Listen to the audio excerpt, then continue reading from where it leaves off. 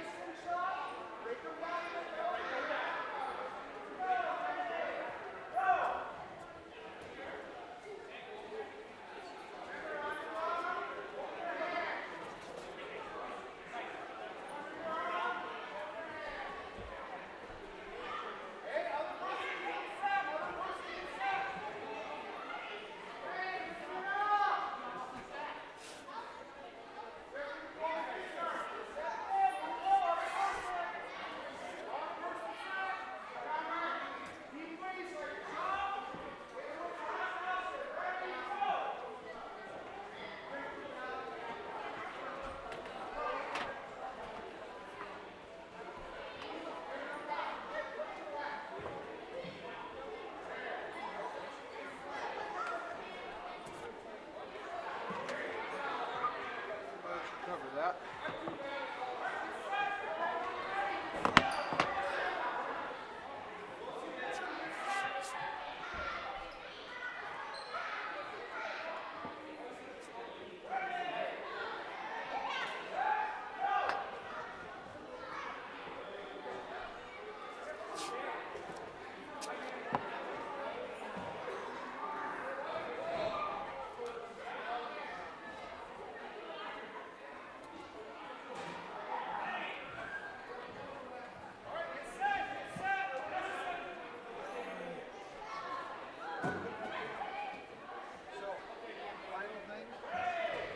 This one is for this map. This one is, we're doing like an X pattern. Okay? So, really, if one goes black, you're going to be on. You should fish it before you. Now, the kid's going to go out and be like, hey, very carefully hand this $1,500 camera to them, okay? Or have them come up and grab it. I don't care. But, you have a great one, sir. See you later.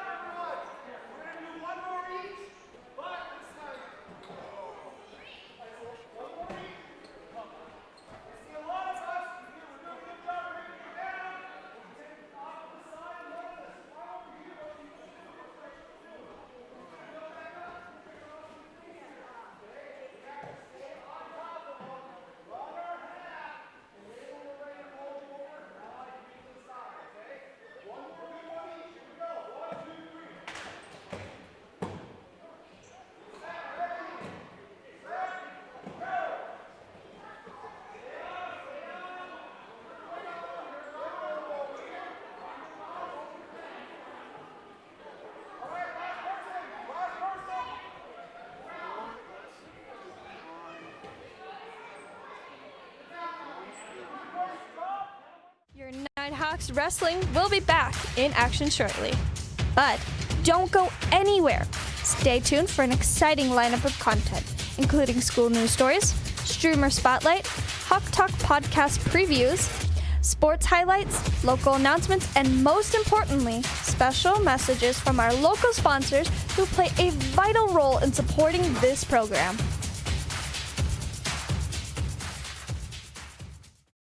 The Adams County Library has a wide variety of books and movies, as well as a historical section of books and a basement.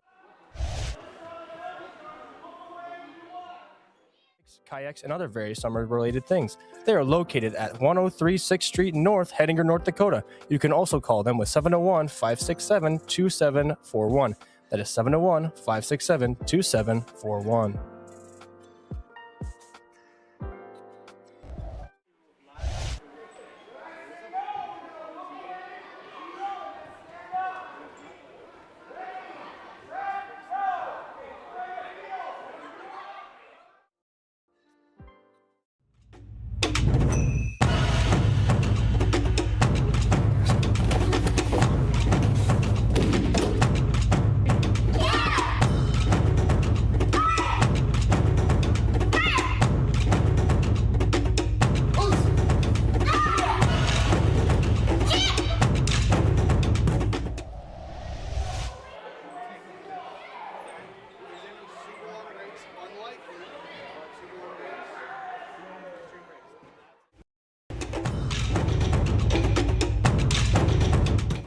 Do you want to rent a golf car? Well, at Hannah's Golf Cars, we provide an array of different cars to use, as well as short or long-term golf car rental options. Looking to buy instead of rent? Contact us to ask about our current models that are for sale. We also offer repairs and service for our customers' carts, as well as custom builds and fabrication for specialized applications. If you ever need a golf car, come visit us at hannasgolfcars.com or call us at 605-639-1631. Start your movie night at the Hettinger Theater with fresh popcorn, perfectly seasoned with your choice of butter and unique salt options. Sip on a cold, refreshing beverage from our soda fountain and indulge in your favorite candy or chocolates to complete the experience.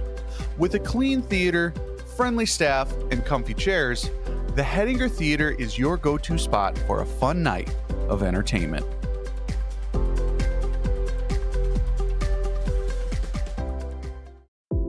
KB Jewelers has proudly served Hettinger since 1977. Explore our large selection of books from thrilling mysteries to inspiring Christian titles.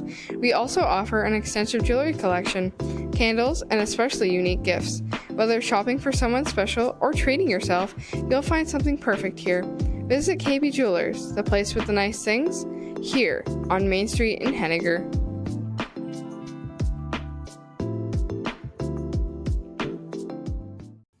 Hey, thanks for checking out this video. I have here with me Ted Euchre with the stunning overcoat, if that's what you want to call it, or your suit coat. It looks fantastic. Ted, thanks for coming in. We got a lot of things to talk about, a lot of cool, awesome, exciting opportunities for the people in Hettinger and in the surrounding areas. Ted, why don't we get into it? So what's going on? Why are you here? Thank you so much for having us, Joel. We really appreciate the Stream team at Hettinger Public Schools. You know, we're just really gearing up for Giving Hearts Day, and that explains the crazy sport jacket with all the hearts on.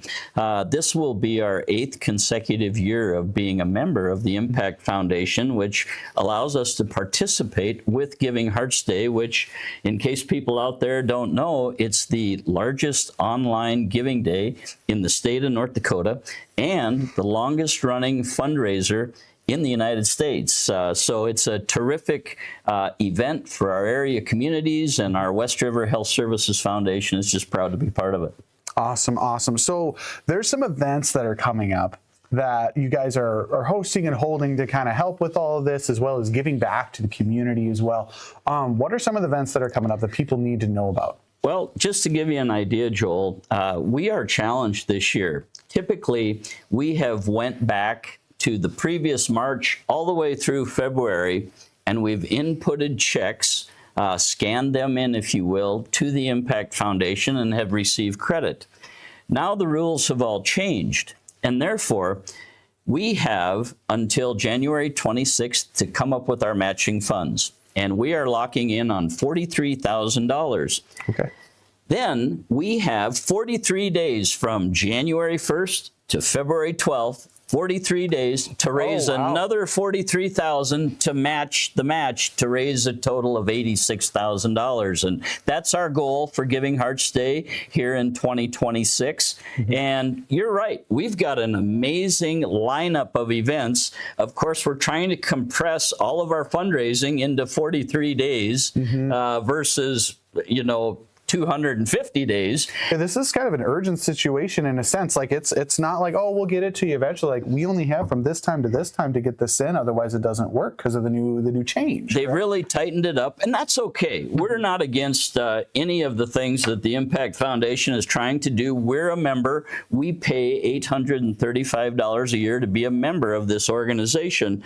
And I guess our thoughts are, why wouldn't we? We have a platform around the world at givingheartsday.org for people to give to our amazing healthcare system. And so we're hoping that our area communities will pull together for us from January 1 to February 12th and try to give a little. The neat part about Giving Hearts, Joel, is that it only takes $10 or more. And I think most all of us can afford to give that. Heck, we're spending $30, $40 for a steak downtown, and everything has gotten higher. But Giving Hearts Day has stayed with the $10 or more gift. And people are probably asking, well, why do you want all these $10 or more gifts, Euchre? Well, my thought is the more first-time givers we get and the more cumulative second-time return givers we get, then we have a chance to win grants from the Impact Foundation. And historically, we've had a ton of success with Giving Hearts Day. We've raised over $2.1 million over the last 7 years. And so we've raised all the way from $144,000 in our first year to an all-time high of $698,000 when we received the Roger Fulmer estate gifts. To last year, we raised $366,000. So we believe our community can rise to the occasion in these 43 days. We're kind of calling it the 43 campaign, where we've got $43,000 in match. We've got 43 days to raise $43,000 to match the match and try to get to $86,000. And maybe people are wondering, where the heck is all this money going? Well, we have amazing healthcare facilities in Hettinger, Scranton, Bowman, New England, Mott, and Lemon, South Dakota. And we have to keep those facilities up to date, keep them current, keep the equipment top notch. We have to bring in a lot of physicians and advanced practice providers, nurses, and we need this help from the community. The neat part is, Joel, is that people can decide where their gift goes.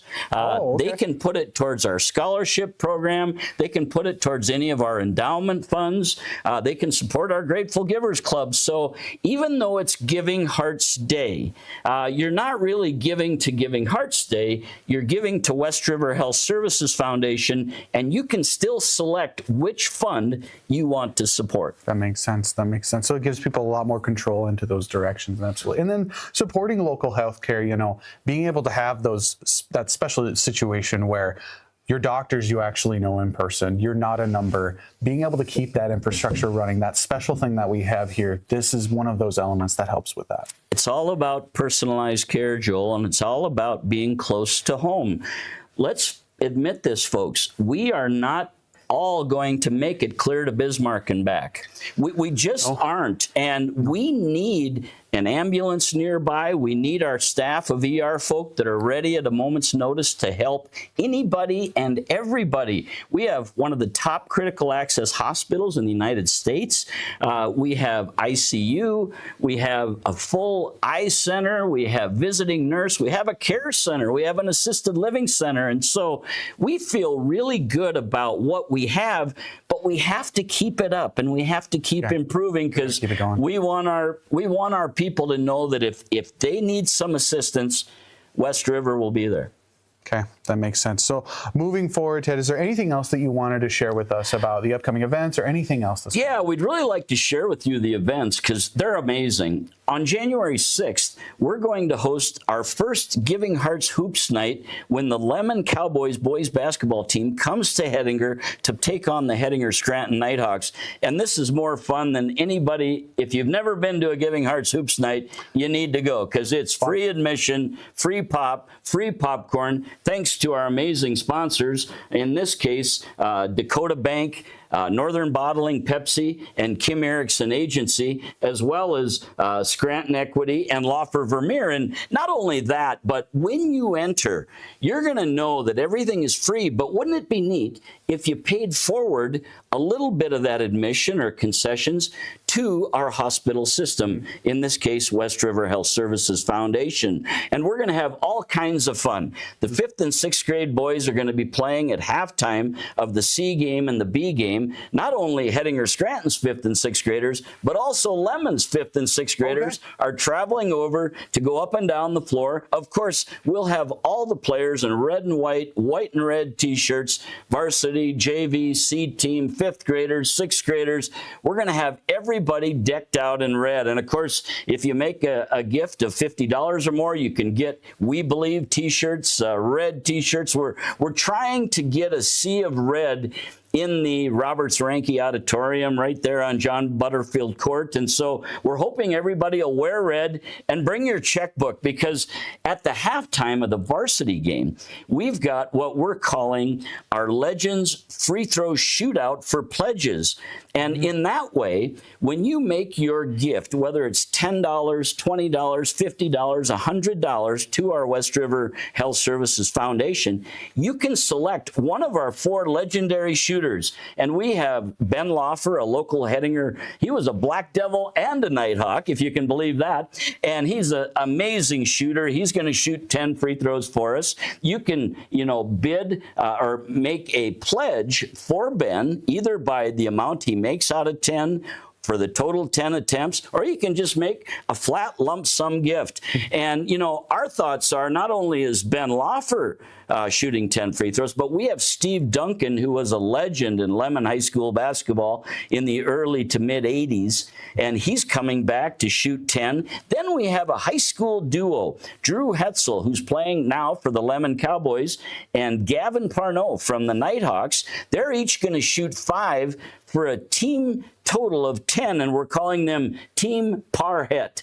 And so you can pledge for any of those shooters or all of the shooters. What we'd like to do is, by halftime of that varsity game, we'd like to come out and say, if these 4 gentlemen make 30 out of 30 free throws, this is how much money we would raise together between the Greater Hettinger and Greater Lemon and Greater Scranton communities. And it's really an exciting time. Not only that, but we've got a lot of tchotchkes there to give out. You'll be put in necklaces. You'll be put in sunglasses that are blinking red. We're going to have a lot of fun there. And special thanks to our sponsors for underwriting this idea. So you don't have to pay admission. You don't have to pay for popcorn or pop. But we really wish that you'd maybe pay it forward a little bit, kind of like these sponsors or partners of ours are doing, and maybe make a little gift to us at the foundation. Absolutely. So it's kind of like, we're setting this really, really fun event with all sorts of activities coming on. And hopefully, if you have fun, maybe give back a little bit, just like you guys are doing right now. Yeah, and then that same week, on January 9th, we're going over to Scranton for a Giving Hearts Hoops Night as well. We've got Bowman, the Bulldogs boys basketball team, is wheeling into Scranton to face the Nighthawks. We've got all the Scranton people involved, Bowman involved. We've got sponsors for that game with Dakota Western Bank. In fact, Dakota Western has offered up to $10,000 for the Legends Free Throw Shootout. Wow. We've also got Northern Bottling Pepsi, Scranton Equity, 5A's Next Door Pizza, really neat idea with 5A's Next Door Pizza. They're going to feed all the players and all the coaches from Bowman High School and Scranton and Hettinger High Schools at their store on Main Street in Scranton after the game. They're paying for it. Gratis. Wow. Free pizza, free pop for all the players, coaches, stats, managers. I just think that's over-the-top goodwill. And, of course, we'll have our 5th and 6th graders playing from Bowman and Hettinger Scranton. We'll also have legends shooting there. We've got Andy Fisher and his son Aiden Fisher shooting free throws, as well as Jonah Nace from Bowman High School will be shooting 5 with Aiden, who will also shoot 5. Andy Fisher will shoot 10. And then we're hoping to have Dwayne Bowman as well, a terrific player at Rame High School and legendary coach and now the head of Dakota Western Bank. Really jazzed to have all of those gentlemen shooting free throws for us for pledges. And then after that, get this, on the 21st of January, we're going to Kennedy's Fresh Foods for one of their amazing Giving Hearts truckload sales. Fill your bag to the top for $30. Only $30 for all the fruits and vegetables you can get in a bag at Kennedy's on the 21st. And then on February 5th, we're taking our Giving Hearts hoop show on the road to New England, where there's going to be a girls basketball game. The New England Public Tigers are going to host the Hettinger Scranton Nighthawks in a girls basketball tilt. It's only going to be a JV and a varsity game, but we are going to have 5th grade girls from New England and Hettinger Scranton battling at halftime of the JV game. And then we have some former legends shooting again. At the halftime of the varsity game, we'll have Sam Ose, one of our amazing girls basketball players from Hettinger Scranton in their 3-year run to the state tournament. And we'll also have Jordan Bender Mason, who was an amazing scorer at New England High School a few years back. And then we'll have 2 ladies from each of the high school teams. I think Kinley Stodheim is going to shoot 5 for the Nighthawks. And we're still waiting to hear from New England who their person is that's going to shoot 5. So going to have a lot of fun here for Giving Hearts Day. And the day itself is on February 12th. And I guess, you know, the key is there's 2 ways to give for Giving Hearts Day. You can either write a check to WRHSF, and in the memo section, you just write GHD. It stands for Giving Hearts Day. Or you can always go to givingheartsday.org, and then you can just search for West River, and up all of our information will come. Who we are, what our mission is, what our goals are, who put up the matching funds, and how we just really appreciate gifts of $10 or more.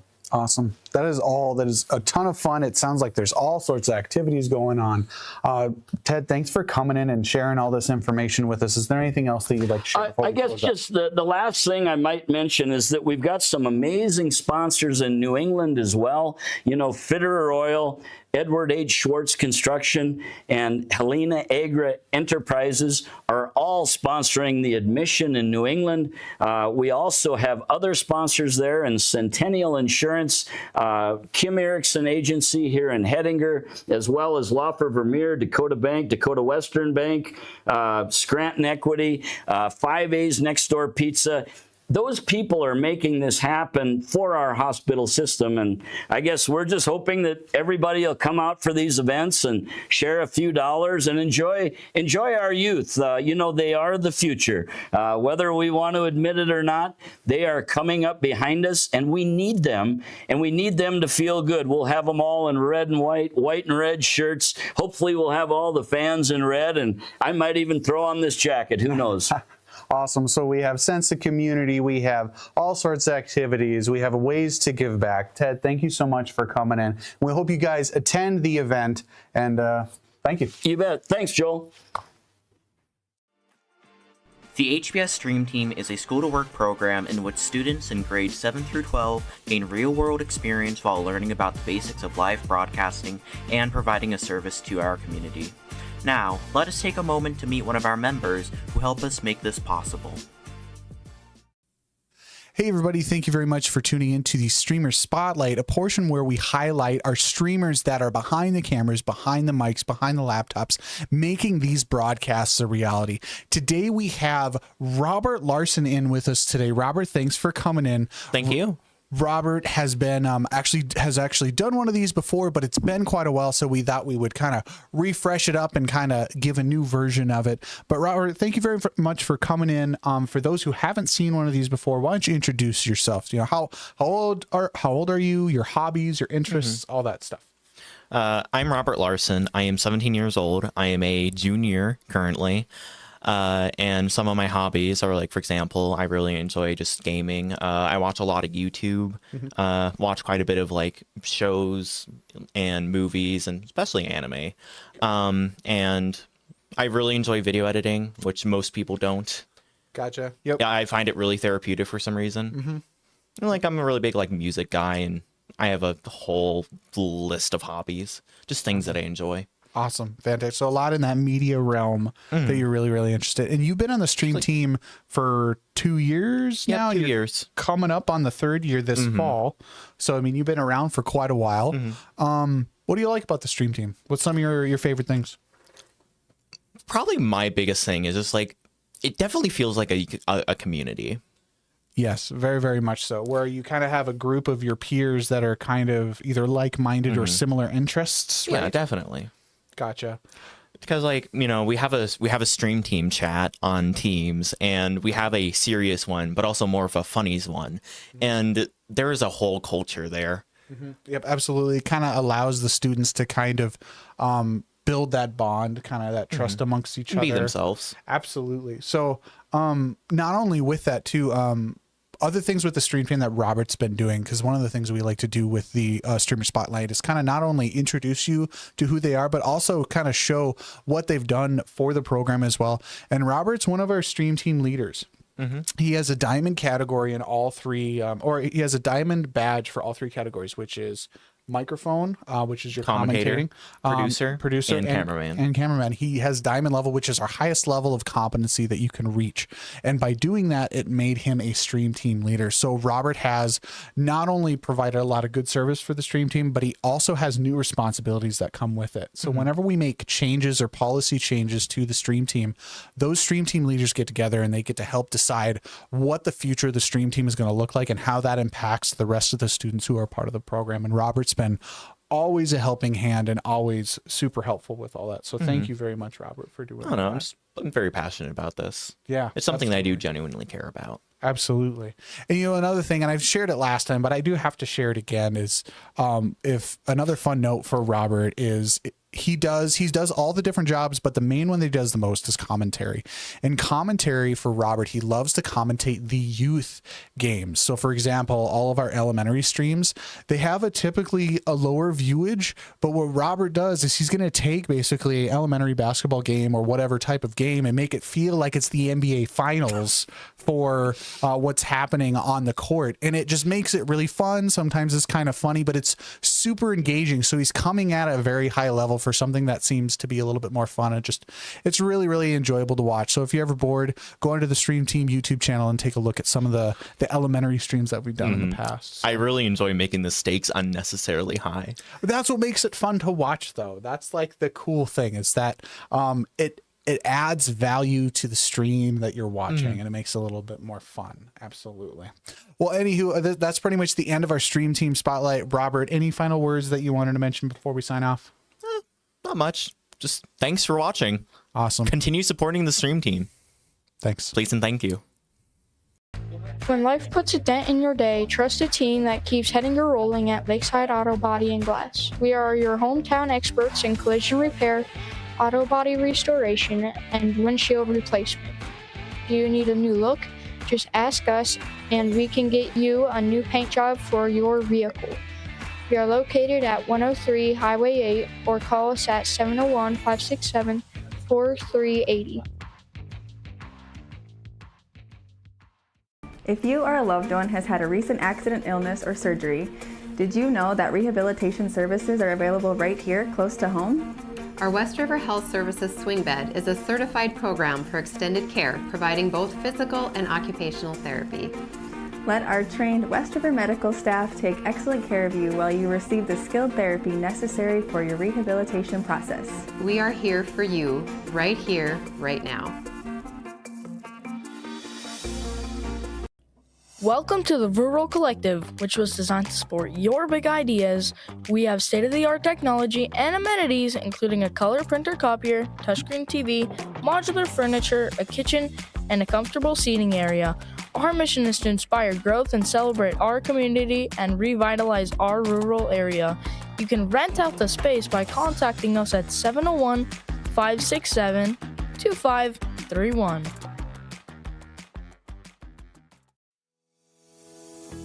With over 4 decades of experience here at West River Insurance, you can rely on our professional agents to provide you your best experience, covering all of your insurance needs. We provide insurance for a variety of categories, such as auto, health, farm, ranch, and even crop insurance. Visit us on the lower floor of 603 Adams Avenue or call 701-567-9378 for more info. Stay tuned! Up next is our Nighthawk Sports Highlights, where we bring you the most exciting plays and standout moments from our latest games last week. Get ready for all the action happening right here and right now.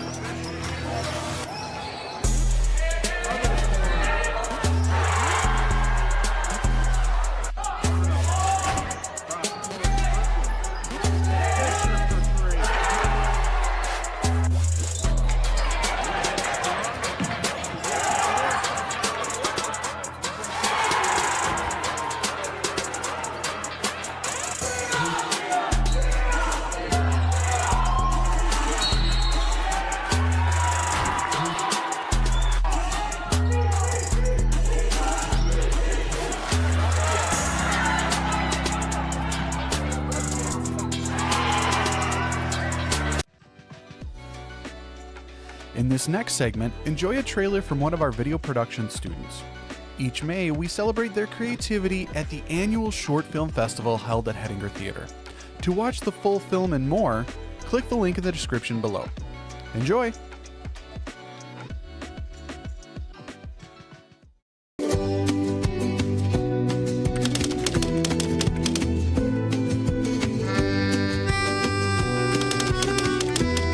Trust me, this is gonna be so fun. No, no, no! All right, test day. You guys ready for this test? Can't believe we can't afford white paint. Oh. Enough with the talk. Let's finish this.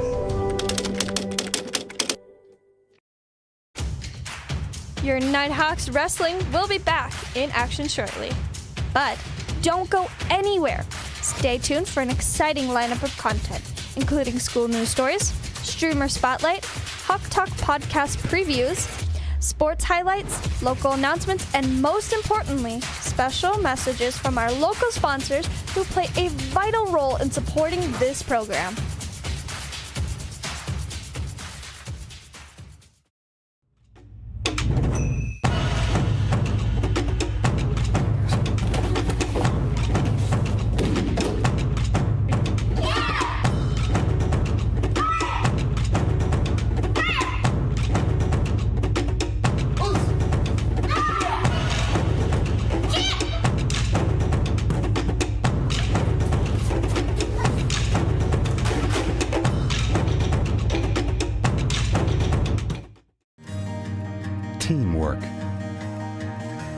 talent, dedication, leadership.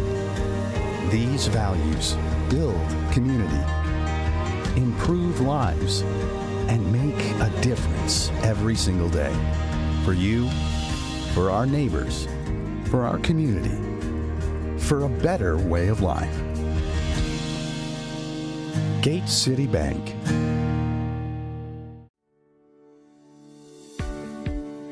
Here at Kennedy's, we provide groceries and fresh food ranging from fruit and vegetables, deli cut meat, snacks from our bakery, and anything else necessary to fit your daily needs. Find us at 200 North Main Street or call us at 701-567-2404 to place an order.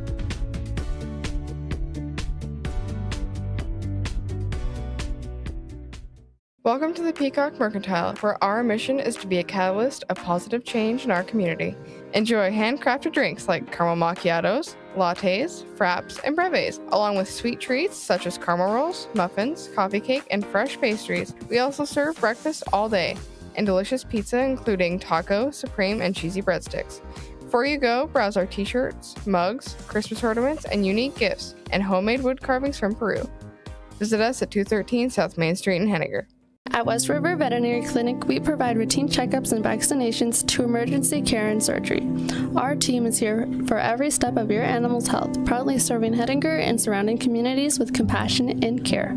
From first checkups to lifelong care, your pet's health is our calling. Visit us at the east end of Highway 12 in Hettinger or call us at 701-567-4333.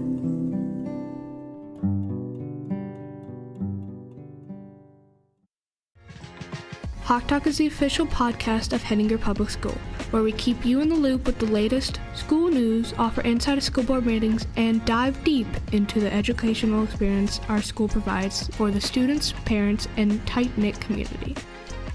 Take a minute to enjoy a clip from our most recent episode. Aaron, it's been a busy couple weeks. It feels like a busy couple months, but there's some fun stuff that we have that we can share with you guys. It's really, really exciting. But first of all, thanks, Darren, for coming. Hey, in you here. bet. And I know we were kind of getting in that in a good routine after board meetings and all that.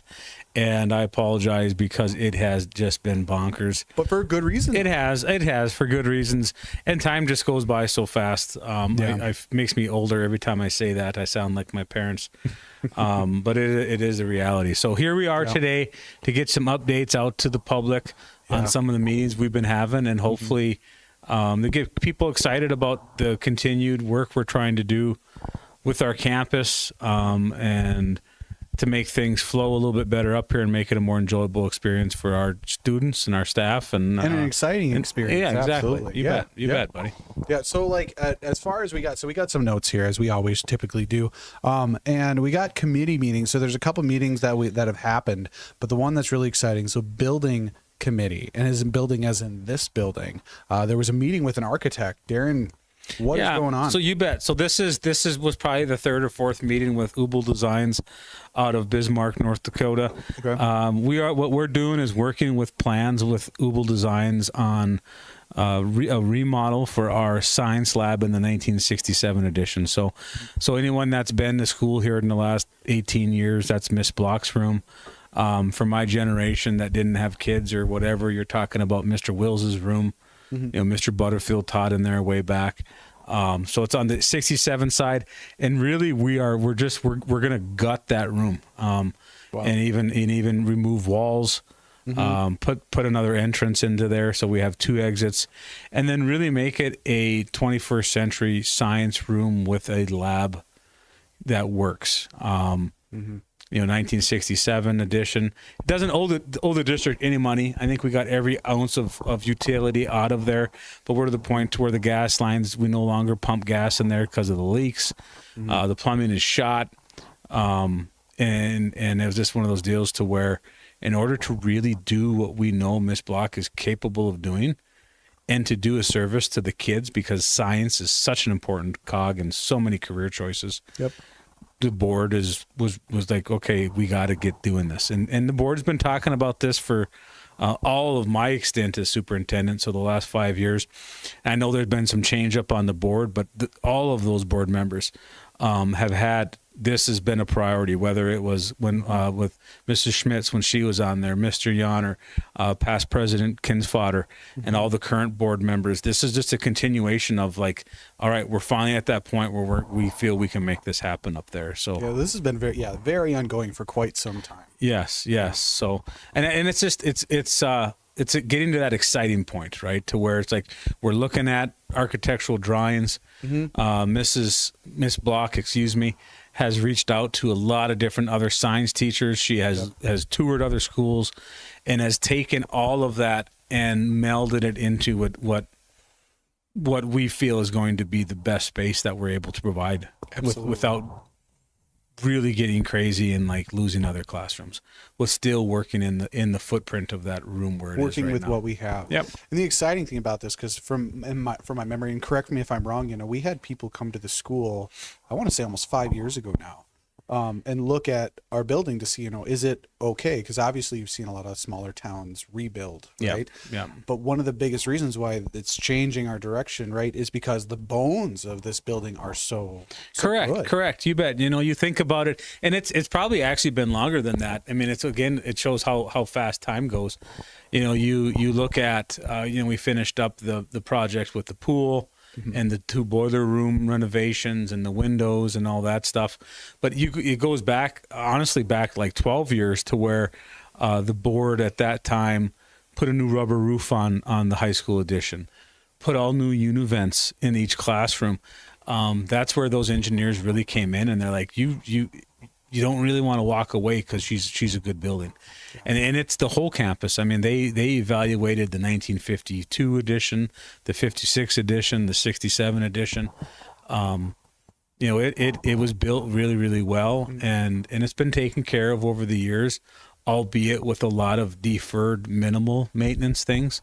That again, I think we've been very proactive trying to fix with the lighting and doors and the windows, like I said. We do have some ceiling areas that need to be worked on and just updated and freshened up. Yep. A coat of paint only goes so far. And then you got to start looking a little deeper. So awesome. So this is kind of the result of that. Like that's kind of the direction that we're heading in. So we're talking about that science room. And when it comes to, you were talking about a couple of the things that were in there. Are we at a point where we can share, what the plan or layout might be? I think Now, if you enjoyed that podcast, you can listen to the rest of it and our other podcasts by clicking on the link in the description of this video or scanning the QR code that you're seeing on the screen right now. Now, back to the rest of our broadcast.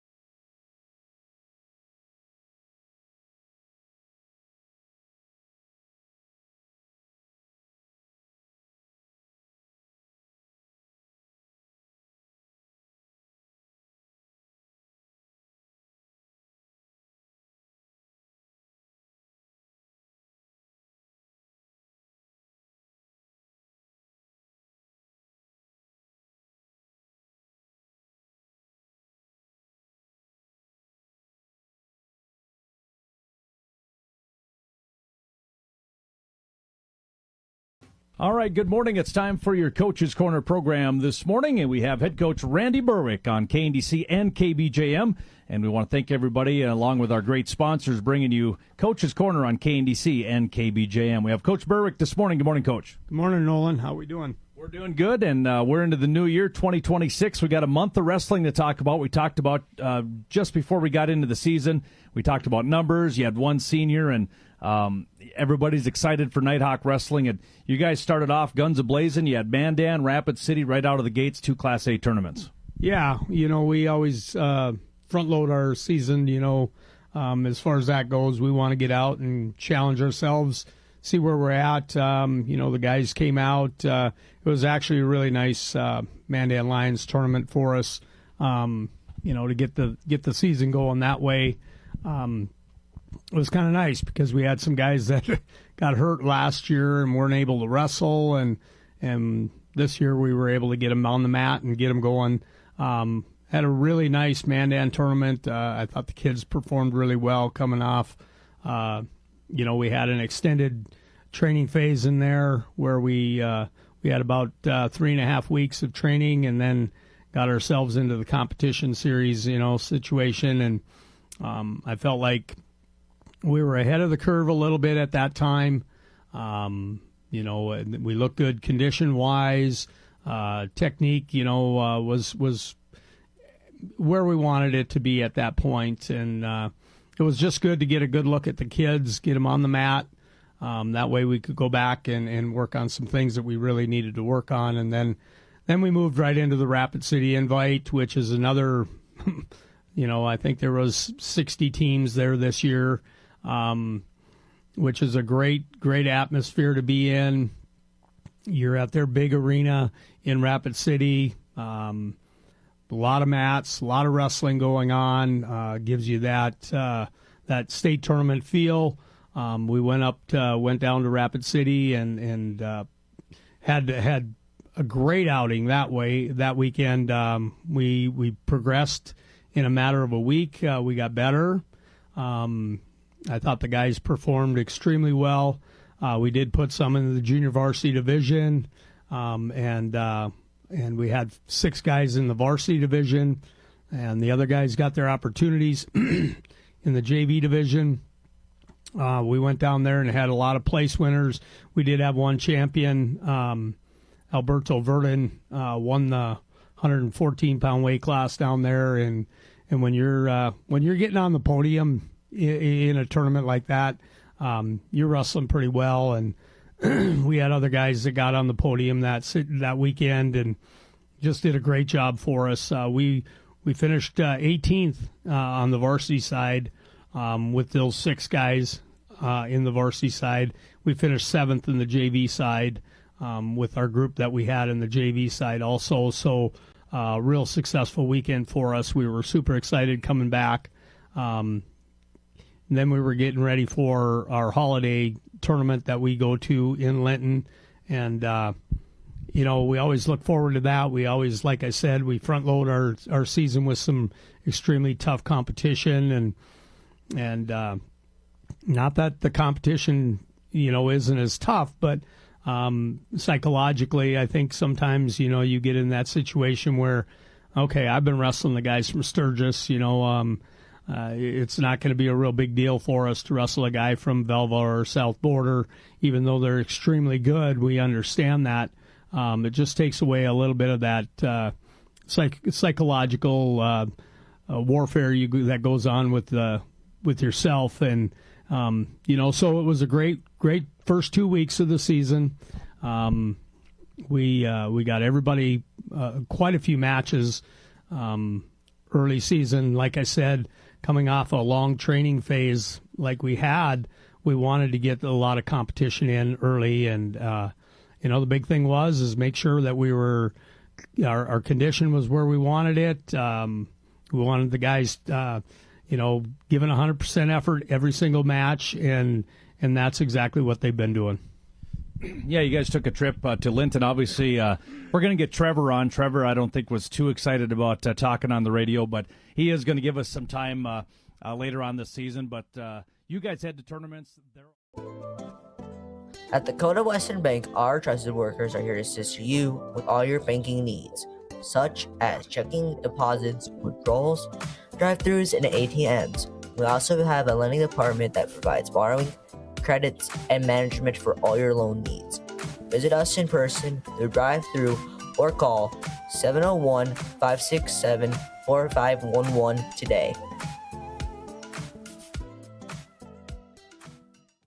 At Encompass Therapy, we're leading the way to better mobility in Southwest North Dakota and Northwest South Dakota. With over 75 years of combined experience, our team delivers top-notch, in-home and clinic-based physical therapy tailored to your unique needs. Whether it's orthopedic, neurological, or pediatric care, we're here to empower your journey to better health. Visit us in Hettinger, or let us come to you. Encompass Therapy, where experience and flexibility meet. Welcome to Law for Vermeer, where we offer all the high-end farming equipment you need to get the job done. With our reliable professional customer service, we strive to support our customers every step of the way. Need repairs? Our mechanic shop has whatever you need to get you back on the road or in the field. Hang a left on the east side of Highway 12 or call us at 701-567-7500 and take a visit to Vermeer today. I'm growing up on a farm. I care for all creatures, and someday, maybe the two-legged kind. I'm a gymnast. I want to know what makes the human body work. Maybe radiology is for me. My mom and dad are physicians. I might just be a surgeon. I've grown up on a farm. I can sew an eye and make a heel. What's your superpower? I can save a life because West River showed us all how to do CPR and how to use an AED. We are the future. We are the future. We are the future. The HPS Upload is a weekly broadcast of school news put on by the 7 through 12 video production class that provides coverage of recent events, sports, weather, and news stories. Now, let's take a look at the story from this week.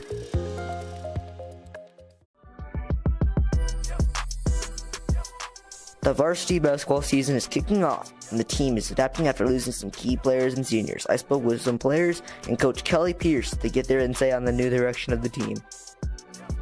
Yeah, we had big shoes to fill. We have a lot to change with our offense because we lost a 605 All-State post, so we got some things we got to figure out, but I don't think it'll be an issue.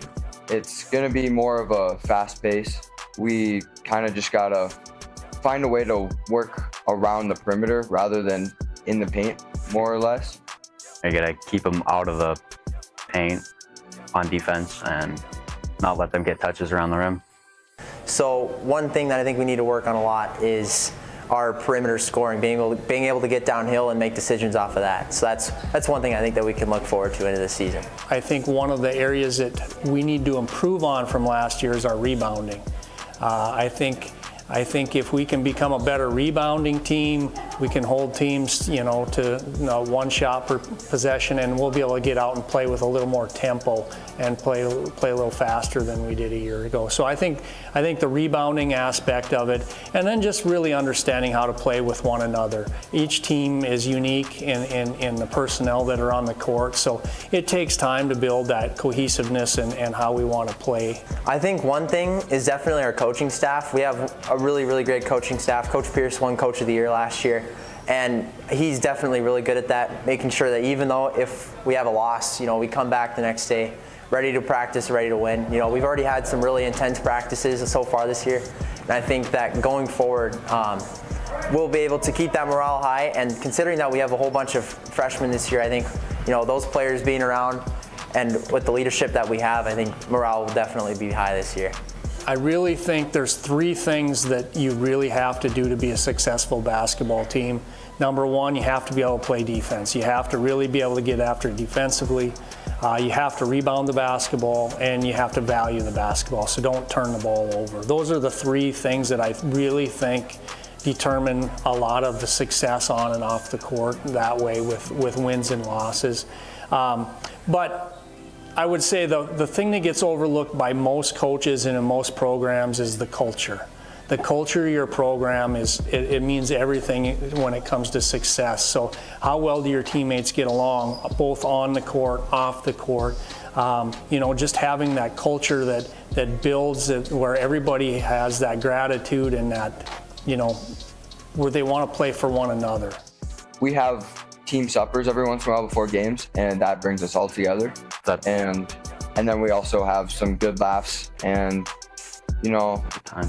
And another thing is just keeping the energy up when practice and during the game. One person can change the whole thing. A lot of programs look at, okay, what am I going to do offensively? What am I going to do defensively? To me, we'll figure that out depending on our personnel, but our culture is not going to change from year to year.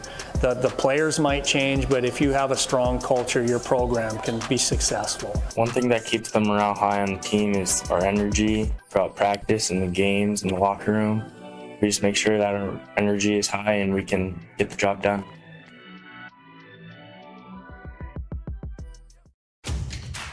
Your Nighthawks Wrestling will be back in action shortly. But don't go anywhere. Stay tuned for an exciting lineup of content, including school news stories, streamer spotlight, Hawk Talk podcast previews, sports highlights, local announcements, and most importantly, special messages from our local sponsors who play a vital role in supporting this program. The Adams County Library has a wide variety of books and movies, as well as a historical section of books and a basement of children's books. They have many summer activities such as bikes, kayaks, and other various summer-related things. They are located at 103 6th Street North, Hettinger, North Dakota. You can also call them with 701-567-2741. That is 701-567-2741.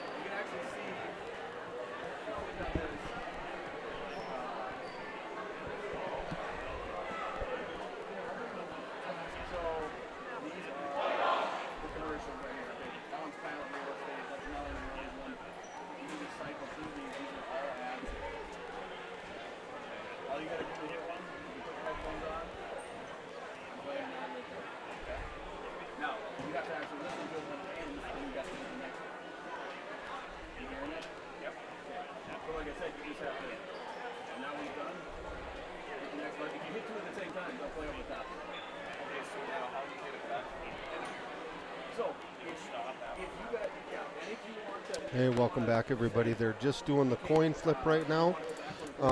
So we will get going. Again, Hettinger County. There's too many counties going on here tonight, so I'm going to be messing up a little bit. But Hettinger Scranton Nighthawks will be dueling Harding County this first match on mat 1. On mat 2, it will be Moorcroft and Bowman County. So they just did the flip. Hettinger got the choice. I didn't hear what they took. I don't think this one really matters. They're really focused on getting better and hitting their stride tonight in their third duel. So we're going to come out right away here with Hettinger and Harding County. And I don't have my iPad here, so I'm going to try to guess on this. I know it looks like Hettinger Scranton will be sending out Trayson Johnson at 107.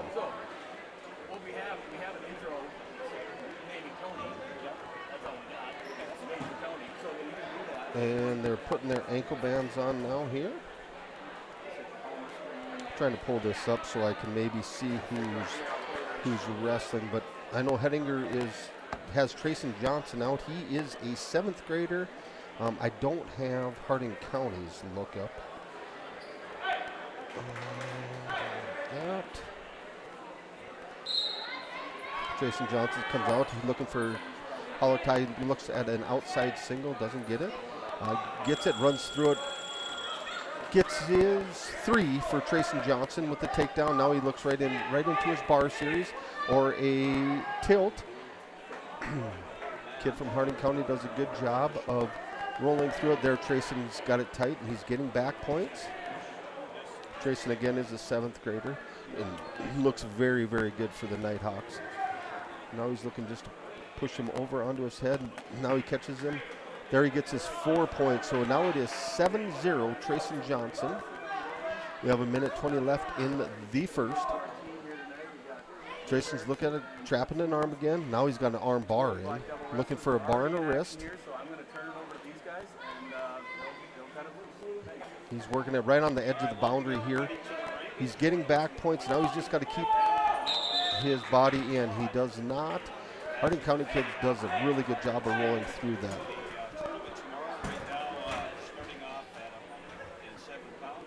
Trayson is now up 10-0 in the first.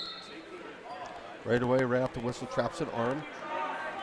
Keeps really good pressure on. Now he goes right to his bar series.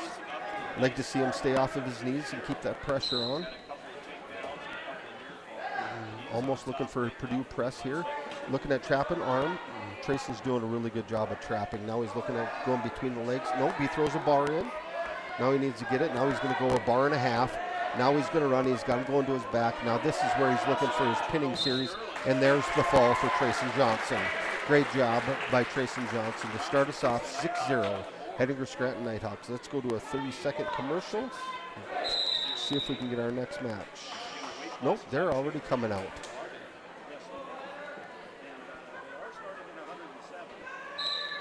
Now we're going to go to 114 pounds. Alberto Verdon, number 2 ranked 107-pounder in North Dakota, coming out for Hettinger at 114. That's a Mr. Berwick move, building up and moving people around to take better, so we can feel more of a lineup. Trayson Johnson does pick up the fall in the first period of match number 1 for the Hettinger Scranton Nighthawks. Now we're going to Alberto Verdon. He looks for his wrist ties, collar tie. He does a really good job from opening space, but I think there he goes in on a single, switches to outside. Kid from Harding County is doing a good job of fighting it off. Alberto's got to use his head and push the other way with it. Kid from Harding County does a good job of breaking his grip. Now Alberto backs out. Good job. Kid from Harding County's got really good wrist control. Now they're head to head outside. Now we're in on a single again for Alberto from space. Kid from Harding County does a great job of sprawling it off. Now we go almost into a Russian. Kid from Harding County is tall and lanky. Alberto's right there with him, just a little shorter. I like to see Alberto work from space because he's so fast, so technical with his shots. He's been in twice now, deep, and Harding County's fought him off really well.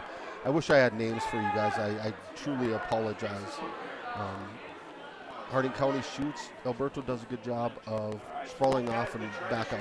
Now we go back to an outside single. Harding County's got his wrist trapped, so he can only get one on it. Now Harding County grabs an ankle, doing a really good job of head pressure. Trying to trap the head on Alberto. Alberto's really doing a really good job of circling with it. Now he's got to pop his head out and drive into him. Head up. Should be a stalemate called here. Yep, there's the stalemate. We have 24 seconds left in the first period here. Randy says we got to get him down here. We need points.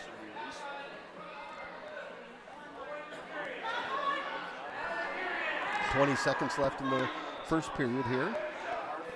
0-0 is the score. Harding County does a really good job of controlling wrists, so Alberto cannot just shoot.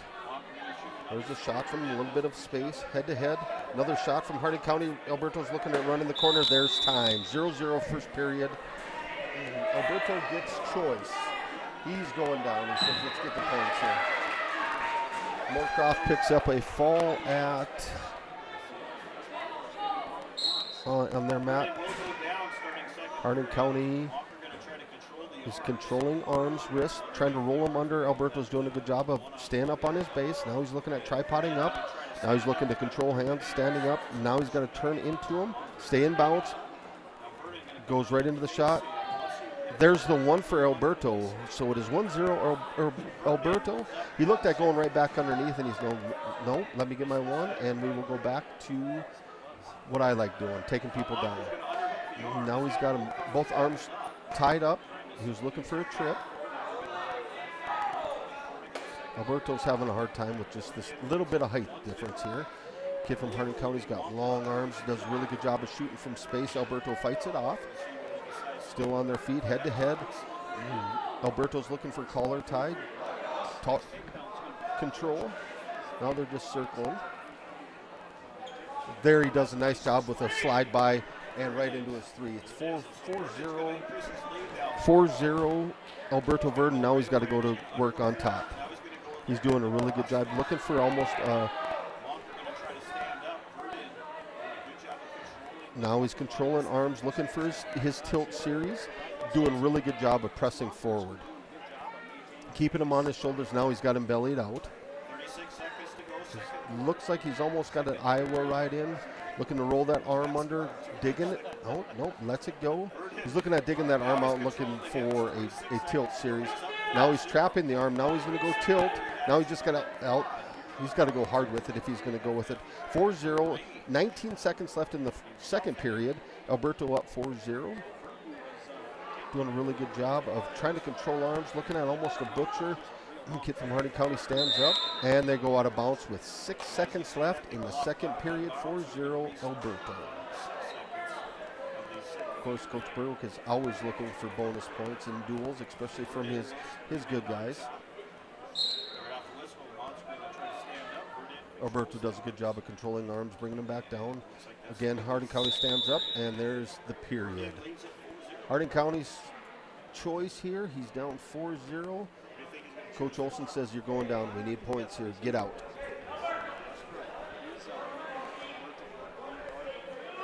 These coaches have been around a long time. I know they were back with when my boys were wrestling too. So Alberto does a good job of stopping that first move. Traps arms. Now he's looking at forward pressure. I'd like to almost see him throw some legs in and get him bellied out here. And Alberto looking for a tilt. Doing a really good job of forward pressure with that. Just can't quite get him to turn here. He needs to jump to a side or else we might get a stall call here. He's kind of just riding on top, hanging on to an arm. Welcome, Nolan Dix. Hey, how's it going? Good, how are you? Good. It's kind of nice having somebody to talk to. I was just saying, now I can talk to you a little bit. Yeah. Alberto's doing a good job of just controlling the match here. Harding County's trying to stand up. Alberto just trapping arms, looking for maybe a half. Harding County stands up, and Alberto's fighting to bring him back down, and it looks like they're going to go out of bounds. 1 minute left in the third period. Missed a quick one by Trayson Johnson. You know, I was getting in my vehicle. I'm like, I hadn't seen him wrestle yet. So I'm like, I got to get up here. I ran in the house, grabbed my charger. I come out, it was 7-0. It was crazy. Yeah. Hey, no, if Ty wants to come in here, hell, Ty, you come in here. You're good. Alberto catches him and just looking at forward pressure. Now he's looking at getting a bar in. Welcome, Ty. How are you? Good. Pulling double duty tonight. Gotcha. He's got concessions. Now Alberto's got him in a bar series, looking to pull him back on himself. Harding County's doing a really good job of just fighting it off. Yeah, jumping into this match, I guess, right for the last 5 seconds. 28 seconds. Well, Alberto's got it pretty deep. He's looking to turn him right there. There he gets it. If he can settle his hips. Hardin County's bridging off real good. Alberto loses arms. Slips that arm off. That is a 4-point near fall, though. Now that's tough to get used to. Got the new rules now, too. Yeah. 8-0, Alberto, 4 seconds left to go in the match here. And there's time. So this is going to kind of be your deal for the weekend here since I'm gone. But so we wanted to get you up here and get you rolling. He's probably going to be a little more technical than I am, which is good for the people on the airwaves. So now we're going to 121. And we'll see who Hettinger Scranton throws out here. Yeah, we got the whole family affair. Cade down in the corner and us two up in the booth. Yep. I'm sure Grandpa would drive bus if it was away, you know. No doubt. Looks like Hettinger Scranton is sending out Bentley Fitch. No. Oh, Eric Anderson. Oh, there we go. Yep, at 121, which will be a forfeit from Hardin County. So that will put Hettinger up. What did Alberto get? Did he get the fall? No, Major, so that's 4. So that'd be 16-0. Eric comes out with a great big 6 points there for the Nighthawks. I think he's a 8th grader? I believe so. And I don't have anybody from Hardin County's name, so I'm just going Hardin County. It'll be a little easier when we get to the Bowman County because I do know some of them. Probably should have went to a commercial here and collected ourselves. Sorry for any Hettinger or Hardin County fans out there. Yeah, we don't have a lineup here. Go ahead.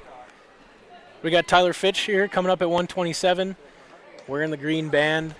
Hawks up big in the duel right now. 16-0. 16-0. And here we go. Start off in wrist ties. Dead center mat.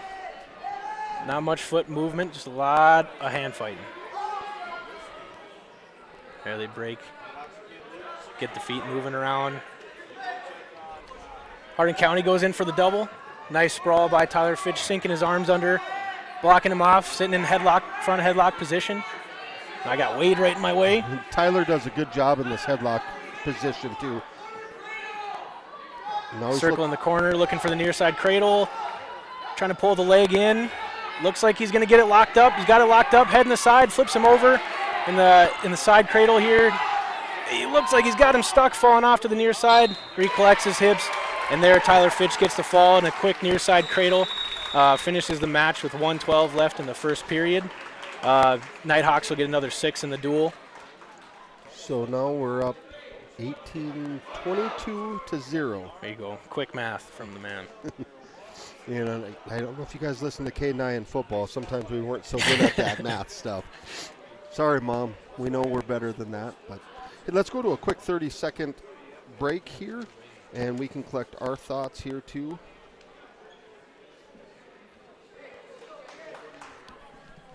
And then we're going to come right out. Yeah. We missed Tracing. That was a good one. Was it? Yeah. I don't know where our microphone's for. So.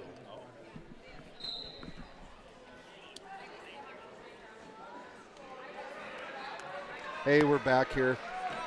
Now we got Nick Dobitz out here for Hettinger. Go ahead and run with it, Ty. Nick kind of crawling up on his knee. Gets into a 2-on-1 kind of situation here. Looks for a throw by, looking for maybe a side cradle, but not looking good. Gets back into double unders. Dancing toward the edge of the mat. Dobitz really pushing him out, pushes him out of bounds. Coach Burrick back there doing his patented stall call. That's one thing Nick sets a pace early on in matches, and people have a hard time catching up to it. Yeah, very aggressive, quick on the hand fights, but very, very thoughtful too, and there's a nice high crotch. Gets into a crackdown position. Gonna maybe try to sit him up. Hardin County stretching him out, doing a good job with his hips. Nick switches to his same side, looking more of an inside single now. And just a good fight, hard whizzer by Hardin County there, pushes them out of bounds. They come reset in the middle. We're neutral, still neutral. Dobitz still setting a hard pace, keeping himself in the center mat. Looking to stay aggressive, really likes that underhook. We go a locked underhook here. Again, moving towards the edge of the mat.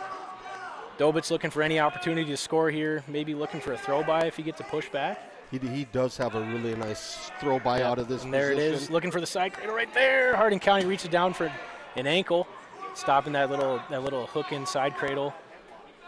I've never seen that slide by out of that. It's almost a headlock. I don't even know what to call it. Yeah, it's like, it almost goes into a Merkle position. Yeah, an underhook to a clasp around his head. We get down into a front headlock position. Hardin County tries to take a shot. Dobitz doing a great job on defense. Looking in that front headlock, gets around just as Hardin County gets up. We get a big lift, and Dobitz gets the 3 for the takedown. We're back on our feet. Dobitz another big lift. 15 seconds left in the first period here. Dobitz gets him down on the lift. Towel tapper running out, looking for a quick tilt. Gets the 2 count, 3 count. Looks like a 3 count there. And he does get a 3-point near fall for Nick Dobitz. At the end of the first period, Dobitz goes up 6-0. Got Red's choice, Hardin County choice. Nick's kind of must have a cut on his forehead or something. He's running the old... wrapped up in the Dan Gable. Dan Gable wrap. Yeah, Dan Gable or the head, assistant coach from Wisconsin. Oh, Cale Sanderson. No, Wisconsin. Oh, Wisconsin. I'll think of his name later Reeder. on. Yep, Coach Reeder. Yeah, Coach Reeder. So Hardin County goes down. Dobitz on top, riding tough. Having kind of a hard time breaking him down here. Finally gets him down, gets a wrist trapped. Looking for that dive under tilt maybe again. Loses the wrist. He's got a monkey tail going on, loses it. Staying very good center mat. Dobitz doing a great job keeping him down. He's not really giving him any chance to escape here. Now he's in a deep waist. Going deep waist, kind of sitting back. Now we're up in a tripod. Dobitz gets him back down, still trying to build up. Hardin County goes for the dive under tilt.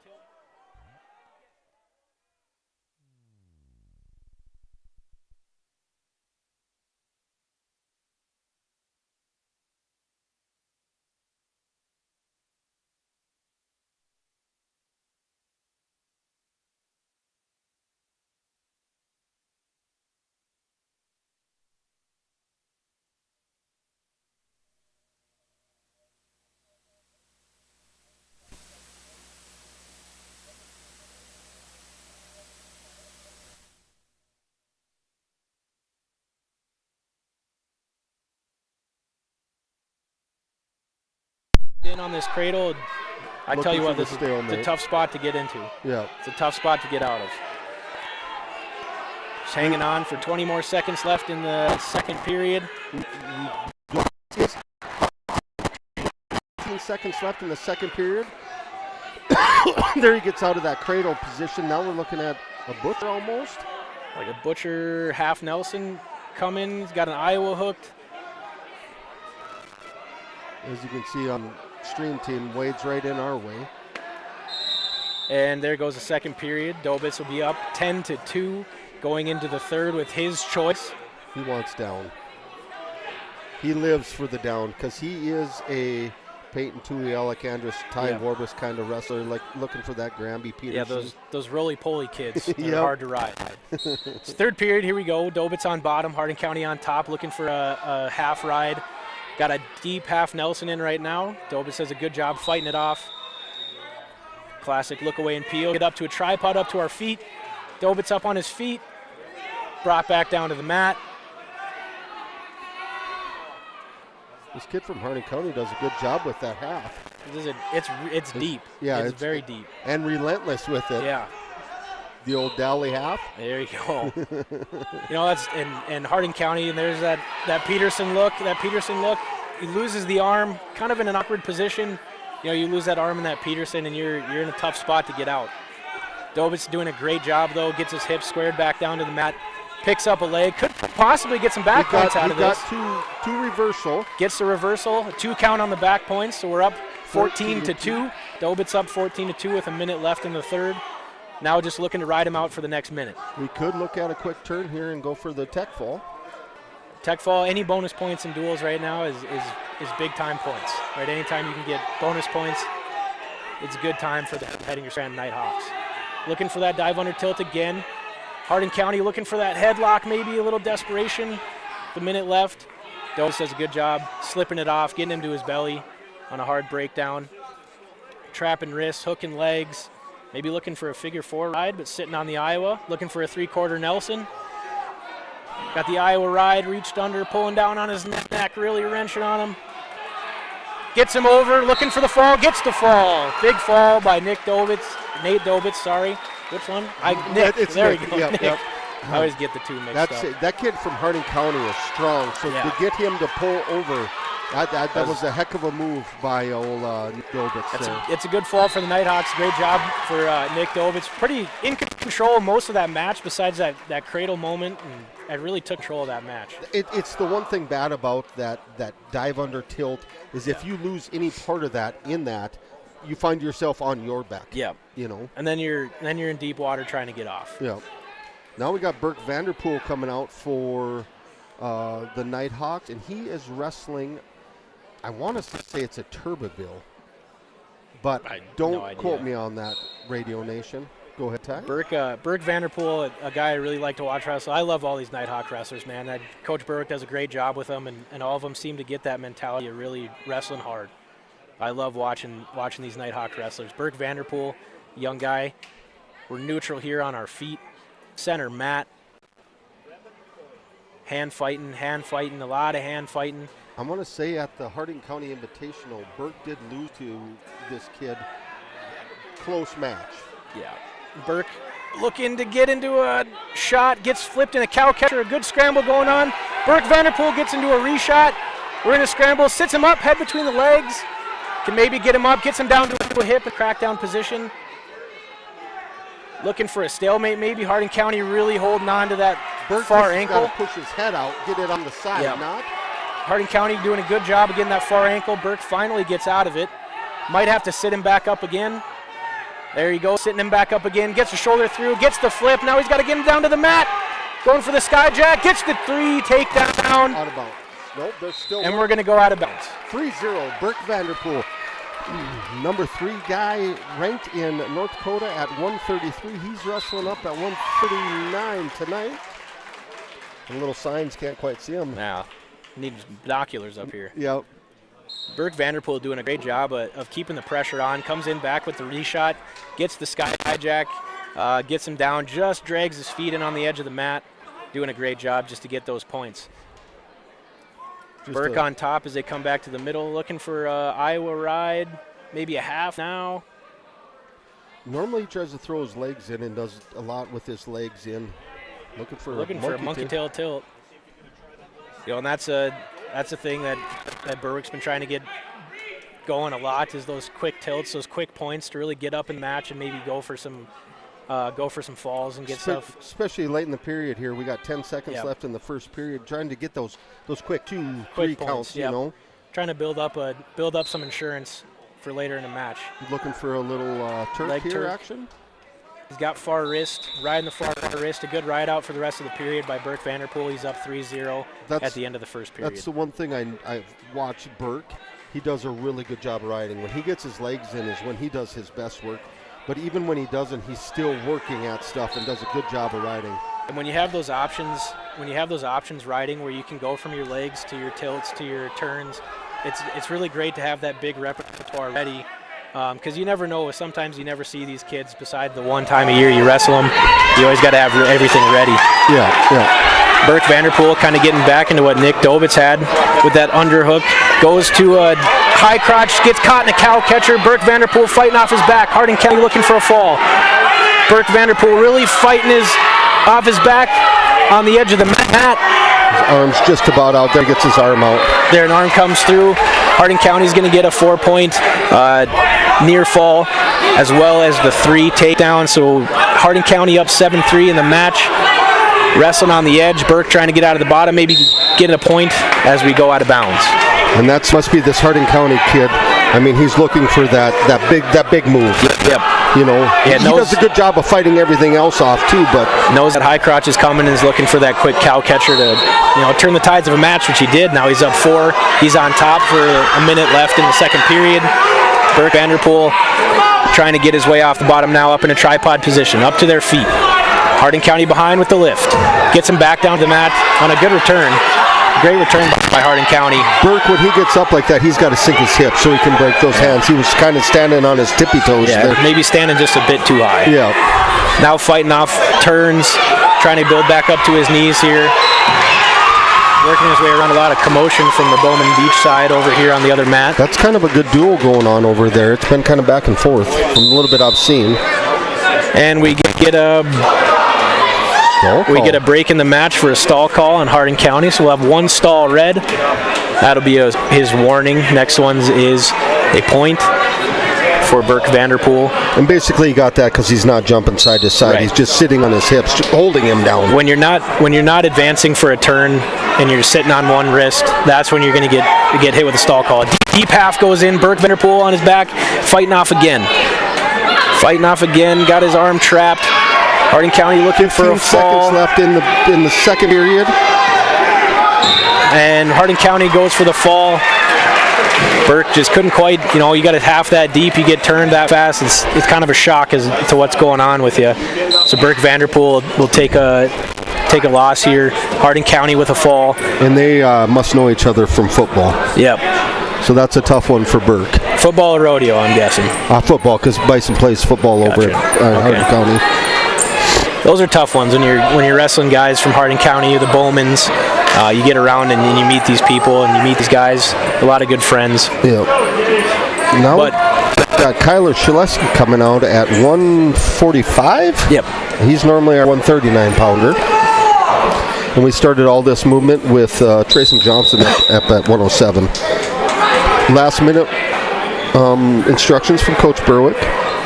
Little pep talk. Get ready to go. Here we go. Kyler Shaleski starting off.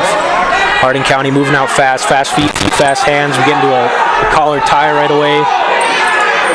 Kyler on an inside collar tie now. Now on an outside collar tie with wrist control. One thing I've noticed, it takes a good minute to get out of the center of the mat with these guys, which I like because it promotes quicker wrestling. But now we're getting to the edge of the mat. Kyler Shaleski looking to maybe push the pace a little bit, get some offense going. Back into his collar wrist tie. Goes for an outside single, sucks his leg in.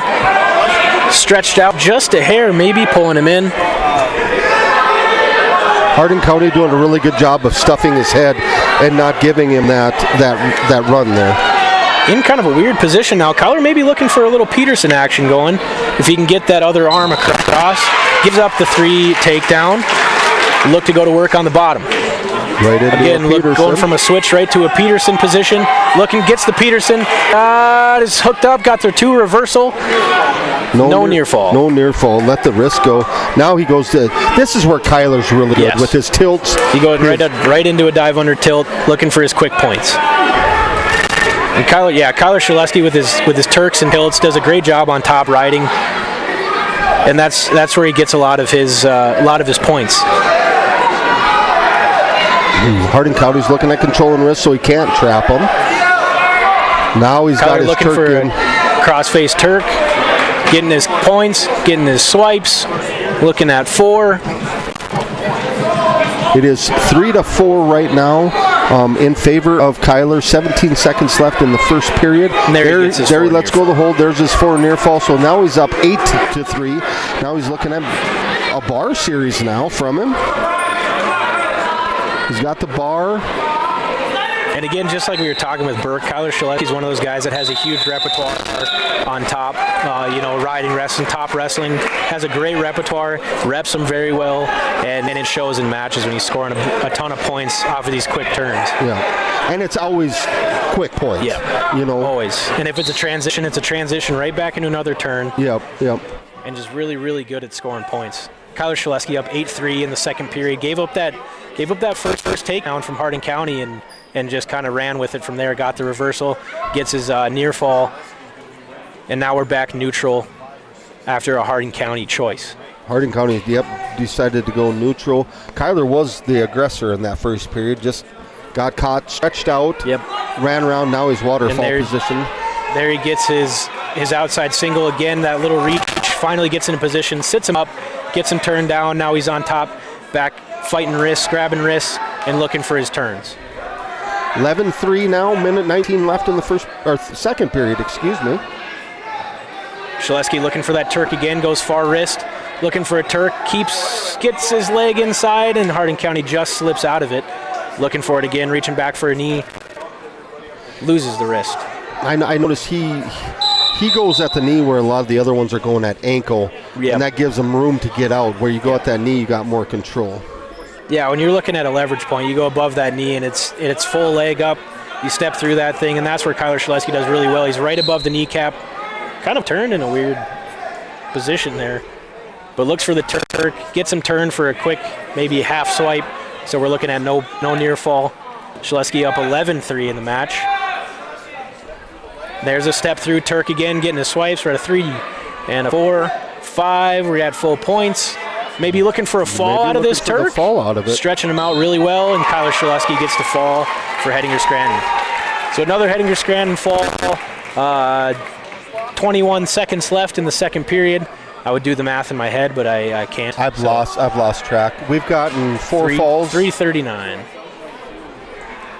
Fall in 3:39. Oh, gotcha. Yeah, sorry. I lost track of I team score. Should be writing these down. But next duel I'm up here, I'll get a pen. And I start got writing one here, stuff but we're kind of running away with it. We gave up 6 at 39, but we've got 6, 12, 18 major. At 52, we're going to be open to Lincoln Wickstrom, which is one of Harding County's. I want to say he's probably top 5 in the state of South Dakota. If I had to guess, he would be top 5. Yeah, definitely one of their stronger wrestlers. And maybe looking at a young guy that was going to maybe step up in that match and maybe come in, but Coach Berwick not willing to risk it, especially with the weekend coming up with the Classic, trying to get all these guys matches. Now we got Nate Dobitz wrestling at 160. Nate Dobitz, a young guy, but really standing out, showing him he's got the stuff to wrestle varsity. Yep.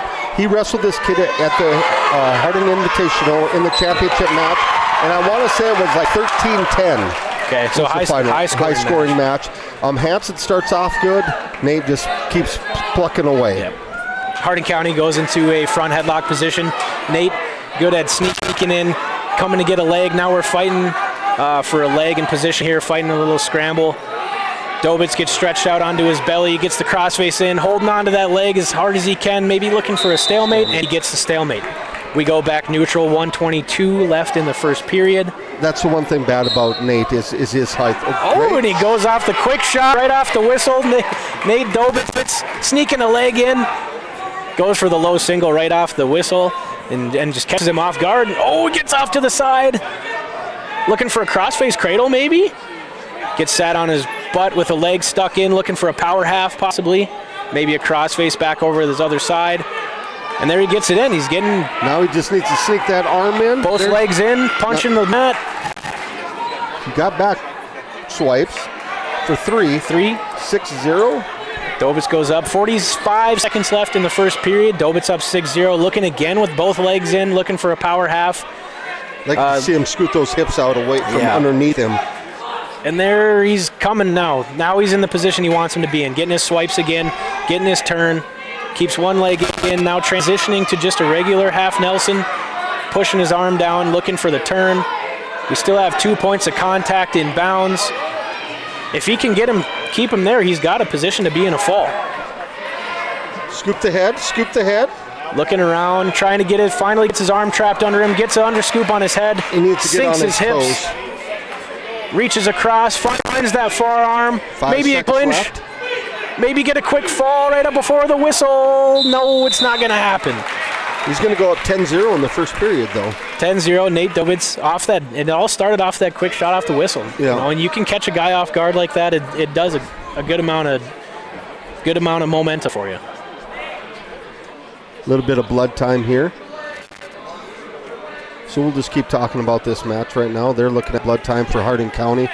I want to say it's a Hansen is his name. I don't know what his first name is, but He's to get Bruja on the back of his. Unless I can't read upside down, which is definitely a possibility. oh, on the back of his singlet. Yeah. Yeah, like I said, I did. There's no rosters or anything tonight. Bruja. I think there's a B in the gold. Oh, gotcha. Gold letters with the gold backing.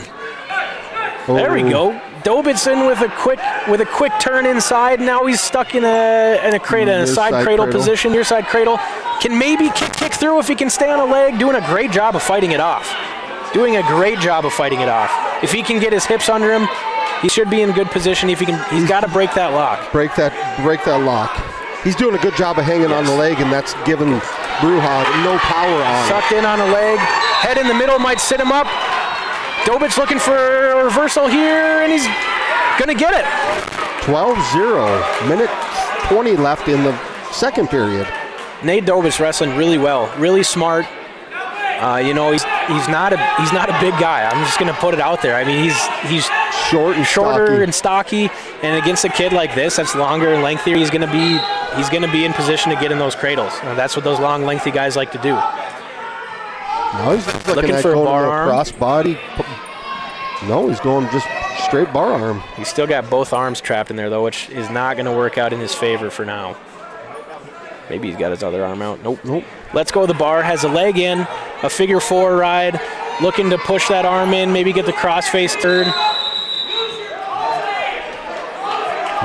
Little Kyler Berwick-esque going on here. Yeah. With the figure 4 ride. Figure 4 into a cross face. Into a cross face tilt. Yep.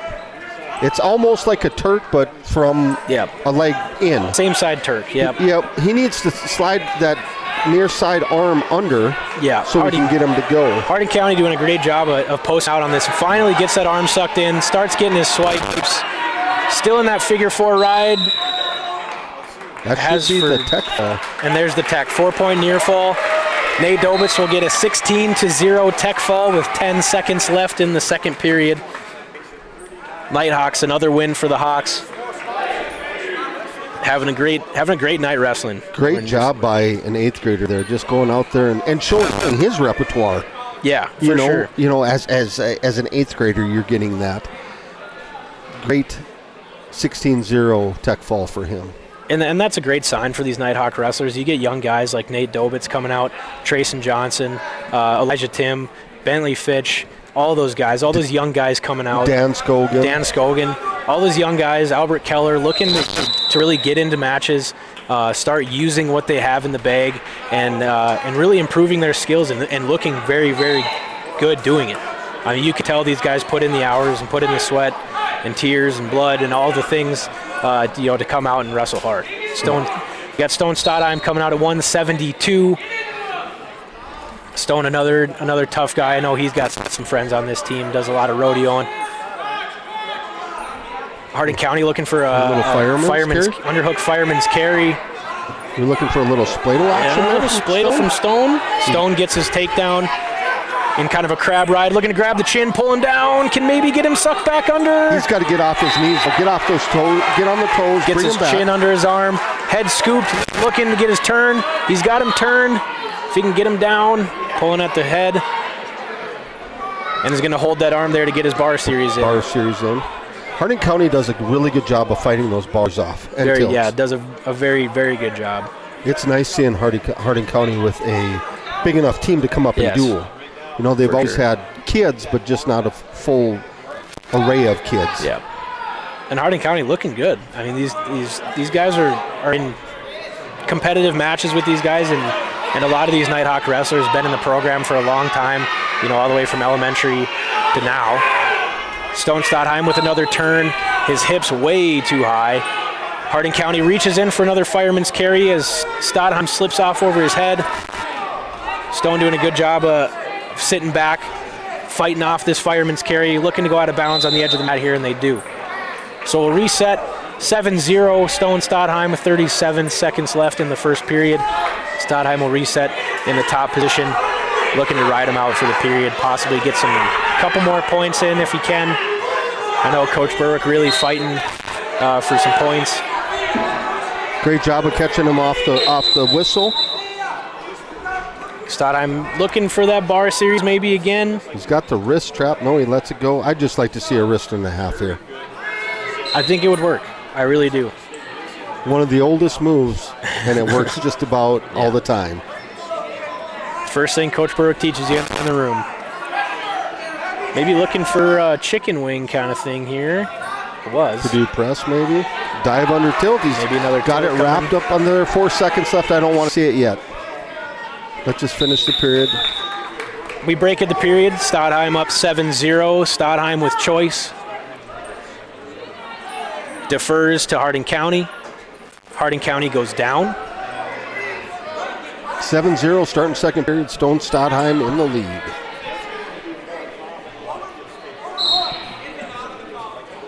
It's nice seeing some alumni here. Stone only a sophomore. Yeah. Yep. We have one senior and one junior. Just making sure I wasn't spreading false information. And this is what I'm talking about, these young guys. You know, even underclassmen in high school. Stadheim's been in the program for 4 years already on the high school side. And then countless years in the elementary program. So a lot of seasoned vets in the Hettinger wrestling room. Yeah, they're only sophomores, which is young in wrestling years, but there he goes with a turd. Now he's got to go crossface. Gets the crossface, gets one. But he's got to get the shoulder. He's got to get his shoulder pushed down.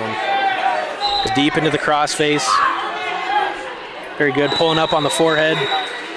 Very good, pulling up on the forehead. He might get a call for being in the face in a minute. But getting his back points, gets him in the far Turk, stretching him out.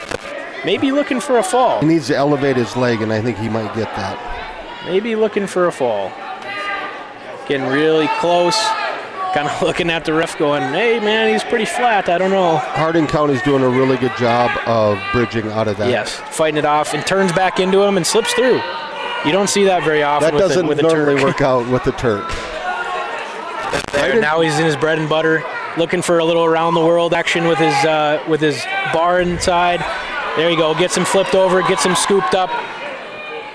Got his head 25 out. seconds left in the second period here for Stone. Got his legs out over his head, pushing his shoulder down, and gets the fall. Stone Stadheim with the fall. Into the old classic bar arm around the world. Stone Stadheim go-to. It's a good win for Stone Stadheim there. Hey, while we're waiting here, I'll run through some sponsors here for you. Consolidated, Dakota Bank, Pastime Steakhouse and Compass Therapy, Kennedy's Fresh Food, Dakota Plains Federal Credit Union, Scranton Equity, Farmers Union Insurance, Haley J. Evans, Dakota Western Bank, DFC Lumber, Hassauer Seamless, Slope Electric, West River Health Services, Lemon Livestock, American Legion Post 115, West Plains Inc., Automax of Lemon, Erickson Lawn Care, Laffer Vermeer, Napa Auto Parts. Like that place. Yeah, bias. Some extra sponsors, too, for wrestling are Dross Electric, Ehlers Trucking, West River Health Services Foundation. There you go. Thank you. Where am I at? Highline Transportation, Cashwise Building Center of Bowman. We do want to thank the sponsors, for KNDC and helping out our Nighthawk athletes. They feel your support. I'm glad we get a good crowd even for dual nights. It's kind of. I wish they would have had this when you guys were wrestling. I mean, Moorcroft has always had good teams coming up. Hardin County's had good wrestlers, just not a full team. Yeah. And of course, the big rivalry with Bowman County, the Bowman County Buckadogs Beach. Bowman Beach Buckadogs. Now we're going to go to 2:15. We got Brody Sott coming up at 2:15 for the Nighthawks. And here we go.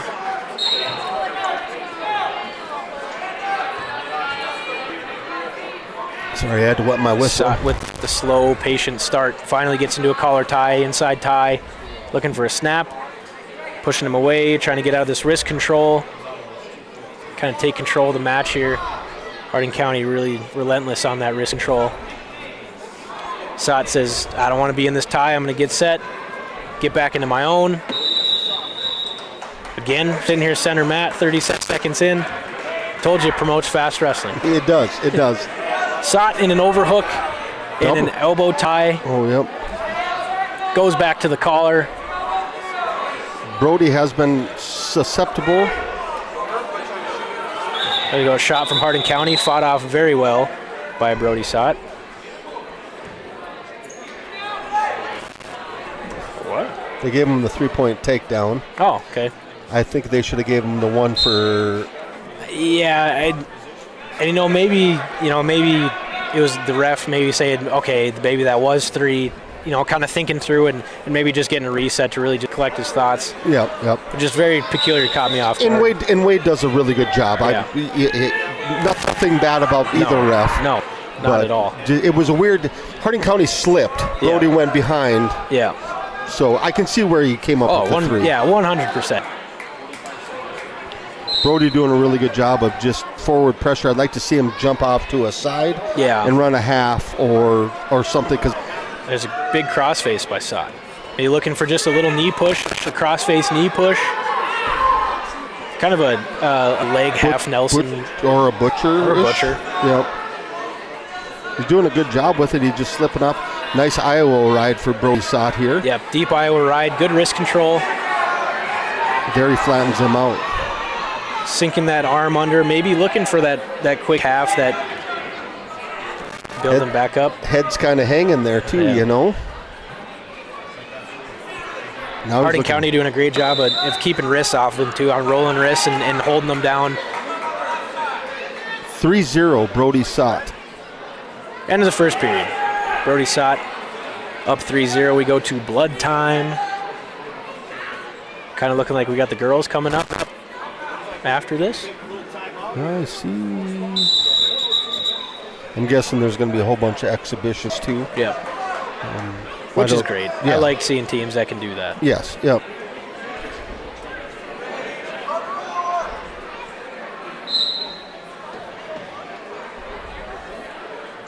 Wish you could see dual scores on those. I was just about to say that.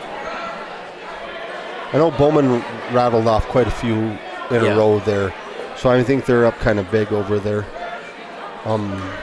They were kind of down in some of those matches and threw them to their back, caught them, pinned them. Yeah. And then there goes Moorcroft with the old leg rights. All right, we're back with Brody Sott here. We're up in the neutral position. That must be Harding County's decision. I think so. Sott looking to push the pace a little bit. We're in center mat, but Sott definitely pushing the pace a little more. Reaches down for maybe a fireman's, but just kind of got caught in the middle of his shot. Now in a collar tie with an underhook on the right side. Now we're back to double overs. Big snap by Brody Sott. And Brody Sott, it's a guy, he's a wrestler that I'd really like to see a lot of heavier hands. And what I mean by heavier hands is snap downs and pulling and pushing. And more collar ties and getting him moved. Almost you can shuck by with that. We got an ex-Hawk down on the mat for Bowman right now and Trevor Dowley. He's down 13-0. 13-1 now. Brody Sott still on their feet with Harding County. Working on an outside tie and a collar tie. In and over and under with Harding County. Coach Berwick screaming careful. Maybe he has been susceptible to the headlock this year. Okay, looking for a throw maybe if he pushes back in. Maybe get a headlock of his own. Let's see. Sott trying to keep him in. There's a throw by both of them, really. Harding County ends up coming on top. Brody Sott on his back, looking to fight off. We should be getting out of bounds, and he rotates himself back in. Brody Sott fighting back for position. He's not giving up any more back points, but Harding County's doing a good job of putting pressure on him. Harding County's got 4 back points. We're tied 3-3 without the back points. I think he's got, does he have 4? Yes, he has 4 shown. He hasn't broke the lock yet. Rev holding 4. Yep. Harding County still trying to get him back over. 7 seconds Gets left. back behind. Harding County gets his 4 back points. Harding County up 7-3 at the end of the second period as we call it dead.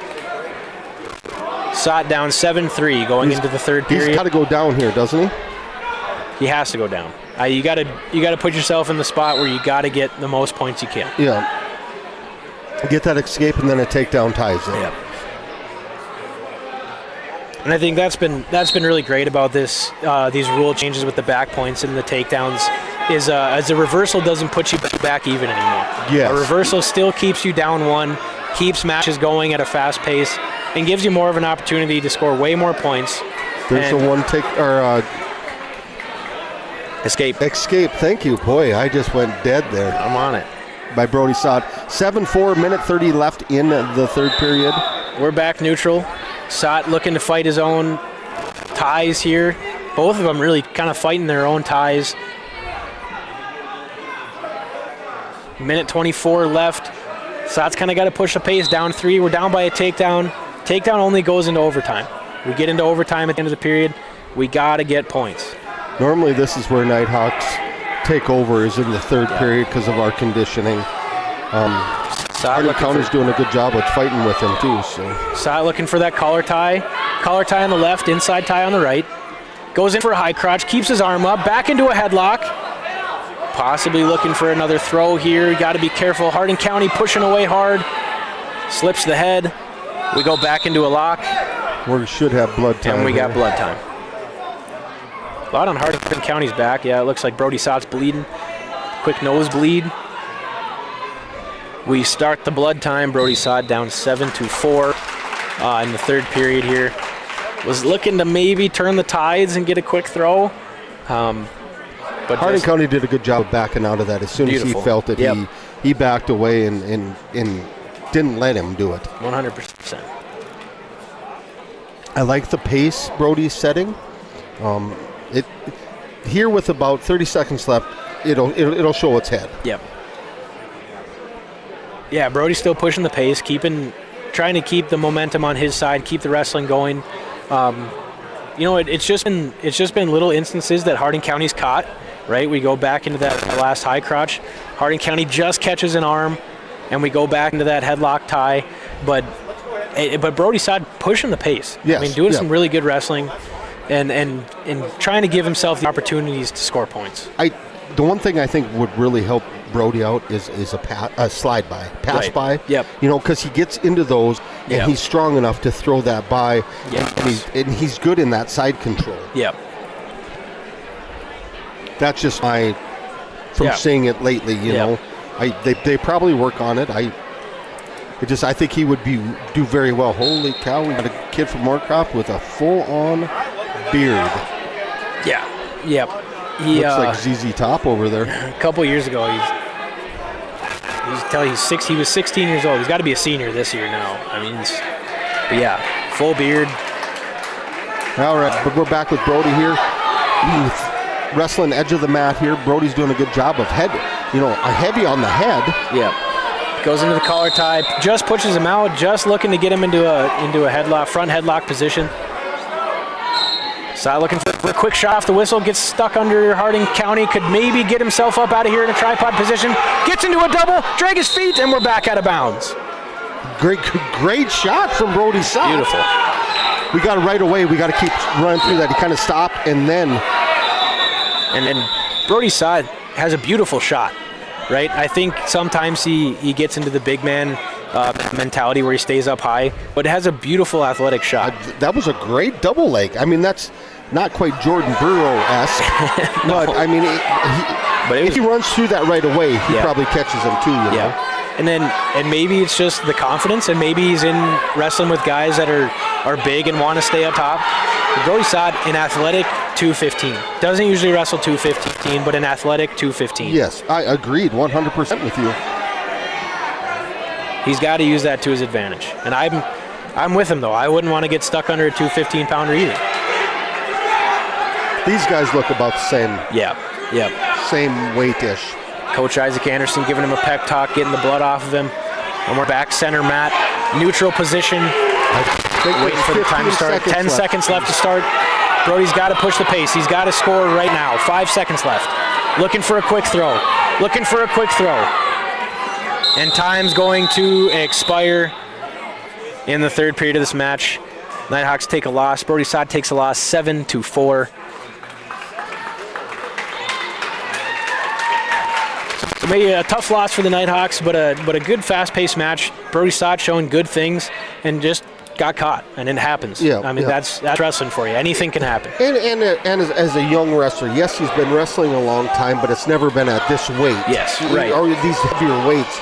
So, I mean, there is a learning curve there. Yeah. Speaking of learning curves, right here, we're coming out with Elijah Tim. Elijah Tim. I'm really happy to see this guy out. Only an 8th grader, coming back out for wrestling after a little break. Came out in elementary school, back in middle school, wrestling some varsity duels. Great to see him back out here. And getting some wins. Harding County, he was in the finals. Getting great wins. Goes up to junior high state up in Minot, has a good weekend. Yep. Has a couple good weekends in the junior high realm. And now, getting a taste of varsity action, it's great to see. Yes, yeah. So we're at 285 here, weight 285. Elijah Tim on his feet, battling it out. He does a good job of shooting, too. He's got a nice little high crotch. Yeah. From what I've seen. Yeah. In the little bit I've seen him wrestle. And good pressure, good forward pressure. And he's always pushing the pace, making sure he's in center mat. In a collar tie here, on his right, inside tie to his left. Pushing the pace, really getting some good pressure going. Head pressure, yes. Now he wants a little bit of a break. Hey, let me see what I can get done here. I guess nobody can hear me. Text messages. So, yeah, he does a really good job now. I'd like to see him start moving it a little bit. Yeah, really, and fighting for those positions, fighting for those ties where he can get himself into position to score points. Yes, yeah. He does a really good job of pushing, though. Great job. I mean, he's pushed this kid all around the mat. Just walking him in circles. Yeah. It shows you the strength of Elijah as an 8th grader, exactly. too, Granted, I think Harding County's a little bit lighter than he is. But, I mean, he's still doing a good job. He's in good position. His feet aren't out of position. And for being young, too, Harding County takes a good double. Elijah gets an arm caught on his back. He's got to move. That was just a weird position, too. I mean, these Hettinger guys, the guys that have gotten caught in these different things, you look at the Burks, the Brodies, and just now, they're just getting caught into different positions that you can't really do anything about. No. When your arm gets caught and you're all bent up and your arms are, bent at the elbow, you can't move. Yeah. And it's just getting caught. Yeah. Right? And he did a good job. Harding County did a great job there of just ducking it and going to his legs. Yeah. Using Elijah's momentum.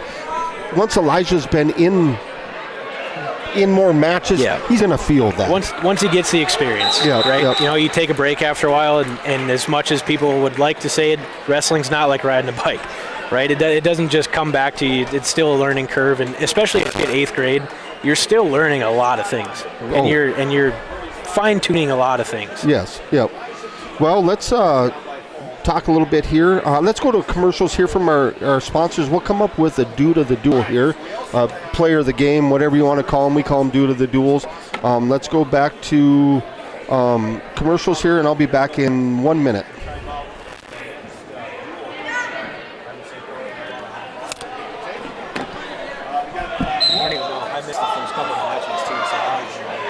I'm going to give it to Tracy Johnson. From what you were saying, it sounded like you I'll grab some. Are you coming back up to do the second one? I'd rather have you for I'd rather have you for the building. I've heard of it. They go more complex. Yes, yeah. I'll get some exhibitions. I can say some stuff. Let's give him a little bit of. Get him some love.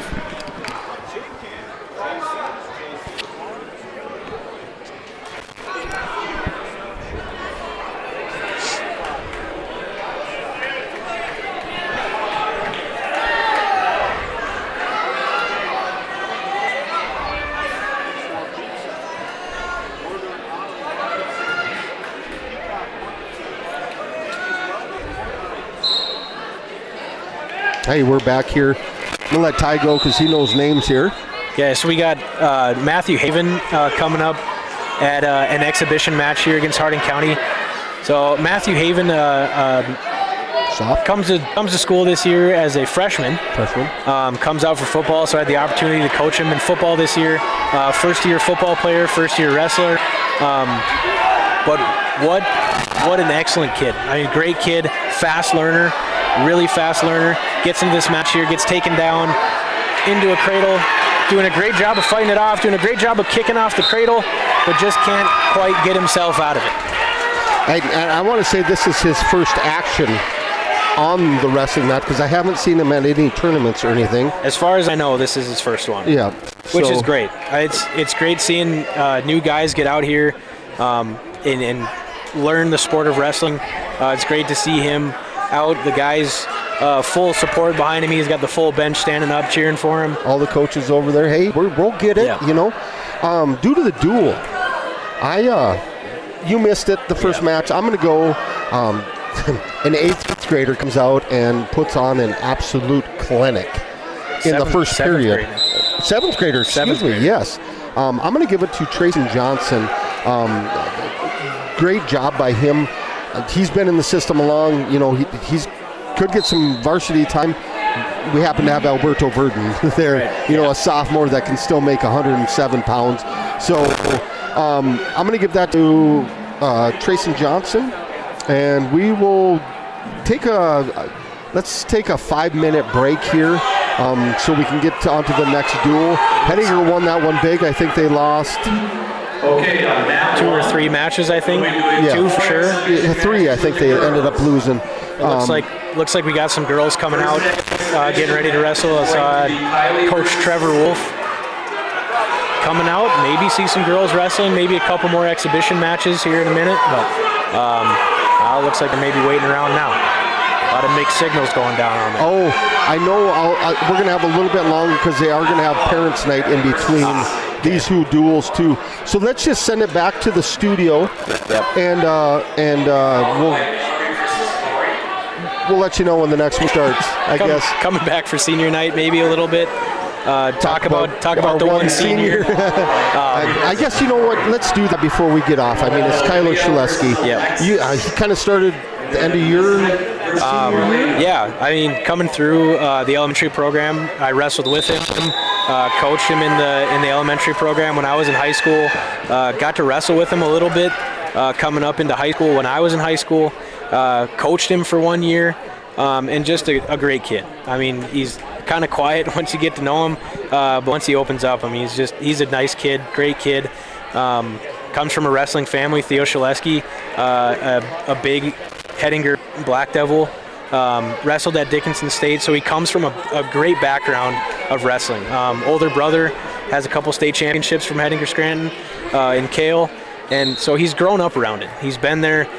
He's put his time in, though. I mean, yes. He does a lot of summer wrestling. Yeah. Goes to a lot of the Melmer camps, the extra stuff. The Thorn camps. Yep. Thorn camps out in Minnesota. He's been out to Utah and went to a David Taylor one. Yeah. I mean, he's been around wrestling a lot. This is kind of his year. He always is in that weight group where there is that. There's just a lot of dudes. There's a lot of guys that are just really, really good, and he hangs with those guys. And you know, the last couple years has fallen to him in tight matches, in great matches that can either go either way. Yes. Yep. And they do a really good job of not letting him do what he does. Yeah. You know, and hopefully this year he can take it to the next level and push through that level. Yeah. Great kid, great family. Hettinger sure is going to miss his leadership. Yeah, for sure. You know, in the room, he's just a great guy. Really pushes his teammates, gives them a lot of the encouragement to keep going, but also is kind of that silent leader that goes out of his way to push himself harder, make himself better, but he's also making his teammates better. Agreed. So with that being said, they got some girls matches going on. Do you want to call them, or should we send it back to the studio? We got Kylie out there right now, Wolf, 100-pounder, which I don't think there's any way she's 100 pounds, but she's going against a Bowman Bucket Dog. Kind of, started this match. That thing was tight. Sorry we missed that. We were talking about Kylie Wolf goes down, takes and it's pinned by Bowman County. It's great to see this girls program really expand. Yes, right. They've really had two great leaders that kind of started the program for Hettinger in Jennifer Verdon and Ellie Roseland. Yeah. They were pioneers for Hettinger wrestling. Right. I mean, Jennifer was in 2 or 3 state championships. Yep. I don't think she ever. I think she won one unsanctioned girls wrestling championship. 2 years ago, her senior year was in the state championship. Lost to a rival girl from Castleton or from Central Cass that they'd gone back and forth all year. Yeah. And Ellie Rosen the same way. I mean, she gets in the state championship against a girl from Legacy that they'd gone back and forth, met each other a couple times. And we fell on the wrong side of them again. Yeah. But yeah, 2 girls that really paved the way. We actually see Myra and Hugo here. I'm sure Roselands are here too. Yeah, Roselands are definitely here. But yeah, 2 girls that really just paved the way for this girls program. And we were looking at 3 girls 2 years ago. Now we're looking at, last I heard was 8, 9, 10 girls. Yeah. I don't remember how many. And young. Exactly. Yes, very young. 7th, 8th graders. Do you know who this is? No. Looks like Olivia. No. Is it no? It's not Quinn. It's not Elizabeth. Not Natalie. Is it Ellery Olson? It's Ellery Olson. Okay. So we're looking at 5 7th graders, 3 8th graders, and a junior. So we're looking at 9 girls. In the junior, this is her first year wrestling. She's been around wrestling her whole life, in Quinn Shaleski. Here's kind of the girls that go. I'll run for. Oh, Ellery Olson with a quick turn. Got her on her back. Looking for another turn, looking for a butcher. Another Bowman County girl, another Bowman County Beach girl. Get in a butcher. Trap, that thing is tight. Wow. Holy cow, Ellery Olson, great job. Gets taken down, reverses it, puts her on her back. Puts her back on her back. Puts her back on her back in a tight butcher headlock. Could have been the tightest butcher I've ever seen in my life. Yes, great job. I assume that is Akelia's sister? Yes. Which is another pioneer for us. She come out for 2 years. Yeah. Placed 2 years and picked basketball. Takes 6th at state while dual sporting in basketball. Ends up playing basketball. It would have been, it was great to see her wrestle while she was. She was just an animal, kind of like her sister. Just went on, but strong. And I think she would have got better as she got older because she would have learned it more. But she's very good at basketball too. Up in basketball. Yes, she was just player of the game here, one of the last games. So now we got Olivia Hasbrook up. It has her at 136. I don't know. They got to be wrestling pretty close to that weight. But Olivia here, sprawling off a double leg from the Bowman County Beach bucket dog, doing a great job. Head position, arm in her head on the same side of her head. She's spinning, doing a great job keeping her hips down. Might just lose the length battle. This Bowman County girl, just a bit taller than she is, but did a great job fighting it off. Doing a great job fighting off. Cradle, gets into a tripod position. Back up to her feet, can stay up on her feet, gets the escape. We're back neutral. Olivia Hasbrook down 3-1 with 57 seconds left in the first period. Doing a great job, moving around really well, fighting off legs, fighting off leg attack. The one thing I'd like to see for these girls and Bowman's, for instance, we're never going to get a full team right away. So let's let's combine, see if we can make a full team and compete with those eastern part of the state. And unfortunately right now, girls wrestling is so new that they're wrestling Class A and B together. Yes, right. These Class B girls are wrestling Class A girls, and you just can't duel a Class A school because these Class A schools are putting up full teams. I mean, from with extras, lowest to the heaviest weight, they're putting up girls. The Bismarck Centuries, the Bismarck Highs, the Dickinsons even putting up full teams. Yeah, Central Cass, the Fargos. Yeah. Well, Fargo is pretty much like a Fargo United, is it not? Or do they each have their? I've been away from it a little while, so I don't know. I think now they all have their own team. Gotcha. But sanctioned girls wrestling is probably the fastest growing sport I've ever seen.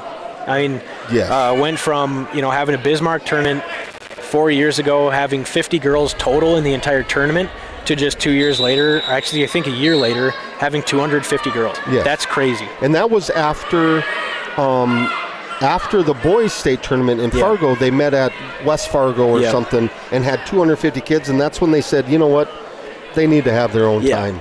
And it was, it's a great option for girls to have in the state.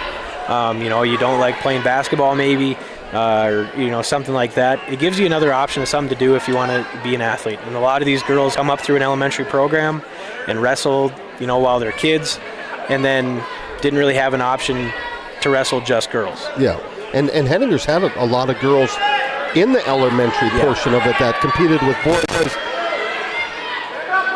Olivia Hadwick fighting off a half Nelson right here. I guess we got a tangent about talking about girls wrestling. But it's hard to not admire how fast this sport has grown. It's great to see. I mean, we got Olympics now, college teams. Dickinson State has a really, really good girls wrestling team. Yeah. Olivia Hasbrook and a Peterson. She's learning the Hettinger way. Well, she kind of had a brother that got an arm stuck. Got to fight off her back. This is a weird position. I don't know. Bowman County has both her arms, stuck from that Peterson. Olivia Hasbrook on basically the back of her head. Trying to fight off her back. This has got to be miserable on her shoulders. A guy who knows that shoulders in wrestling, they go, how is she turning her arm and getting through that? Yeah, mom up here almost can't even watch. And that's one thing from girls wrestling that Olivia Hasbrook ends up getting pinned from that Peterson position. It looked great, and just slipped an arm. Yeah. And that's one thing about girls wrestling that it's hard to wrap your head around. Is just anything happens. Yes. Right. I mean, their shoulders are twisting, and their they're legs more flexible than the guys. 100%. And they get in such funky positions that it's hard to even predict what's going to happen. Yes. We got Elizabeth Sott, another 8th grader here, wrestling at 170. Another kid that's been in the elementary program for a really long time. Wrestled last year as a 7th grader. Does a great job. Very technical. Is very, very passionate about wrestling. Yes, very passionate. Looking at a collar tie. Kind of looking like her brother. Bowman County looking for a headlock and loses it. Maybe looking to reach for legs. A good double leg by a Bowman County buck a dog.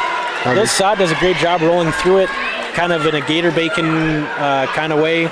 Ends up getting taken down. Bowman County up 3-0, looking for a power half. Liz Sott doing a great job breaking the grip, fighting it off. Sorry. You're good. Getting back up, built up to her knees. Now fighting off a cradle, controlling wrist, doing a great job. Liz Sott on the bottom. Good cradle defense, getting that arm turned over her head. I'd like to see her grab it like she is now. Yep. Control that arm. And she's out. Now she needs to get an elbow down because she's in that front headlock, whip over position. She does a good job of fighting out of it. Sorry for taking over on that one. Back neutral. I get excited. Great duck under by Olivia. Straight to her back. Liz Sott looking for a pin. 30 seconds left in the first period. Trying to squeeze off and fall. She's got her flat. She's looking to squeeze hard. She lost an arm though. Squeezing hard, trying to keep on her back. Will get her back points. So now Liz Sott, we have a full 7-point swing. Liz Sott now up 8-3. She was down 3-1. Goes up 8-3, looking for a butcher. Gets her through. Gets also rolled over. Back on top. 5 seconds left in the first period. Looking for a power half. Liz Sott and just got her hand caught on the head here. Yep.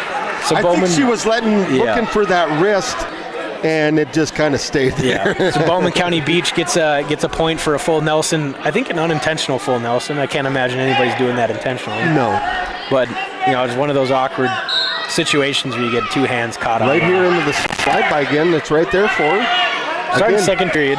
I'd like to see a little better stance out of her right now. She's standing really straight. And another slide by. She hits that slide by well. Yep. And turns her right over.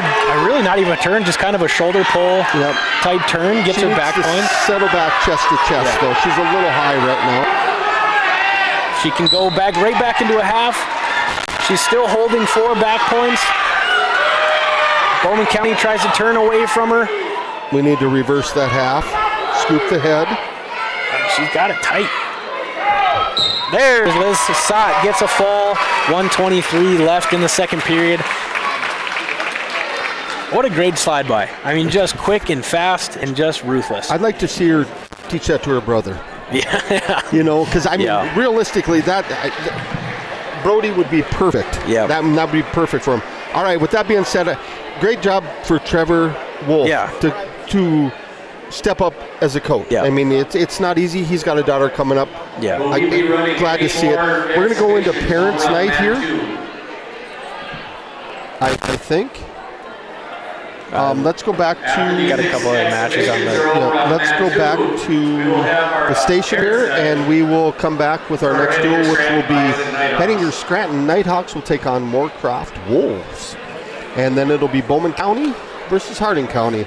We'll see you guys here. Let's give it 5 minutes, and then I'll check in with you guys.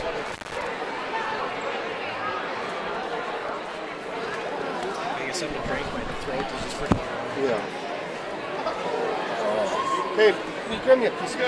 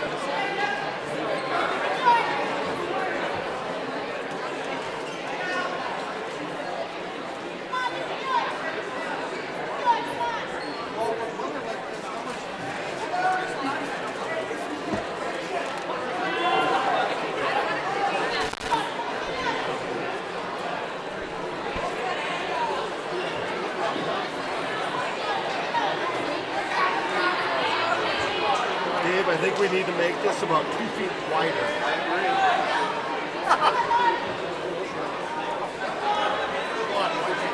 2 feet? 2 feet, perfect.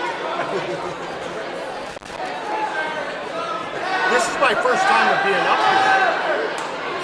Yeah. Really? Guys has got to be close to 285. Yeah, I think he's at like 260 now. He's actually over. And they got him, he's down to like 260 now. 268-ish, somewhere 66. Legs? Yes. Does a phenomenal job of controlling everything and then just... Did you guys have names for the Harding County kids? He's got binoculars. No, I can't see that. We had to get Corey's binoculars. I didn't even know they were up there. Yeah. Yeah, I knew they were, but we couldn't see them. Yeah, because I was trying to keep track of team score too, and I'm like, then they go right into one, and you're like, we won. Yeah, we won.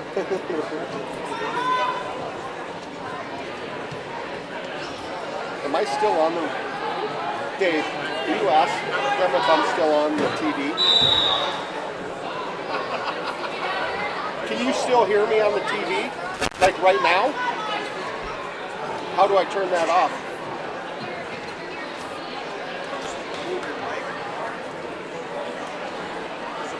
Mics are on. There's 2 of them. I'm not saying anything bad. So. No, I like seeing Elijah out.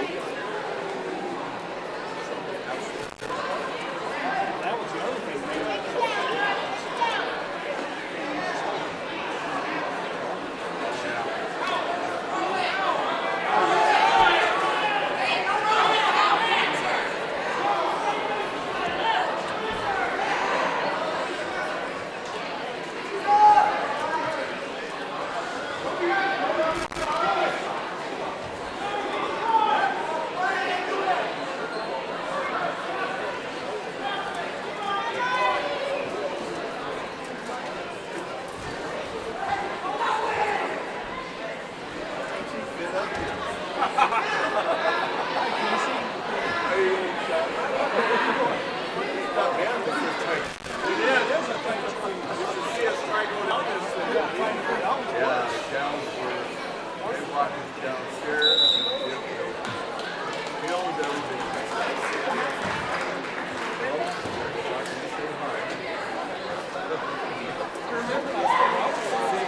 You got your name on Burlick's door. Holy shit, you got Sheriff's office.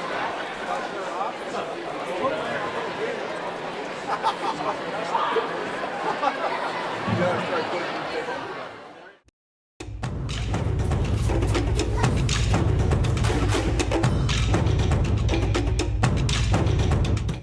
Do you want to rent a golf car? Well, at Hannah's Golf Cars, we provide an array of different cars to use, as well as short or long-term golf car rental options. Looking to buy instead of rent? Contact us to ask about our current models that are for sale.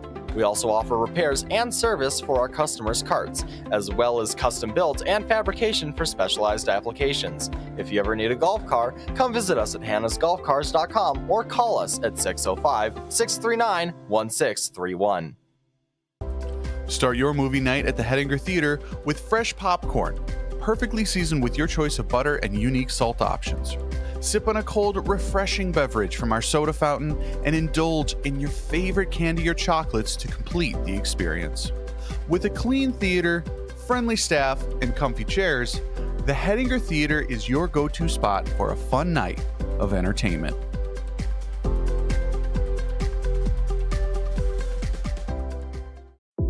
KB Jewelers has proudly served Hettinger since 1977. Explore our large selection of books from thrilling mysteries to inspiring Christian titles. We also offer an extensive jewelry collection, candles, and especially unique gifts. Whether shopping for someone special or treating yourself, you'll find something perfect here. Visit KB Jewelers, the place with the nice things, here on Main Street in Hettinger.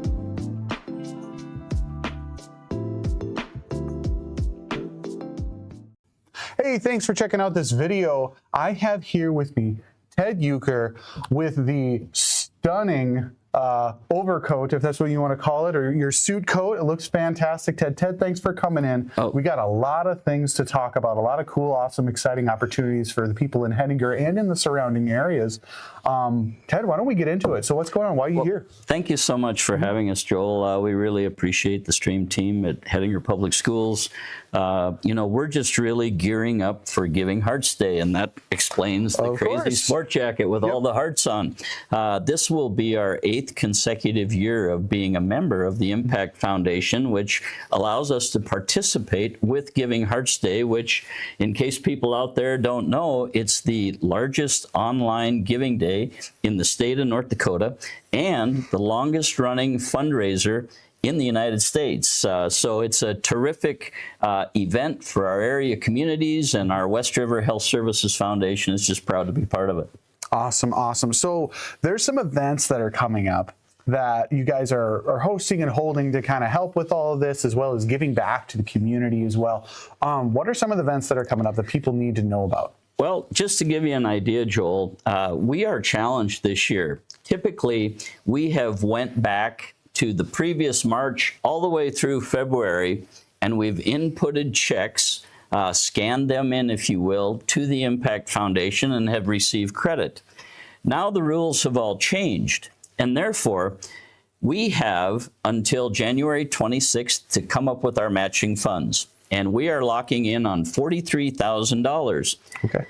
Then we have 43 days from January 1st to February 12th, 43 days to raise another $43,000 to match the match, to raise a total of $86,000. And that's our goal for Giving Hearts Day here in 2026.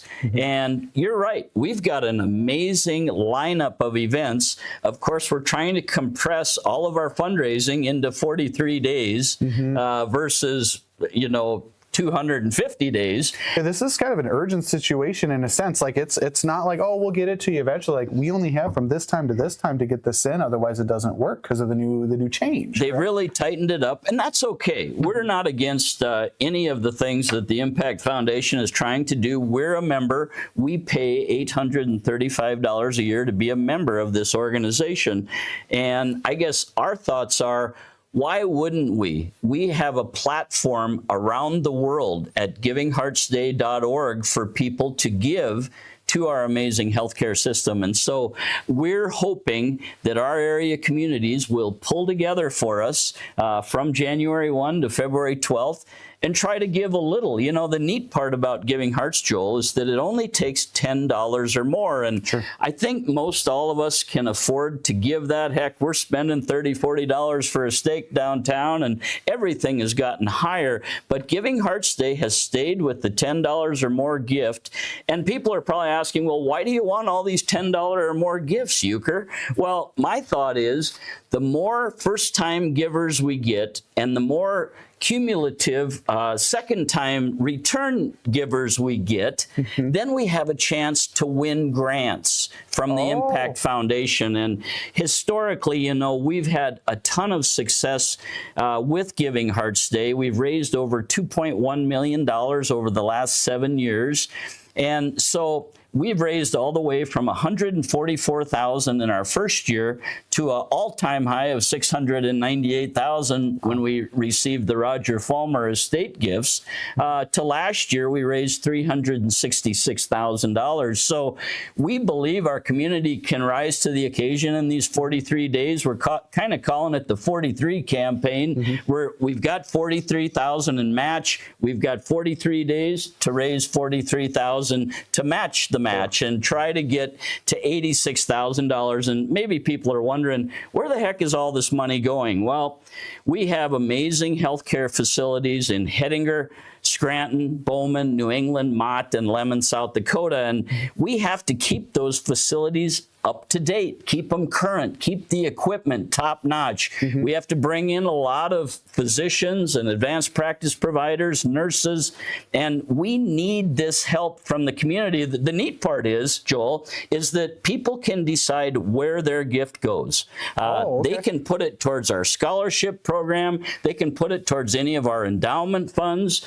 They can support our Grateful Givers Club. So even though it's Giving Hearts Day, you're not really giving to Giving Hearts Day, you're giving to West River Health Services Foundation, and you can still select which fund you want to support. That makes sense. That makes sense. So it gives people a lot more control into those directions. Absolutely. And then supporting local healthcare, you know, being able to have that special situation where your doctors you actually know in person, you're not a number, being able to keep that infrastructure running, that special thing that we have here, this is one of those elements that helps with that. It's all about personalized care, Joel, and it's all about being close to home.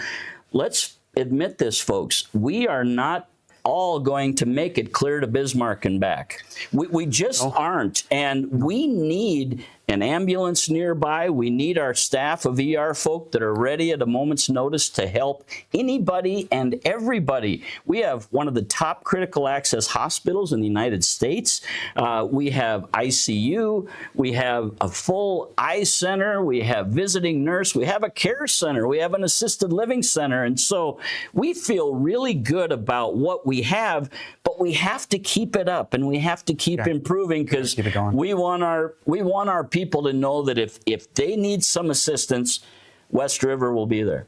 Okay, that makes sense. So moving forward, Ted, is there anything else that you wanted to share with us about the upcoming events or anything else? Yeah, we'd really like to share with you the events because they're amazing. On January 6th, we're going to host our first Giving Hearts Hoops Night when the Lemon Cowboys boys basketball team comes to Hettinger to take on the Hettinger Scranton Nighthawks.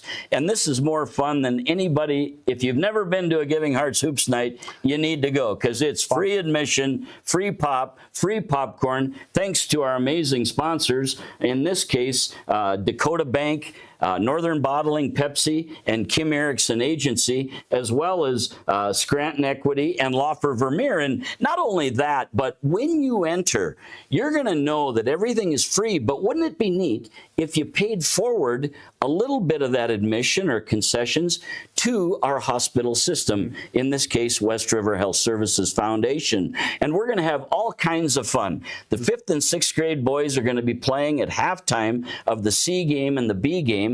Not only Hettinger Scranton's 5th and 6th graders, but also Lemon's 5th and 6th graders are traveling over to go up and down the floor. Of course, we'll have all the players in red and white and red T-shirts, varsity varsity, JV, C team, 5th graders, 6th graders. We're going to have everybody decked out in red. And of course, if you make a gift of $50 or more, you can get We Believe t-shirts, red t-shirts. We're trying to get a sea of red in the Roberts Ranke Auditorium right there on John Butterfield Court. And so we're hoping everybody will wear red and bring your checkbook, because at the halftime of the varsity game, we've got what we're calling our Legends Free Throw Shootout for pledges. And in that way, when you make your gift, whether it's $10, $20, $50, $100 to our West River Health Services Foundation, you can select one of our 4 legendary shooters. And we have Ben Loffer, a local Hettinger. He was a Black Devil and a Nighthawk, if you can believe that. And he's an amazing shooter. He's going to shoot 10 free throws for us. You can, bid or make a pledge for Ben, either by the amount he makes out of 10 for the total 10 attempts, or you can just make a flat lump sum gift. And, our thoughts are, not only is Ben Loffer shooting 10 free throws, but we have Steve Duncan, who was a legend in Lemon High School basketball in the early to mid 80s, and he's coming back to shoot 10. Then we have a high school duo, Drew Hetzel, who's playing now for the Lemon Cowboys, and Gavin Parnot from the Nighthawks. They're each going to shoot 5 for a team total of 10, and we're calling them Team Parhet. And so you can pledge for any of those shooters or all of the shooters. What we'd like to do is, by halftime of that varsity game, we'd like to come out and say, if these 4 gentlemen make 30 out of 30 free throws, this is how much money we would raise together between the Greater Hettinger and Greater Lemon and Greater Scranton communities. And it's really an exciting time. Not only that, but we've got a lot of tchotchkes there to give out. You'll be put in necklaces. You'll be put in sunglasses that are blinking red. We're going to have a lot of fun there. And special thanks to our sponsors for underwriting this idea. So you don't have to pay admission. You don't have to pay for popcorn or pop.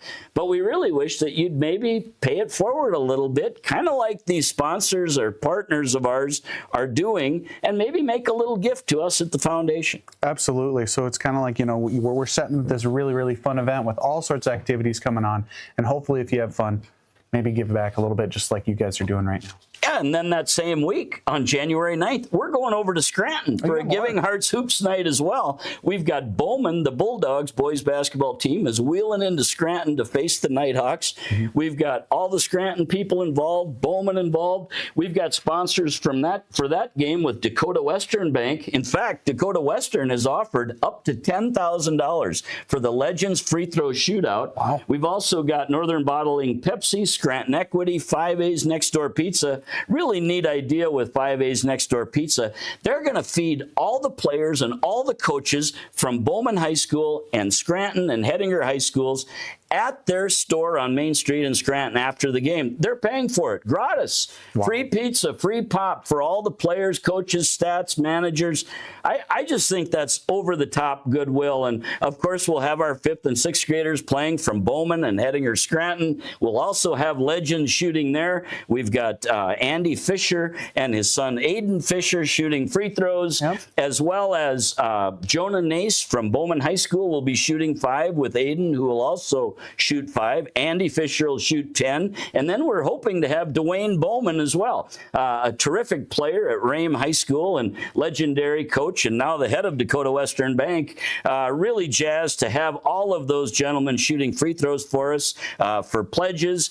And then after that, get this, on the 21st of January, we're going to Kennedy's Fresh Foods for one of their amazing Giving Hearts truckload sales. Fill your bag to the top for $30. Only $30 for all the fruits and vegetables you can get in a bag at Kennedy's on the 21st. And then on February 5th, we're taking our Giving Hearts Hoop Show on the road to New England, where there's going to be a girls basketball game. The New England Public Tigers are going to host the Hettinger Scranton Nighthawks in a girls basketball tilt. It's only going to be a JV and a varsity game, but we are going to have 5th grade girls from New England and Hettinger Scranton battling at half with Alberto Verdon. Right into a shot, right into Got his leg caught, trying to throw a leg in. He's got the 3, and there's the reversal for Moorcroft. Alberto doing a good job of fighting. Now he's slowly building up. He's got his wrist trapped. I like to see him roll that out. Moorcroft's trying to throw a half in. Now we're up to our knees. Now we're slowly coming up. Turn into, now we got a mule kick out of there. There's the 1. Should be a 1. 1 Alberto. It is 4-2 Alberto Verdon. Now we're both back up on our feet. Come to find out, I should have brought my binoculars to see Alberto's name.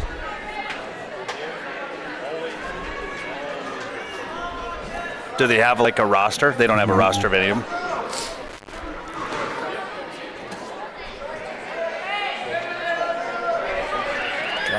Reynolds. Okay. All right, we're back here with Nighthawks Wrestling. We got Alberto Verdon going at 114 for us. He leads 4-2. We had a little bit of technical difficulty. He is wrestling Reynolds from Moorcroft. Reynolds doing a good job trying to do a little drag. Alberto does a good job of running behind and getting the 3-point takedown. Reynolds does a good job of keeping that arm in, almost looking for a switch. Now Alberto's in a front headlock position, catches, nope, backs out, lets him out. Now it is 7-3, 15 seconds left, first period here. Alberto with the slide by. Reynolds tries to catch him in a headlock. Now we need to pop our head to get our 3, and it's not going to happen in 4 seconds. That should be a 3 right there, Alberto Verdon, right at the last second. 10-3 at the end of the first period. Alberto's having a heck of a season. I know during the regular season, not in this year, he's usually going to be dropping up and down the 107. And we've got, you already saw Trayson Johnson, who is a heck of a wrestler, 7th grader. Unfortunately, Alberto jumped down the 107, so it might not give him a spot, but as a 7th grader, I think he's probably going to understand. Oh, 100% he does. In fact, he was our top performer of the first.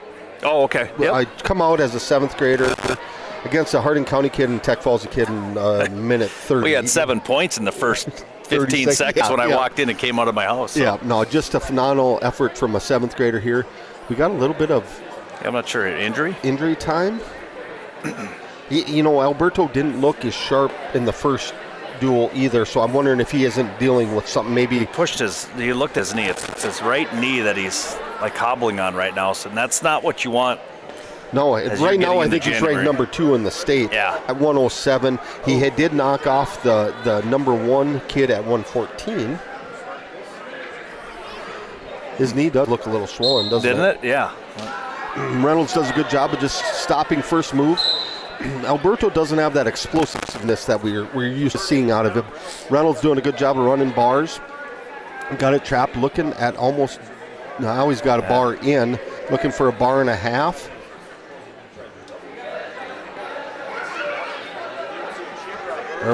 Alberto's just kind of laying down there. His arms is trapped, though. Yeah, I was going to say nothing he can do, yeah. Reynolds doing a good job of just putting pressure on that arm. There, Alberto's getting his arm back, trying to build up. Now I'd like to see him push back into him. Get your legs underneath you. Reynolds does a good job of grabbing wrists and rolling him back under. There, Alberto slowly working up. Now he just got to keep scrambling there. And it must be hurting him because he is... Yeah, he's not doing a lot of pressure on that. No, and the explosiveness isn't there. Again, he is up 10-3, 59 seconds left in the second period. I'm afraid we're going to get a stall warning here shortly. But Reynolds isn't jumping off the sides either, so it could go either way. Maybe a double stall. Reynolds is pulling his arm back out, running across his back, looking at running a bar, chicken wing. A lot of time, too. Oh. There, Alberto explodes out. 11-3, 29 seconds left. You don't see Alberto giving ground very often, and he's giving that, trying to stretch that leg out, I think. Reynolds does a good job of just stalking, getting in, running wrist control. Tries that little head pinch, and Alberto just ducks underneath it. Alberto's got to drive into him to get the 3. We got 6 seconds left. Looking for late points. That should be 3 points right there. Yes, it was. We are 14-3. Alberto Verdon over Reynolds. So it goes to show you how much help I've had here at the wrestling. I'm not even used to the new scoring, and that went into effect last year. Yes, yeah. So I didn't even do any wrestling last year. So I heard 3. I'm like, well, it's back. But oh wait, yeah, that's takedown. There's yeah. 4-point takedown. 4 point now. 4-point near fall. Yep. Okay. Alberto goes under, or did Reynolds go top? I missed that one. Missed it. Does a really good job at controlling wrists, throwing a leg in. Moorcroft has always been leg riders. I think Charlie was a leg rider back in college, and he does a good job of teaching it to his kids. Again, Alberto just kind of laying under there, slowly pushing up, got his leg trapped. Reynolds doing a good job. Almost looking for that figure 4 Turk. He's got a nice Iowa figure 4 on his right leg. Looking for a cross body there. Alberto's got to do a good job and not reach back, because that could put him in trouble. He's up 14-3, minute 14 left in the third period. Reynolds doing a good job, just forward pressure, forward pressure, forward pressure. Reynolds looks for a half. They don't have team scores anywhere, right? Yeah, on that little board there that you need binoculars to see down there. Now he's looking for that little cow catcher. He needs to straighten out. No, Alberto, he's got it locked up. Alberto's got to back out of it. There he does. Gets his wrist free. Alberto's up. If he can clear this, he gets his 1, but he goes right into a drag, into a single right to his back. That should be 2 reversal and right to his back. 16-3 Alberto. Alberto's got Reynolds on his back. Reynolds doing a good job of bridging off and bridges out of it. I think we should have 4 near fall. There's the tech fall for Alberto Verdon. All right, so Alberto wins. That would 5 points for the team there. And what was the first match? This is the first match. Oh, that was the first match. Okay, 5-0. We started at 107 on the first duels. Now we go into... So we see Trayson on the We'll see him in the last match. Yep. Okay. Him or like Dan Scogan or something like that. Yep. And it makes for, all these kids are going to be wrestling all weekend. We start tomorrow at 11 o'clock in the morning, and a lot of these kids are going to be wrestling not only tonight, but as you said, Verdon gets banged up here tonight. It's going to be a long weekend because you've got 5 round-robin matches. Yep. And then you get you could have 7 matches. 7 matches. 7? Yep. And the girls will be wrestling tomorrow in their tournament, so they won't be wrestling tonight. So, yeah. Eric Anderson comes out for the Nighthawks here. They go right into wrestling. Moorcroft looks for a slide by. Eric does a good job of fighting that off. We're trying to read names here. I can't. I've got decent eyes with my glasses, but yeah. Moorcroft does that little slide by into side control. There's a 3-point takedown for Moorcroft. Minute 28 left in the first period. Looking at trapping arms. He's got a head lever in. Trying to get that arm back so he can run bars. Right away he goes into that bar. Eric does a good job of trying to get his wrist back. Wade's in my way, so I can't really see what's going on. He breaks him down all the way to the mat. Eric slowly brings his head up. Moorcroft is looking for a half. Like to see look away, peel that. He's already got the wrist. Eric's doing a good job of fighting off that half and brings it back down. Moorcroft right into a crossface. Head lever. Moorcroft is relentless up on top. He just keeps throwing stuff at him. Eric's doing a good job of just keeping his arms out. Like to see him get a sit out or something on this. Moorcroft right into a bar and a half. Eric needs to switch his hips. 26 seconds left. He's down 3-0 in the first period here. That elbow needs to go to the mat to break that bar. Moorcroft's doing a really good job of putting forward pressure on that, trying to get him turned. Now he's looking at going bar and a half. There Eric goes to his back with that half, fights it off for a little bit. He's not past 90. He's not getting points yet. 3 seconds left. There he's getting back points called on him.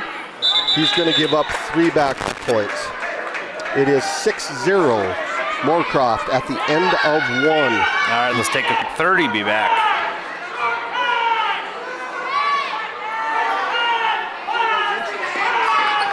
Yeah, I can't read that. I can't either. Damon.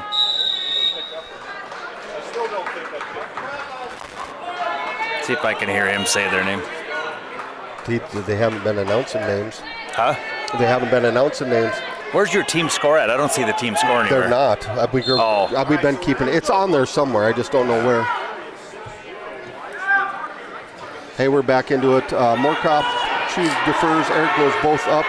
Right into that slide by. We got a minute 30 left. There's a 3-point takedown for Moorcroft. It's going to be Moorcroft. I apologize. Yeah. Now he's looking for that monkey tail. Maybe a dive under tilt. He's got the arm trapped underneath him. He's up 9-0, minute 14 left. Second period. Wade's right in my way, so I cannot see anything that's going on. We got to put Wade on the other side. I'll go down in between periods here. And they got that shiny head of him. Yeah, exactly. Eric doing a good job of building up his base, but he leaves that head hanging, so you got a half and a wrist in. We need to look away and peel. Look away and peel. Eric goes to his back. Moorcroft, now he's getting his arm free, maybe. He's fighting off his back, doing a really good job of bridging, but this is tight by Moorcroft here.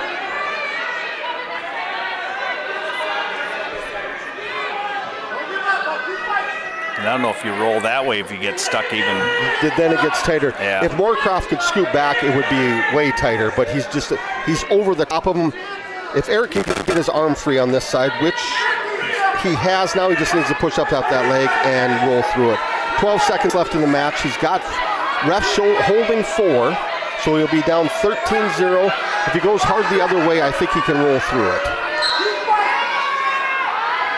There is time. He fights that off for 45 seconds. Now I figured it out, yep. It is Wiseman from Moorcroft. I had somebody text me and he took a picture of it and went, haha. I'm like, yeah, we're trying to squint here. Oh, yeah, there it is. Now, Moorcroft, Wiseman chooses both up. He's up 13-0. Takedown. There's the tech fall for Moorcroft. Good job of Eric Anderson fighting off and not giving up the 6. All right, so 5-5 our score. Team score will be back in 30. Yeah, Tony Alder took a picture of it. I'm like, well, yeah, now I can read it. I'm like, oh, yeah, there it is. We're still live, too. Are we? Yeah. On Stream Team. Oh, yeah. Welcome in, Stream Team fans. Stream Team, we'll go with Tyler Fitch and Adam Guthnell, maybe? Tyler comes out, looking to set the shape. Goes into his patent collar tie. Moorcroft goes into a slide by, catches him in a headlock. Tyler needs to catch a wrist. High man is going to win this one. Does a good job of stepping over. Tyler's trying to get it. He lets go of it and does not give up the 3-point takedown. Hey, we're back here with Tyler Fitch and Guthnell from Moorcroft. Guthnell had a headlock in. Tyler just about had it over. Phenomenal job by both wrestlers not giving up a takedown. Still 0-0, minute 13 left. We thought we were going to be done here in 30 seconds before we got back. Yep. Tyler's stuck in a cradle right now looking for that Granby. This is kind of going both ways. Does Fitch have it hooked up? I'd like, kind of. Tyler does have it with a headlock. No takedown yet. Either way, there's the takedown. Tyler Fitch does a good job with that Peterson Granby. Yeah, had to break it. Yep. He had to break it to get the takedown because he was stuck in a cradle. Yeah, it was quite the move by both kids. But. Yes. I'd like to see Tyler get off his knees here, put more pressure on.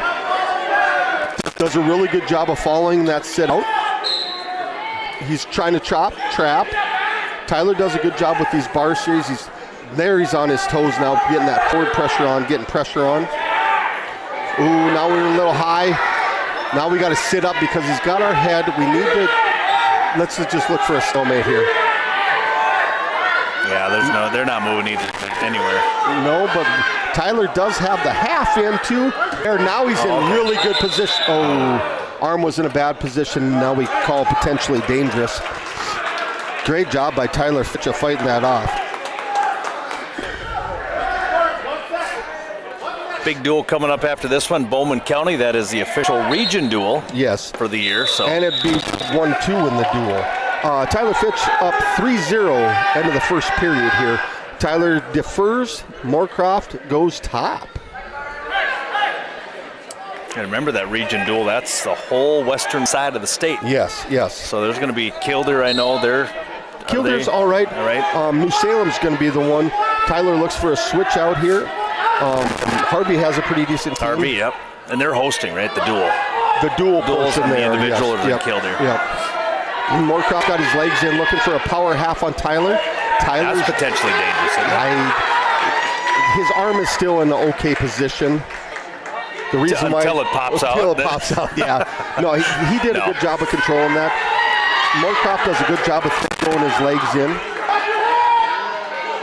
Tyler looks at coming out the back door.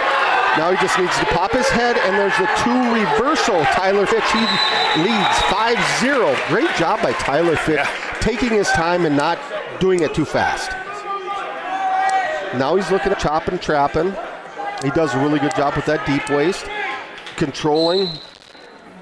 I'd like to see him getting him to his belly. Then we can roll wrists. Yes, this duel, I mean, I did kind of roll through, kind of catches Tyler. Tyler catches him.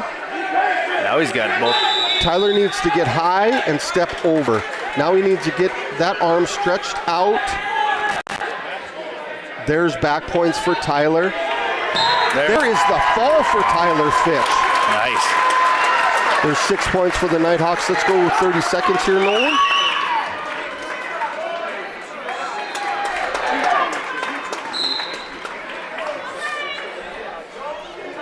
Kind of got. Oh, for ours coming up? Both, yeah, for both Bowman and us. What weight class are they on? Should be 139. 133. Yeah, 133. I was looking at Bowman. Oh. All right, welcome back. You're getting ready. We're at a 127. Tyler Fitch with the pin. Now we move up to 133. Where the Nighthawks will be throwing out Nick Dobitz, which is normally our 133, against Quentin Knapp from Moorcroft. Right away, Nick Dobitz does a good job of setting his pace with that collar tie. Knapp does a great job of a nice ankle pick by Nick Dobitz. Now we're looking, he traps that arm looking for his tilt, or he's got his arm between the legs looking for a tilt, basically. Not quite back points. Now he needs to kind of step up and keep that arm trapped for more back points. Let's let go of the leg. Let's get on top and let's go to our... Oh, there he traps the arm. There's his back points. Knapp rolls on top. Dobitz does a great job of flipping back over. Wade is holding 2, so it's 3-0 right now. There's the 2-point back points right into a Turk for Nick Dobitz. Now he needs to elevate. Now he needs to hook the leg again, elevate it, and that should be a fall. He's got him flat. There is the fall. Nick Dobitz in minute 4. All right, 17-5. And it's always nice to know how many people are listening out there, because I looked down my phone and I had 5 texts going, why don't you just watch Stream Team and you'll be able to see the names. I got a few there too. Yeah. So thanks for tuning in. Yeah. So yeah, we do have Stream Team on the left. Tomorrow we're going to have actually both matches down in the Armory up there, so we'll be able to, if one of the Nighthawk wrestlers are down there, we'll be able to broadcast that as well. But calling off a Stream Team. Yep. Yep. And Bowman County they don't have the team score up, but they are dominating over here. We got Bert Vanderpool here at 139 for the Nighthawks. He's our normal 133-pounder, ranked number 3 in the state. Nice. Does a great job on a high crotch. Let me see. Summers from Moorcroft does a good job. Burke stands up and plants him on his back. He's got the three-point takedown. He's got him work towards his back. Now he's got a Turk. Now he's just got to grab that far shoulder, which he does get. There he's got it. Now he needs to turn, elevate the leg. And now we're getting back points. Making sure his leg in.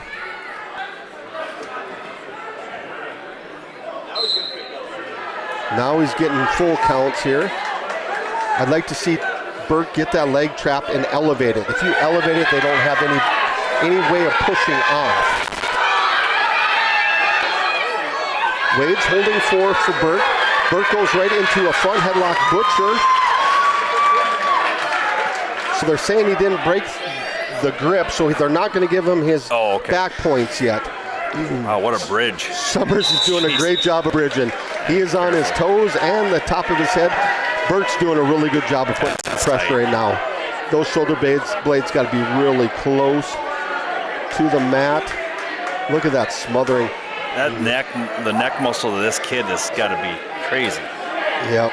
Burke lets it go there. That should be 4. He's up 7-0. All that for a 7-0. I was going to say all that. Yep. That kid's wore out, though, now after bridging for that long. Yes. Now Burke right into his quarter right to his back, and there's the fall, Burke Vanderpool. Yeah, that was easy. Good job of chain wrestling by Burke Vanderpool there. Got a Bowman County wrestler over here picking up a big move, throwing his opponent to his back and looking for 6. And like I said, we don't have team score on either match. We're keeping track of the Nighthawk one here. We lead it here 23-5, and a big pin from Bowman County. That's Ryan Knoll picking up a win over Raven Floyd of Harding County. Oh. All right, Nighthawks come out with Kyler Shaleski against our lone senior. Vanderpool, a sophomore, by the way. Yes, we got a senior, a junior, and the rest are sophomores, 7th and 8th graders. I don't know if we even have a 9th grader, or one 9th grader. Yeah, Matthew Haven. Yeah, and he's a first. And Dan year. Scogan. Oh, and Dan Scogan, yep. Dan Scogan's another one, started the year off at 107, and Alberto moves down. Yeah. Now we have Kyler Shaleski and Adrian Laura maybe, Lafa. Shot by Shaleski into a double. Got Laura on his back. There's a 3 on the takedown for Kyler Shaleski. Got legs trapped here, looking at trapping an arm. Now he just gives it up. Now he's going into his patent. I can see a Turk or a tilt coming from Kyler Shaleski here. And it's going to be a Turk. This would be Sean Elkins' deal, started a long time ago, and Kyler's kind of expounded on it, you know, with Kyle's help, his brother's help. But does a really good job chopping, trapping. Forward pressure, got him bellied out. Now he's jumping side for that Turk. Moorcroft does a really good job of just going stiff leg. You know what? You're not stepping through here. Bowman's got Cutter Radnick going on his. There's the tilt for Kyler. There he's getting one swipe. This kid from Moorcroft's doing a good job of just stiff as a board, you know, not turning right on the edge of the boundary here.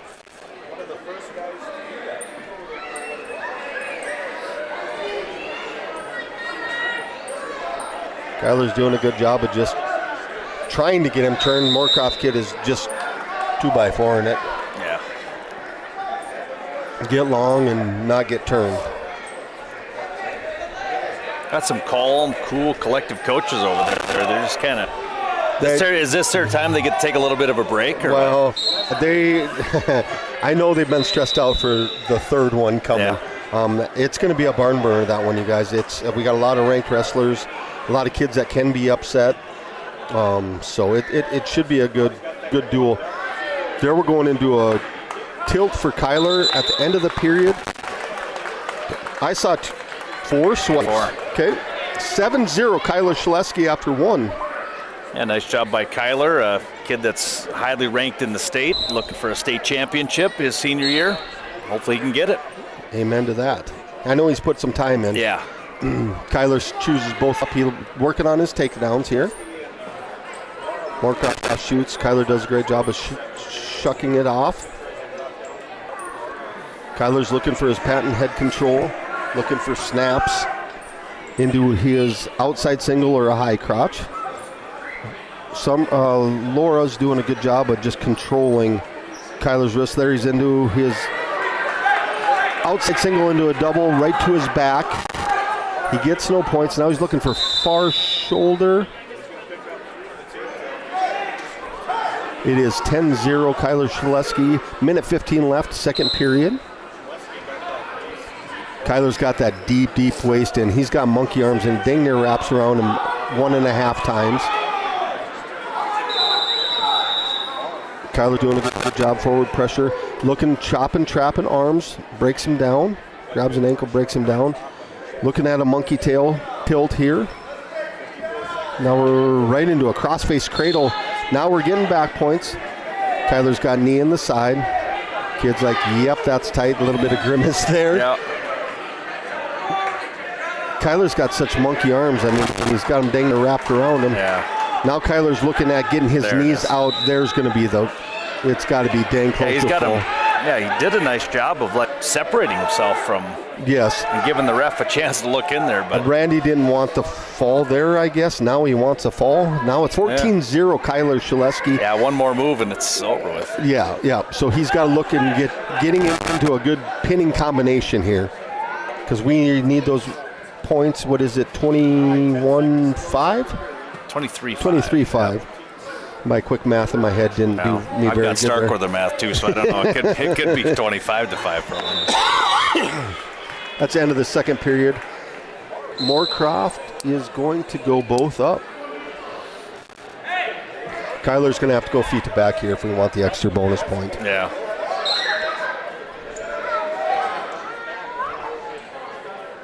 Kyler does a good job with collar tie.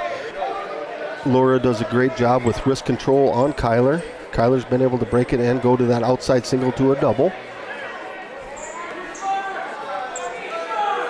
Laura's trying to get that, nice into a fireman's carry right to his back. Now we're looking for back points. He's got the takedown, he's got the tech fall. Now he's looking at finishing it. Nope, he got out of the pinning combination. There's 17-0 Kyler Shaleski with the tech fall. 28-5 is your team score in favor of the good guys. Let's go 30 seconds back to the station.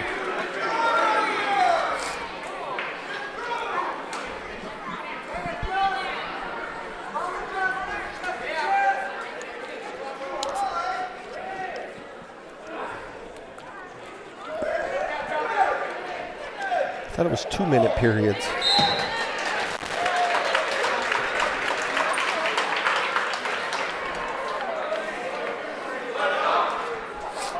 Oh, yeah, it is. Yeah. Oh. I don't know why it said 1.5 minutes. What do we got?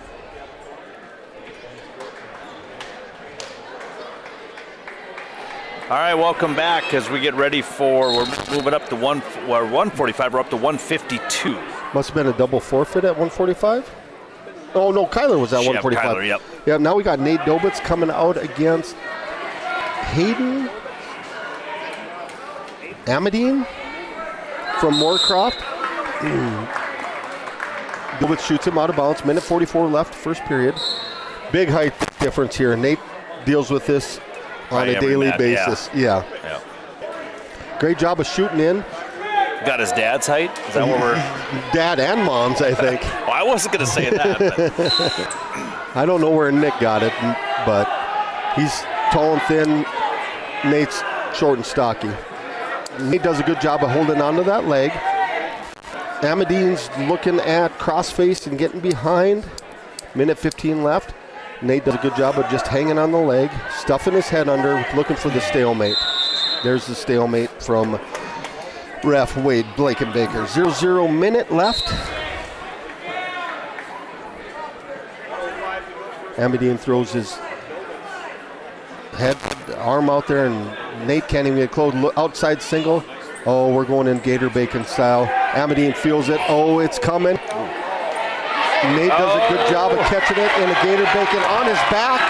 3-point, and there is the fall. Nate Govich with the Gator Bacon. I don't think they see that a lot in Wyoming. No, probably not. 34-5, that's your team score. Coach Berwick has that nice little grin on his face, like, I think the other coach looked over at him like, what the heck was that? Well, I know Charlie knows one of the assistant coaches over there really well. And okay. That's kind of one of the assistant coaches' moves. Now we're going to 160. Nighthawks yet to. They're looking well. They got Stadheim standing there. They haven't Berwick doing his homework here. Yeah. He nodded, but I think he's going Stadheim. Stone. It is Stone.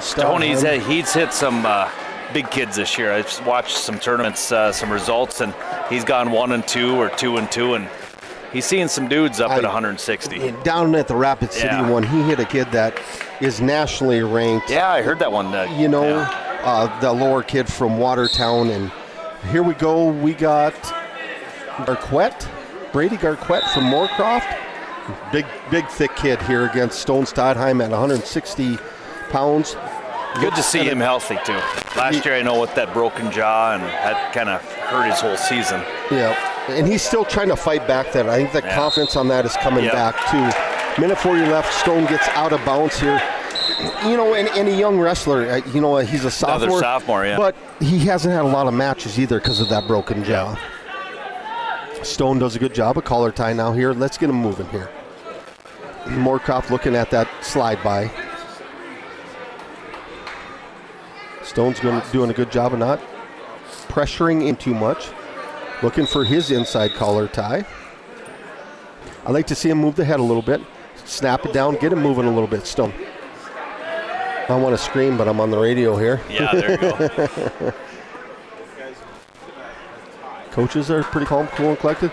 Slide by attempt by Garquat. And Stone gets out of it. You can see how he's got that arm bet. He's looking for that slide by. Stone, if he pushes in, he's going to get slid by. Must be a pretty decent move up by him. It's been a while since I've been around the Moorcroft kids. Slide by Garquad with the 3-point takedown on Stone Stadheim. We have 44 seconds left in the first period. Stone's looking at controlling cradle arm. He's got it down. Garquat's throws a leg in from the ceiling. Now he's looking at banana splits, cross-body ride. A little bit of everything. Yeah. He's waiting for Stone to reach up for his head, and then he goes into a cross-body. Stone doing a good job of trying to get his leg out, elevating. We can't give up that arm, though. 10 seconds left. Keep working Stone Stadheim.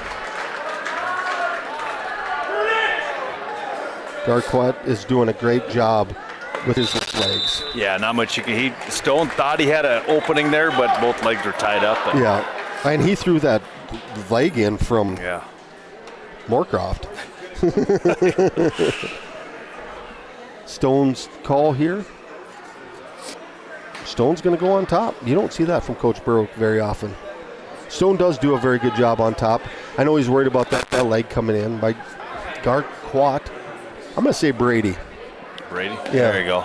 So I suppose you Getting can't see that. tongue-tied, are you? Yeah. Stadheim goes on top here.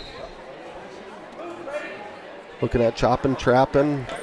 I'm sure it's like Garquoy or something like that, something little that we're not even close to probably. Yeah. So I apologize if anybody from Moorcroft is listening. Exactly. Great job of Stone breaking him down. I'd like to see him get off his knees, get some more pressure on him. Garquat just kind of laying under there. Stone digging. Brady is strong. I mean, Stone is strong too, and he's having a hard time just there. He does a good job of rolling his wrists under. Looking at that cowboy. He's got to keep his weight on him if he wants to bring that arm out. Stay off those knees, keep pressure on. Stone's looking at a Turk, just not quite there. He needs to go up at the knee. Loses the arm. Marquardt does a good job of rolling through with it. Stone does a good job of just giving it up and not chasing anymore. 5-0 Brady from Moorcroft. 52 seconds left, second period. Can't see if he's got a leg in. Looking kind of a side cradle Merkle position. It doesn't have the leg in, I don't think. No.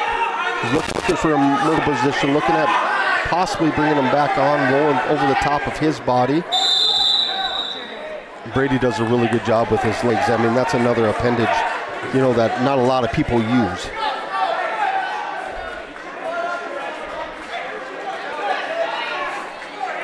(5-0) Brady. Stone's got his work cut out for him. Yep, 3-0 with the new scoring system, though. Well, true, yeah. That can be erased in a hurry. 5 points used to be a big deal back in the old days. 3 years ago. Yeah, back in the old days. Yeah. Does a great job with an Iowa ride. Stone looking at tripoding up. Brady does a great job of just putting pressure on Stone. Can't quite take that hand off the mat. Now he's got a half in a claw. We got a knee slide up and get out of that.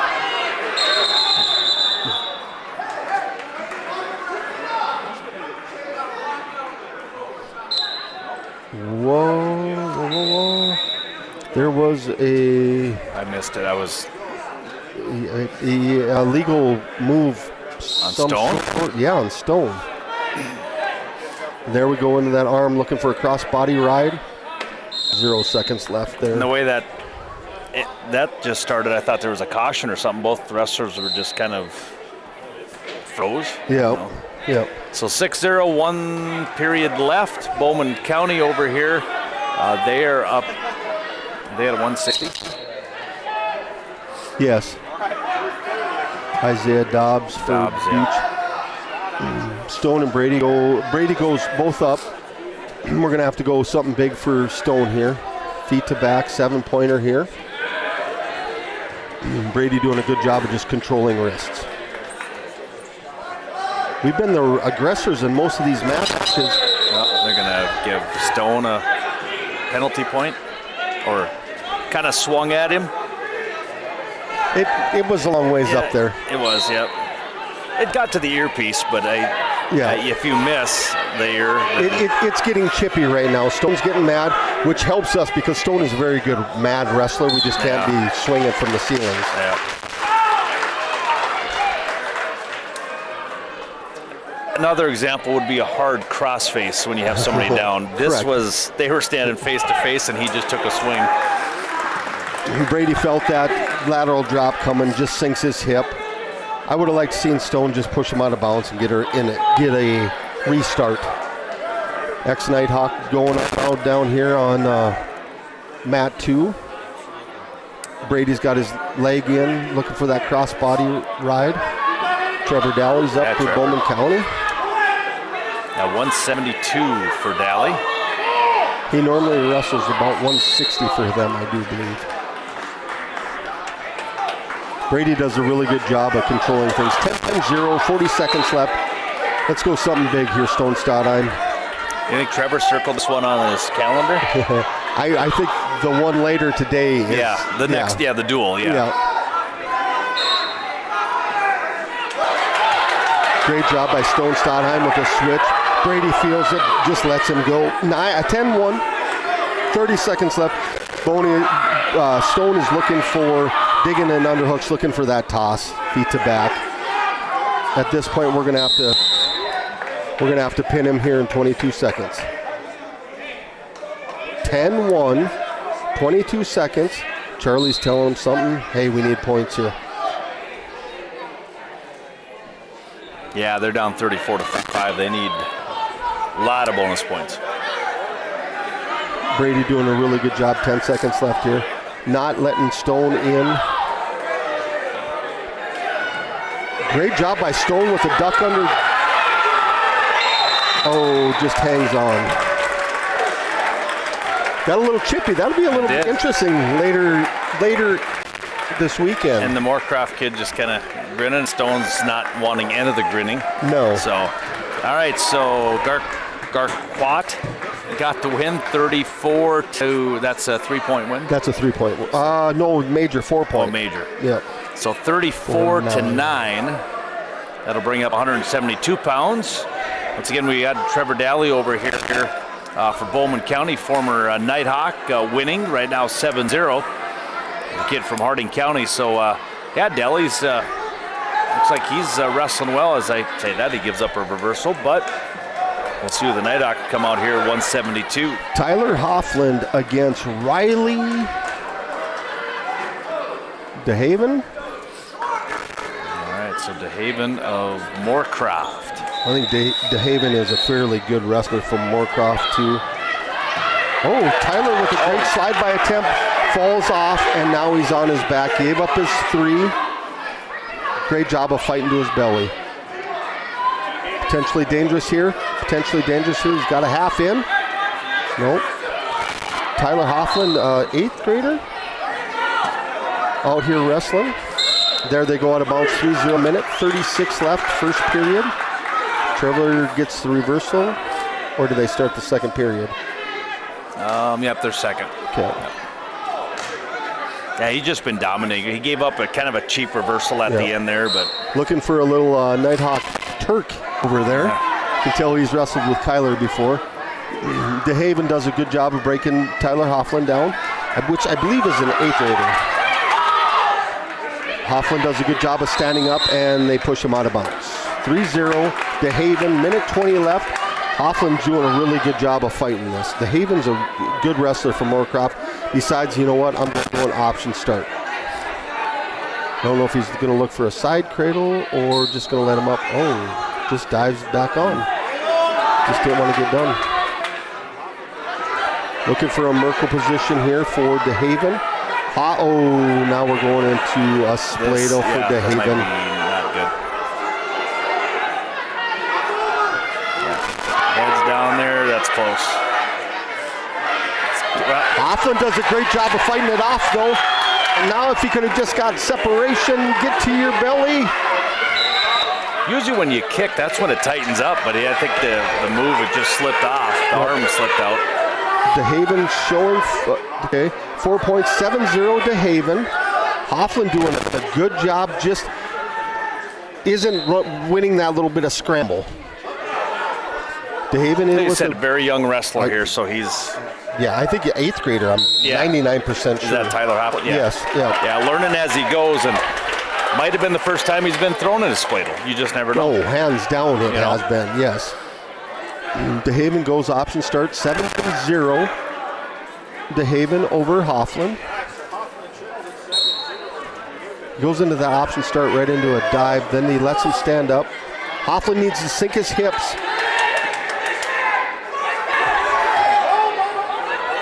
Hoffland tried to do a little throw there, just didn't quite have his balance there. Now we need to look at getting out of bounds. 10 seconds left in the match here. It feels like the second period. Yeah. But it's the first, and I'm sure Hoffland's probably thinking the same thing. He's kind of getting worn down. 7-0 the score. He does a great job of fighting. You can see the experience. I'm going to guess this DeHaven's probably a junior or a senior. Yeah. You know. DeHaven decides to go down. Coach Berwick saying, hey, we got to ride him here. DeHaven is leading 7-0, second period. Hoffland does a good job of pushing forward. DeHaven does a good job of rolling through, catches him, reversal, Hoffland to his back. Got his legs trapped. He didn't give up any back points, I don't believe. It's 9-0 DeHaven over Hoffland.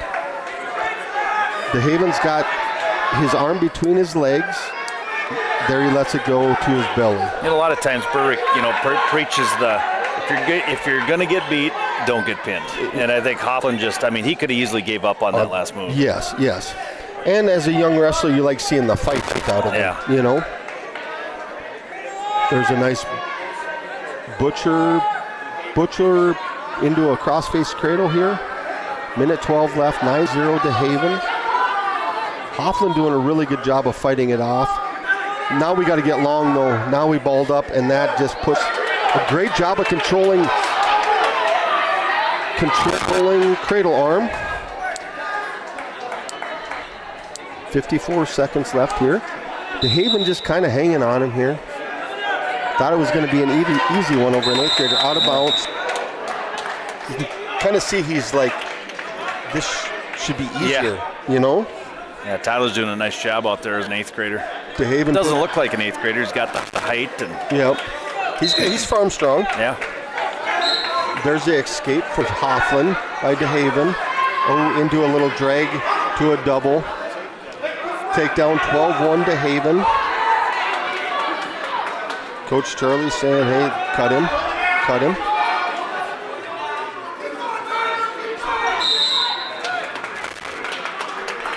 Pushes him out of bounds.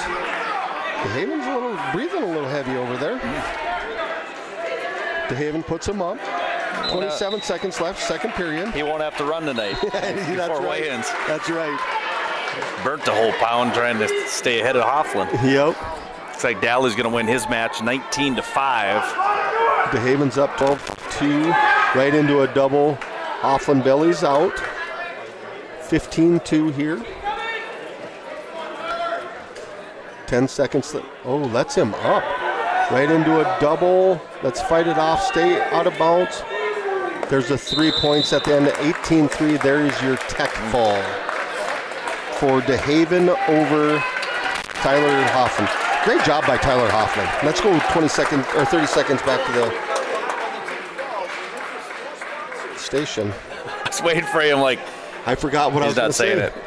Oh, this is a long ad too. I'll cut it off. Are we going here, Brody? No, 7. That was 70. That was 72. 89. Yeah. I don't know if they'll send Brody out. Who else is there? That it'd be Brody. He'd either go here or 215.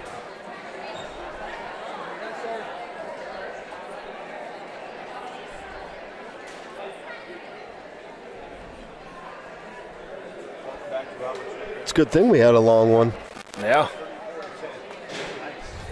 Who's the guy in the backpack? Coach? Whoop. Yeah. Hey, we're back here. Took a long time to decide who we're going to throw out. We decided to throw Brody Sod out against the one we thought. Truck right? Lowry, yes. Lowry? Yeah. And this is Brody's normal spot. And that's where we just seen with Trevor Daly at 172. That's a big spot in the lineup. You know, Hoffman, obviously a younger kid, not putting anything against him, but yeah, you lose Trevor Daly at 172. That's some big points in a tournament for the Nighthawks. Yes. And he wrestled really good for the Nighthawks too. You know, for whatever Coach Berwick and the Dallies had a good connection. It could always get the most out of him. Jeff's doing a good job with him too. But 0-0 here, minute 30 left. Both of them looking for that collar tie.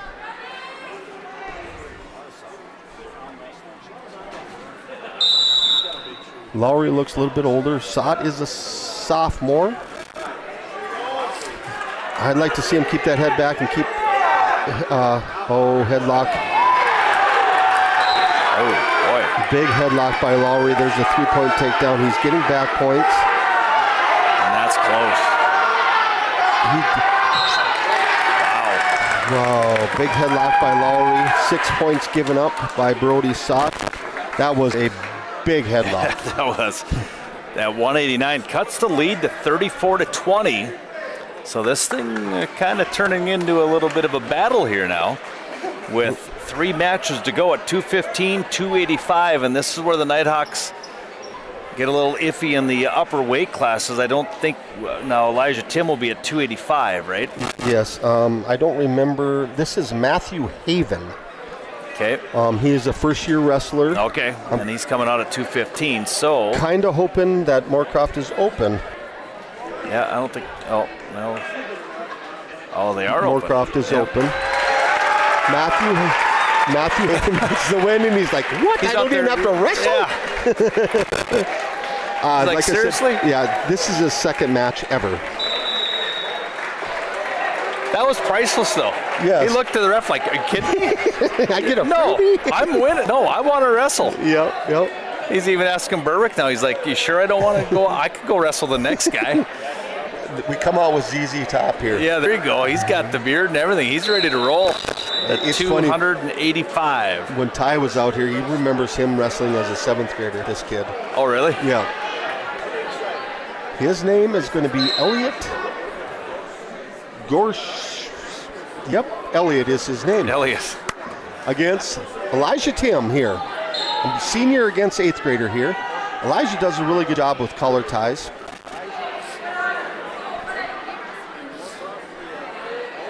They're just two bulls pushing on each other right now. And Elijah's a big 285-pounder. Done a really good job for him. 2nd year wrestling. Glad to see he's back out with him. Elijah's doing a great job, just heavy on the head. This is your typical heavyweight match. Just push, push, push. In action with about 10 seconds to go in the 3rd period. Yes, yes. We might get an escape in the 2nd and 3rd. The one thing about Elijah being a young wrestler, he does take some chances. Sawyer Noah with the big pin over there for the Bulldogs. Quick. He's the #1 kid at 172 for Class B in North Dakota. Wow. Yeah, we're going to see a lot of top-ranked wrestlers this weekend. Yes, yes. 16 teams, I think Coach Berwick said down here at the tournament, and not only from Bowman County, but you got top-ranked kids from Moorcroft, Harding County. Hewlett. Kilder will be here tomorrow, right? Yes, I do believe so. Elijah Tim, they're still just pushing on each other here. Sorry, we're talking. Yeah, we're trying to stall. We're stalling. Yes. Miles City. Miles City. There's a lot of Wyoming teams. Now, next weekend, did they go to Miles City? Okay. Yep. It's funny, even after all these years. Great job by Elliott looking for a drop-down single on the edge of the boundary and pushes Elijah out. Now Elijah's felt it. A very young heavyweight, 8th grader for the Nighthawks. Getting some good experience. I think he was top. He's won some matches. Yeah. Oh, yes. Yeah, yes. He's picked up some nice wins. He was in the finals up at the Harding County Invitational. Fell to a really good kid from Custer, South Dakota. I think he was top 5 at junior high state. Yep. There's the end of the first period, 0-0. Typical heavyweight match here. He's now he's deferring. Elijah's going on top. Isaac and Cade are saying, you know what? You can do this, buddy. Yeah, I know. Elijah looked over him like, you sure you want me to do it on top? Needs to stay behind the arms here. Don't press too much.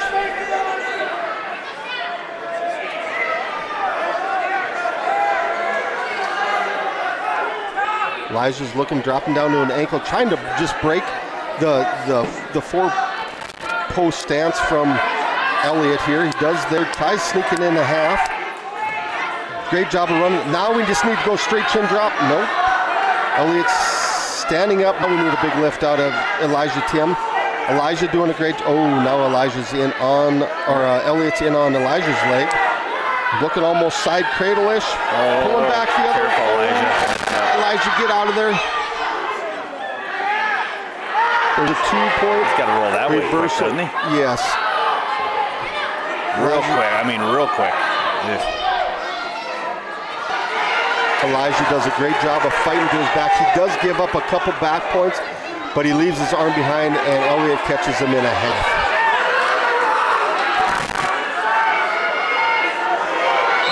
And there's the fall for Elliott. We still got 107 here. We started at 14. I don't know if I'm right or wrong, but I got 40-34. No, at 32. That's only 6 points. Oh, yeah. That's 40, a Starkweather 32. match, yeah. Starkweather match. So, yeah, we jump up, and we will see probably Trayson. Trayson or Dan Scogan here. Dan still has his warm-up gear on. Oh, we got somebody younger that's coming out. Hobart Keller. All right. Hettinger cannot lose the duel. Nope. So we'll pick up our second win tonight. What was the score of the first duel? Yes. A lot to a little. Okay. I think we lost 3 matches. Okay. And all 3 of them by falls, so it was. Oh, they're going to wait. They don't have somebody at 107? You don't see that very often. No, they got somebody standing there with headgear. No, now we're going to go Dan Scogan. He's going to take the forfeit. And I think then we'll have exhibition. Yeah. So do we want to do you want to do exhibitions? Does that make sense? I mean, how does that make sense to do that? Is it just I'm guessing this kid is a light, like a 6, maybe is a 6th grader or something, or he's or 90 or something. Yeah, and now he's going to go to someone a little bit closer. Oh, I in gotcha. weight. You know what I'm saying? So Scogan picks up the forfeit. So 46-32. Yep. Will be your final score. Nighthawks pick up their second dual win of the evening. With the big one yet to come? Yes, and Bowman County sitting at 285. They're on their last match right now as well. So when that one gets done, I'm thinking we'll probably just have the one exhibition. No, because I saw someone else with their gear off. Did we have a bunch of exhibitions between? Yeah. Oh, okay. Yeah. So I would say we probably got 5 minutes for sure. Oh, and Albert Keller comes out, last very long. Throws the headlock on, and we have Gerbosch again. Must be young. They have it still switched. The heavyweight. Okay. So they won't have this one on. So kid from Moorcroft got thrown in a headlock. Yeah. So Keller's going to win that one. Albert Keller, another one of the 107-pounders down at the bottom. Dan Scogan. Also. Next is coming out Bentley Fitch. He's normally a 14-pounder. Okay. All right, so the duel is complete. 46-32. Hettinger Scranton Bison wins the duel. And we want to take a break, send it back to the studios here. When we come back, the Nighthawks and Bowman County Beach Bucket Dogs. They still go by the Bucket Dogs, right? Yep. That'll be coming up here. We'll come back a little bit early because I kind of got, the rundown of what we're going to do here. We can talk about that before that duel gets going. And then the wrestling starts at 11 o'clock tomorrow. Ty Warbus will be up here along with myself for a majority of the day. And should be a lot of great matches. It's once again, the format is the 5 rounds of round robin play, and then they get seeded out. And I know Coach Berwick, talking to him earlier this afternoon, he said I think it's at 107, there's 8 kids in there that are like top. I mean, they're good. So he's so they got to alternate back and forth, but there's going to be some coaches are going, why am I in with the one kid when it's pretty comparable? It's like, it'll be what it'll be, but it's going to be a dogfight. I think it's at 107 or 114. 100% it's at 107. Sturgis has got 2 really good kids. Hettinger's got 2 really good kids at 107. 3 really good kids. He's at 14. Oh, he's at 14, okay. Yeah. I don't know what Miles City has. I don't know what Hewlett, all those guys has. I do know that between Sturgis and us, we got some very good 107 pounders. Well, now I know. I have also heard 100 girls in the tournament tomorrow. I think they're up to 100. I think so. There's going to be a pretty good sized girls tournament tomorrow. And I was just telling Coach Berwick, I said the girls just got done playing Hardin County in basketball, and there's 3 Padden girls in the starting lineup. Easily could make a wrestling team in North Dakota anywhere and probably come out a state champion. There's some big girls over there, and they are put together. I mean, yes, and ranchers and Paddens are very notorious for wrestling in Hardin County. And we were talking about that. I think the mom was a Tuberville, I believe. Yep. That's big in the basketball world. So the Tuberville part of it won the fight, and they have all their girls. I think there's 1 girl wrestling, 1 Padden girl maybe. Yes, I think it's a younger one. A younger one? Yeah. So Hardin County seeing some crazy athletes going through right now, not only the girls but the boys. The wrestling's looking up. Football had a nice state co-op with Bison, had a nice season there. Yeah. They make quarterfinals? I think so. I think they got quarterfinals. They got beat when they went on the road, I think. Yep, I agree with you. So, but yeah, it looks like the Bowman duel is over with. So they're going to wrap up theirs, and I don't know what the time limit is here, if it's going to be 20 minutes or half hour or 2 hours or what it is, but we're already at 7:30. About 10 minutes here. I was telling people third duel starting at 7 o'clock today, so much for my timing, and I should have known it was wrestling. Well, and we had parents' night. Yeah, that's true. We had parents' night. Kyle Shalesley, the lone senior on the Nighthawk squad. All right, let's send it back to the studios. When we come back, we'll have our final duel tonight. Nighthawks and the Bucket Dogs going to be coming up here in a little bit, so stick around. The KNDC 1490 AM, 106.7 FM, and HPS Stream Team will now send it back to the KNDC studios.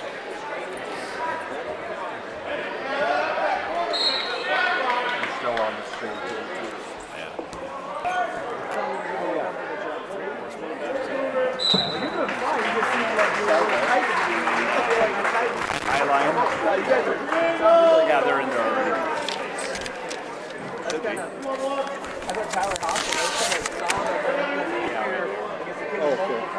I know.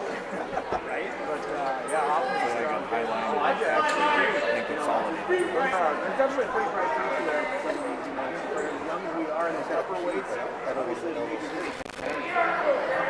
That's a tight fit for these shoulders. I find it works from Belfield. If you ever been up in Belfield, they've got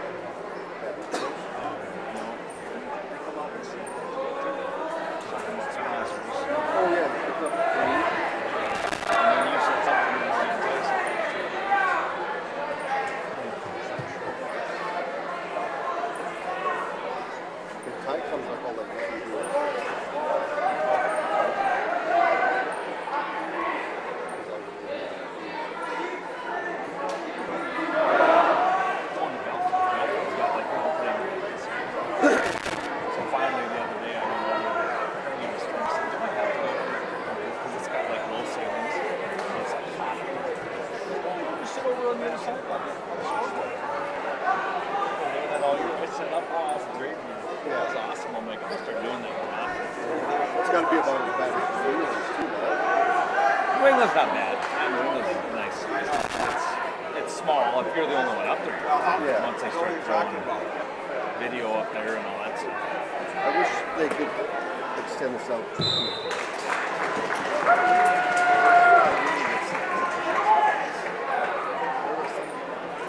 these guys are really.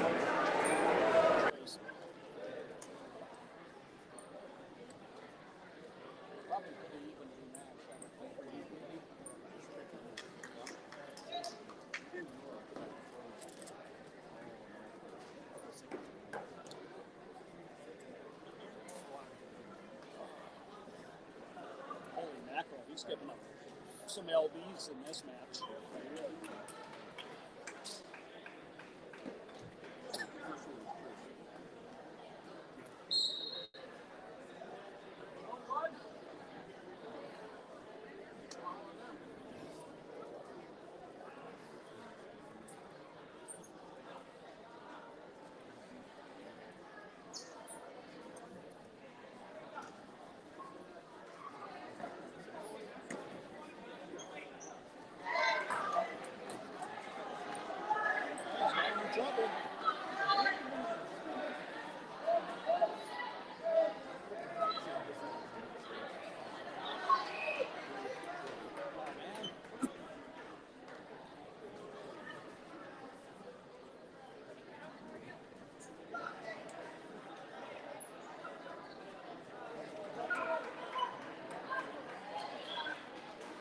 He's pretty handy. Yeah, he is. Pretty handy.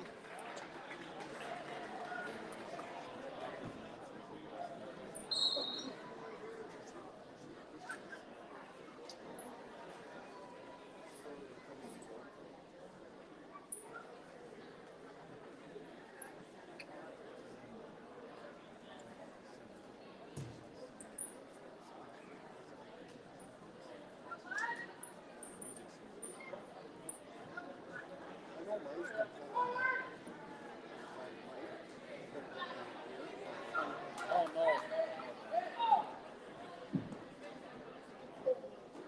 I sat way too long. I think I better stand too. I've been sitting on my feet so long. The old hip just locks up. All four of us are standing up here going, sat too long. Got arthritis in the hip over there. Yeah, I got the same. Osteoarthritis. Osteo. Oh, is that what they call it yours? Osteo. A mild case of osteoarthritis. So what's that? I got to see bone and joint on the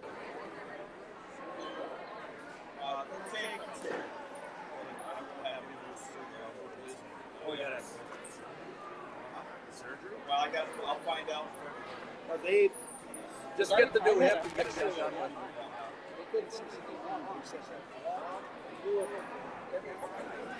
Yeah.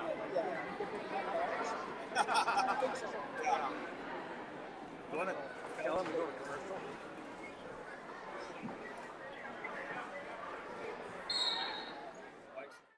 Shooting again. At the halftime of the varsity game, we'll have Sam Ose, one of our amazing girls basketball players. I didn't see the trace in there.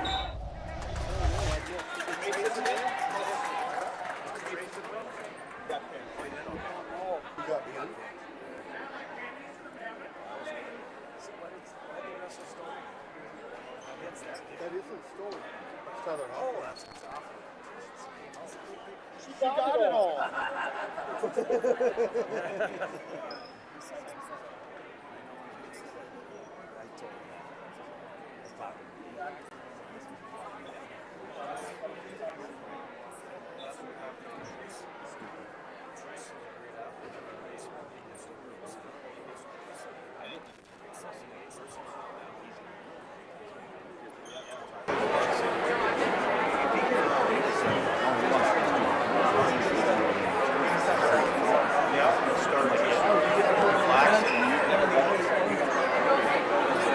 Oh my God.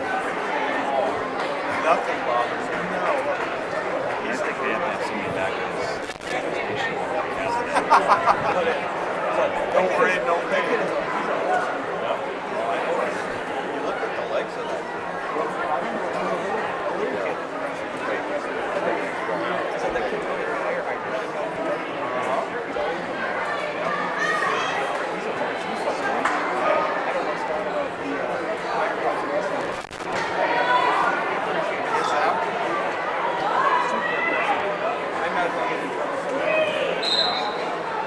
Well, someday.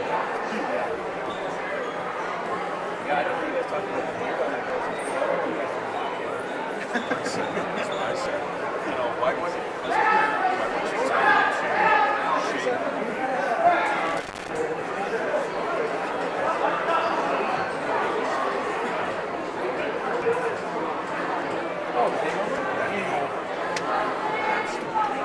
I was hanging with you.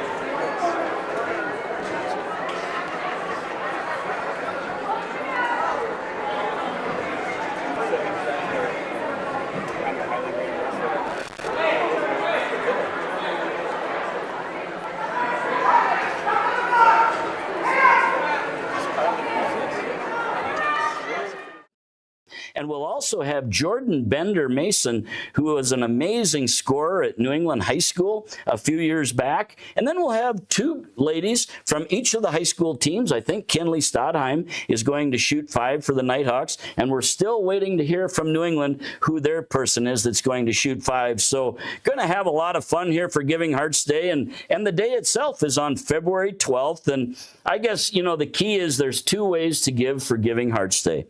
You can either write a check to WRHSF, and in the memo section, you just write GHD. It stands for Giving Hearts Day. Or you can always go to givingheartsday.org. Oh, yeah, you showed me that. Yeah. And next weekend when I I can't. Yeah, so it's, if they go do it, they go. And nobody's going to Memphis. I don't have any experience in it. White Shield, that's one, yeah. And then after that will be, I'll do that. I will do, let me double check, no ties going, so I was looking at the tie. I got basketball on Saturday. Either Timber Lake or not Timber Lake, White Shields or McLaughlin. So that's the extent. Where are you staying at? I don't know. The schedule you have up there. This is right in the sale. So 2 weeks on, 2 weeks out, but now I have to come home past the day. Normally I drive up and back. Yeah, that'll let me know. Wherever the rig is right now. So late. Right now the main rig that I follow. I don't see a time it starts. It is, but I've been doing it. And in the summertime, it doesn't bother me because, when you're basically eating up all the daily hours. But right now, my second short-term rig is supposed to be short-term, but it's turned into a disaster. That's supposed to be about a 2-3 day project. And that is up. What is these ones? It's up in between Williston and Tyler. It's like 35 miles north, east of Williston. We got boys basketball and with that, once I get that far, then I would normally drive up one day and I'd stay up there and drive back. That usually goes to the 29.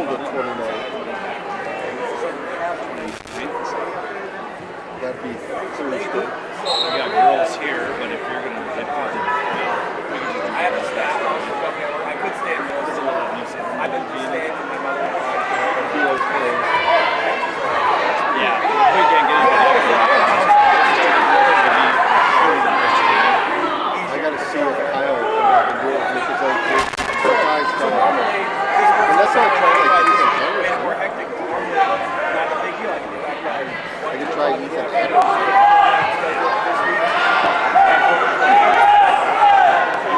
So all this stuff works until I just don't know what he can do with his kids and stuff,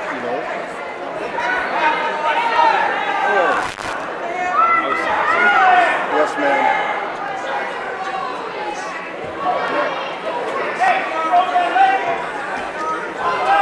I don't look at my phone when I'm can you give me something to drink? Water? All around here is money. You want something to drink? No, I got it. He's got a water. I use a medium pizza from Powderhorn. Yeah, medium pizza from Powderhorn, he said. All right.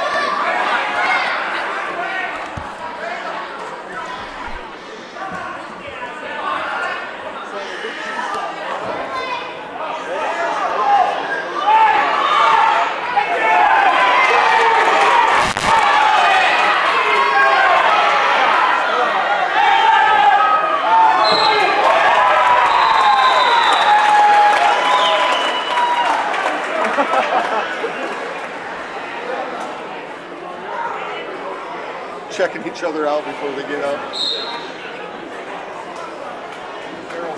Gerald said he was reffing a match this tournament one year. Kid puts another kid on his back. It's Carter Archibald. It was Brad Archibald. Brad Archibald. Or Brad. And the one kid says, "This is my birthday today." Brad said, "Well, happy birthday." That's his kid's name. And then they were talking, and the other kid asked Brad if it was too tight. Yeah. Is this too tight? No, Yeah. it's good. Jeez. He said, I'm just laughing at him. We're getting pretty close to max up here with this big one. You and Nolan could do this one. Because you guys got to do it tomorrow. And you got to learn the system. You'll learn it tomorrow. I said I'll teach it to you tomorrow. I'll be up here at 11-ish. 11. I'll be up here at 8.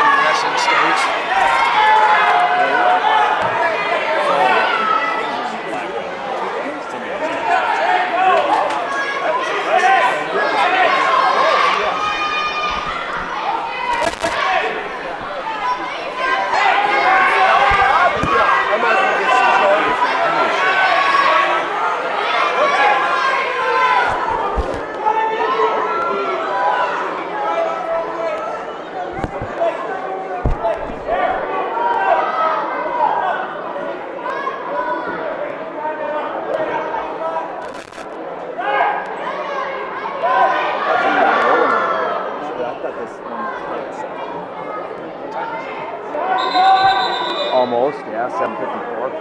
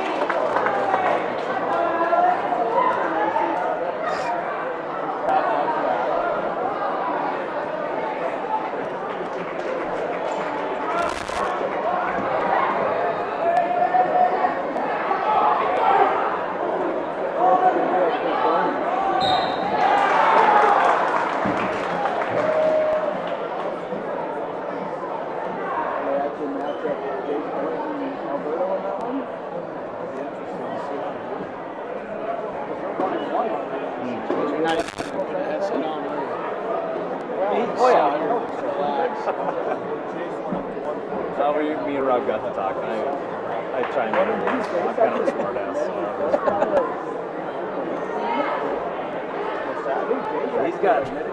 He was writing down who Bowman was out there, but I think he lost track of it. But you could see the name up in the corner there. He was looking down here the whole time. And then finally somebody said, well, look at the stream team. We're like, yeah, you kind of see it. I can kind of see it down there. I know, I could see like the first names with the last name. Like Elliot, I have no idea what his last name is there. Gorsuch. My eyes are open. I might bring binoculars tomorrow just to... There you go. That's what Chuck, do those binoculars help? Do they? We were just sitting here reading, trying to read the... Oh yeah, we were able to look up in the corner. These are the must-have. I got mine in the pickup too. I might have to bring it. So Saturday you'll be able to help a little bit. Really? It'll be kind of like tonight, but I make it up when I can. Oh, okay. So when do you shut down concessions? Because Jacob texted me today and he goes, "You want to be in Bismarck to watch the Bears?" That's at 6:30. And I'm like, well, maybe. I'm like, oh wait, I don't have anybody up in the because if I could get out here by 3. 6:30 on Saturday? Yeah, 6:30. I might be able to see. Let me talk to them. That'd be me leaving at 3 o'clock. I could get up there by 5. Well, they might be. They said placements would start at 1. Yeah. And you would shut concessions down before during the week. I would think so. I remember pretty much everybody's getting by that anyways. Yeah. Or they're done eating. But also, mostly because the other towns running the rest. So is that the same towns that make up the football co-op? That changes. And it's funny, you probably don't realize it, but now that you're watching it, it's like you have no concept of time. So it's like right now you're thinking, let's get going Burks over there. Yeah. It's like, no, let's go. So I go up to the office, I see those 2 green cots sitting, you see those? He goes, oh, that's for the referees. I said, referees where? You got a house with 4 beds, but they have 6 beds. So 2 of them are going to use a cot. I'm like, would you want to work all day? It's the best cot. I said, get them up. All of our information will come. Who we are, what our mission is, what our goals are, who put up the matching funds, and how we just really appreciate gifts of $10 or more. Awesome. That is all. That is a ton of fun. It sounds like there's all sorts of activities going on. Ted, thanks for coming in and sharing all this information with us. Is there anything else that you'd like to share? I guess just the last thing I might mention is that we've got some amazing sponsors in New England as well. You know, Fitterer Oil, Edward H. Schwartz Construction, and Helena Agra Enterprises are all sponsoring the admission in New England.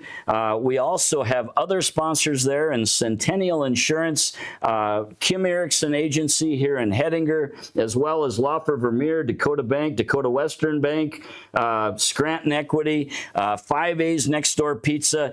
Those people are making this happen for our hospital system, and I guess we're just hoping that everybody will come out for these events and share a few dollars and enjoy our youth. You know, they are the future. Whether we want to admit it or not, they are coming up behind us, and we need them, and we need them to feel good. We'll have them all in red and white and red shirts. Hopefully we'll have all the fans in red, and I might even throw on this jacket. Who knows?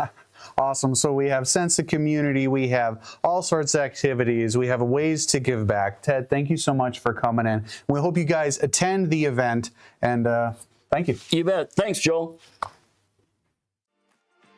The HBS Stream Team is a school-to-work program in which students in grades 7 through 12... Ready for wrestling action.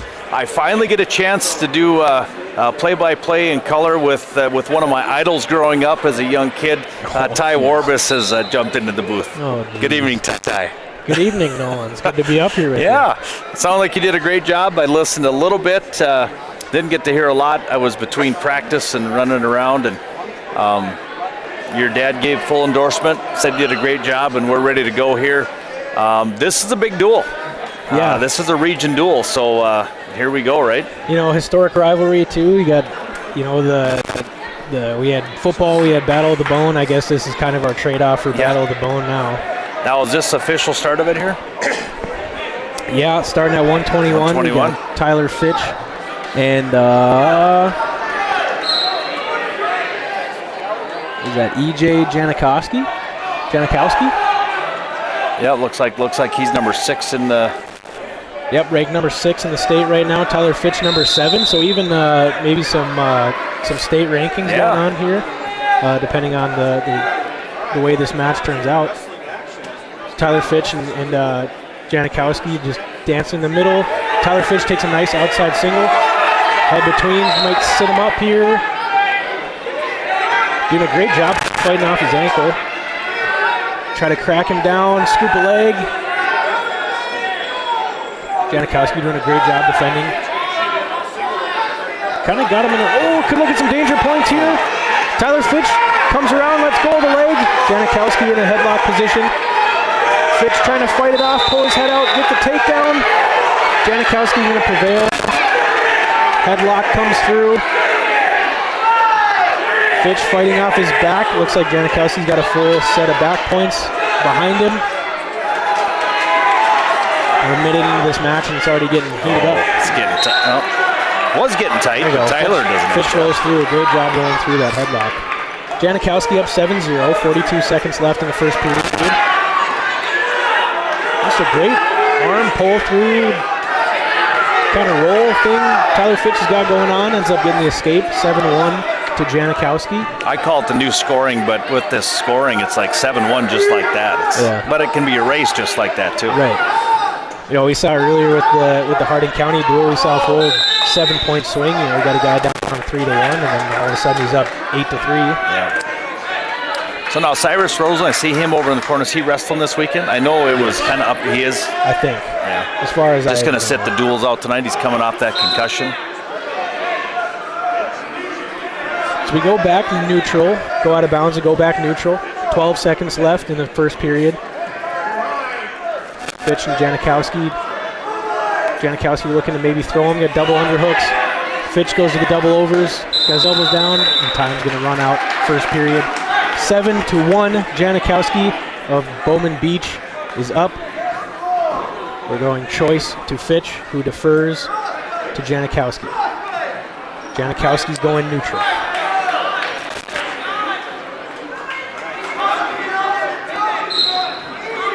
We go start of the second period. Fitch and Janikowski circle in the center mat. Good movement of the hands. Janikowski really liking that over-under tie to the double unders. Sitting in the over-under. Fitch going for the throw. Ladd drops him. Nice. Almost gets him through. Janikowski doing a great job turning him around. What the heck is going on? Still in the over-unders. Fitch now trying to stay off his back. Fitch goes back into the throw. Just about gets him rolled over. Just needs one big push. Get the 2, get the 3 before he goes out of bounds.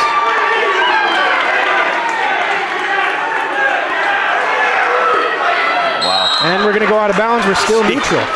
Janikowski actually almost got him in the headlock coming through that. A couple extra arm curls this morning might have helped Tyler out. That was, boy, there's strength on strength there. These kids are giving it their all. We go center mat, still neutral. 1 minute and 3 seconds left in the second period. Fitch down 7-1, looking for some points. Good hard snap from Fitch. A lot of hand fighting. Janikowski back in double underhooks. Circling just outside the mat. Tyler Fitch throws a headlock, gets him on his back. Janikowski trying to fight off. Has a leg wrap.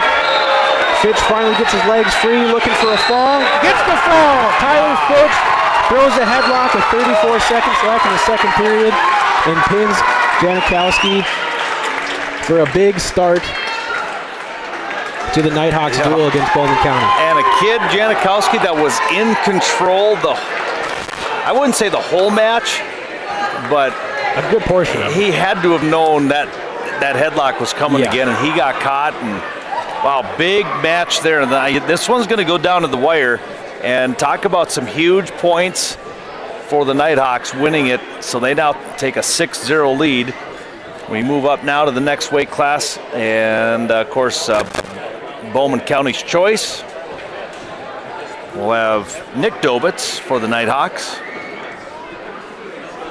That's a big start for the Nighthawks, starting out with bonus points. Bonus points are going to be key in this one, Nolan. It's going to be a big one. So we got Nick Dobitz, and we have, looks like Silas Mark. Okay. Now my dad did a great job of trying to fill this thing out. Yeah, he tried. He got like 33% of it done. I only got a few ranks. If any of these guys are ranked at state, I apologize. Nick Dobitz, the number 8 guy in the state of North Dakota right now. Already getting into a nice hand fight. Nice. Did he get cut in the match before? No, he had that on earlier. Okay. I don't know when that happened. Maybe a practice thing or something. Dobitz in an underhook on the left. Collar tie on the right, circling towards the boundary. Mark pushing back hard, moving towards center mat. Still in the same lock. A good slide by Dobitz. Mark squares. Still in that underhook collar tie lock. Mark moving to an over-under. Another slide by Dobitz. We're going to get 3 there, going for a spladle. He's got it. Dobitz got the spladle locked up. See if we can get him pushed through. He's got to get him rolled through. Get his head tucked under him. Still has the spladle locked up. And that doesn't feel good. No, not at all. That is about the worst thing you can be in. Yep. They'll call a stalemate. Mark will go down. Dobitz up 3-0, 44 seconds left in the first period. Dobitz sets, caution green. Not on the belly button. Got to be on the belly button. Dobitz with a quick breakdown. Simple chop ride. Mark doing a good job getting back up to his referee's position. And Dobitz doing a great job hacking him down again. Dobitz riding tough. Good wrist control.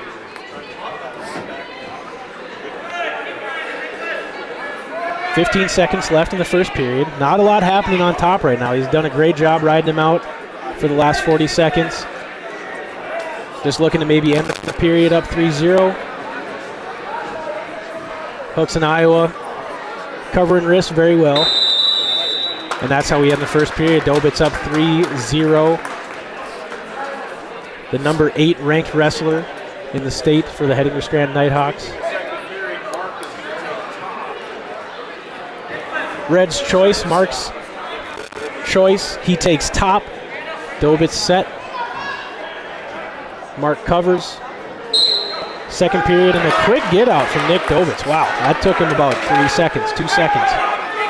Dobitz now up 4-0 at the start of the second period. We're back into the collar ties. Mark takes a shot. Fails. Dobitz, good job fighting off his ties, taking control of the ties in this match. Still around center mat. Back into the underhook. Collar lock. Another slide by Dobitz. Could go straight to the back. Sinks in with the half. Dobitz still with the half in. Mark doing a great job defending. Another takedown for Nick Dobitz. Dobitz up 7-0, riding tough, still on that half ride. Let's go. Still has a trapped wrist under there. Dobitz doing a great job riding. There's not a lot of turns, but Mark having a tough time getting back up to his knees even. Coming around. Coach Berwick asking for a stall call. Dobitz doing a great job. Hasn't let him up to his knees. Been working for turns. Looking for an Iowa ride. Gets his foot out. Looking for a leg Turk. Going far wrist leg Turk. Needs a good lift. Mark counters. And there's a stall call for Mark. Dobitz still working for the leg Turk. Finally sneaks a leg in.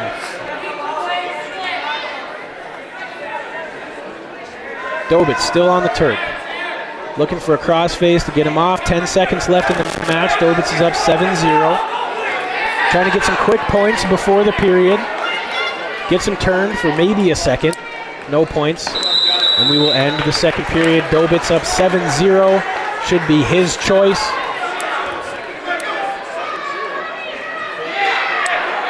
Dobitz takes down the bottom position. Third period looking for a major at least. Major being up 8 points more than your opponent. False whistle on the ref. Little mix up. No cautions awarded. There's a caution red. Quick flinch. And I think the left hand wasn't even on Dobitz. That's why it was. Yeah. Yeah, it didn't even look really set. Dobitz gets a quick reset. Third period's underway. Dobitz up with a quick stand-up. Fighting hands turn away. Dobitz now gets the major points that he needs. So we're talking bonus points. Dobitz doing a great job pushing him out of bounds, maybe trying to force another stall call, get another free point. Slide by attempt by Dobitz. Back in his underhook. Mark doing a great job circling back in, fighting off his hands. We're back center mat. Dobitz still in an underhook, almost a seatbelt underhook.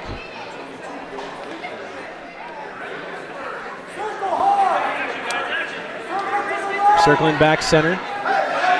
Dobitz pretty much in control of this match right now. He's been kind of pushing him around this whole period.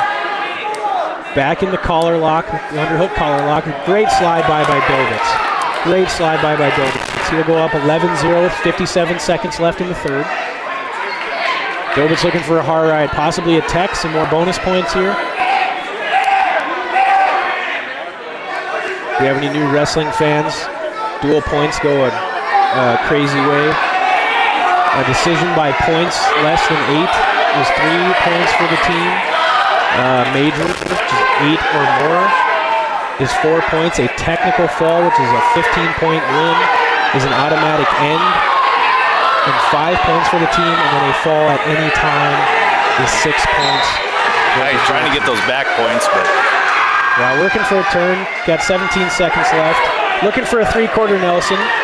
Coach Burke looking for another stall call.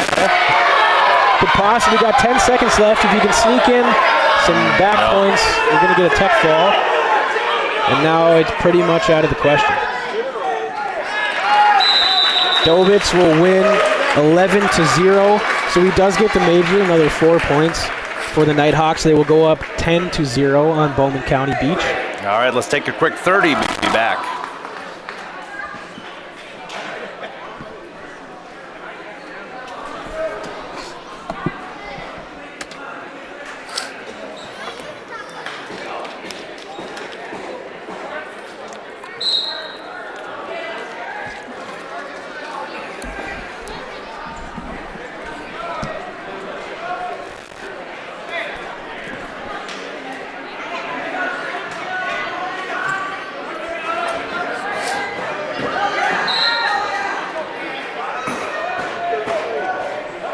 All right, welcome back. Looks like Vanderpool coming out at 133 against Cannon Sperry.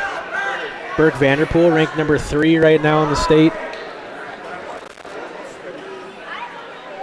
Just started 142 in the first period left going. Vanderpool working his ties, collar tie on the right, inside tie on the left. We have a little scramble out of bounds and we'll reset neutral and center net.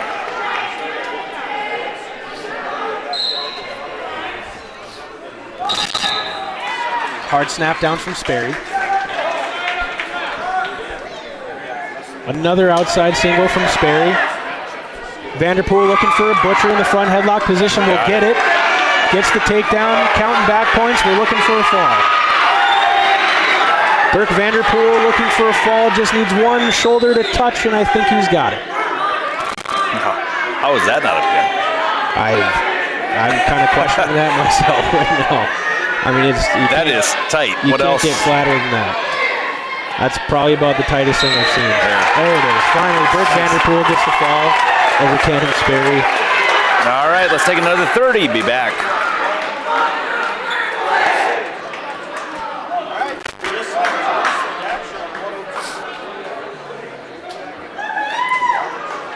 It's next weight class. 139. 139.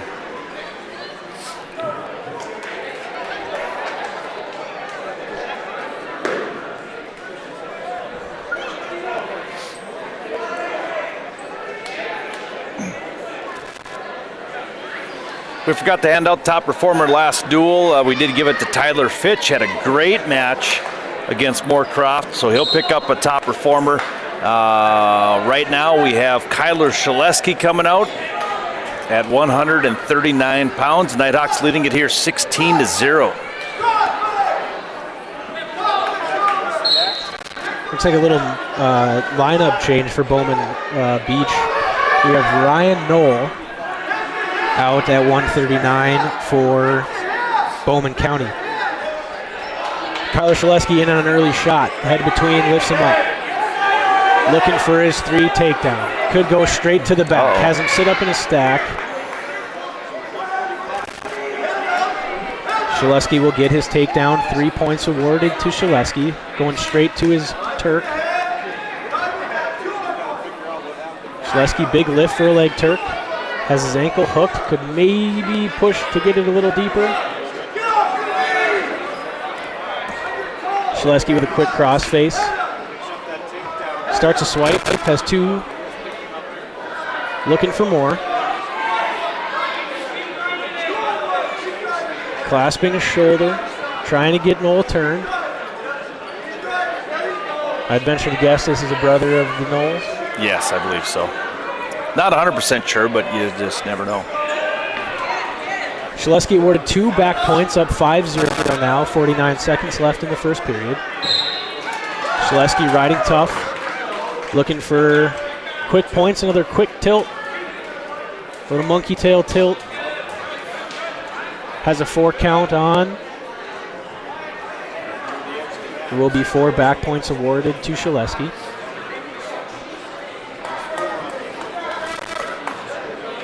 Shaleski looking for a Turk. Goes out of bounds, reset. Shaleski up 9-0, 22 seconds left in the first period. If I had to guess what's going through Coach Berwick's head, we're hoping for a fall here in the next 22 seconds.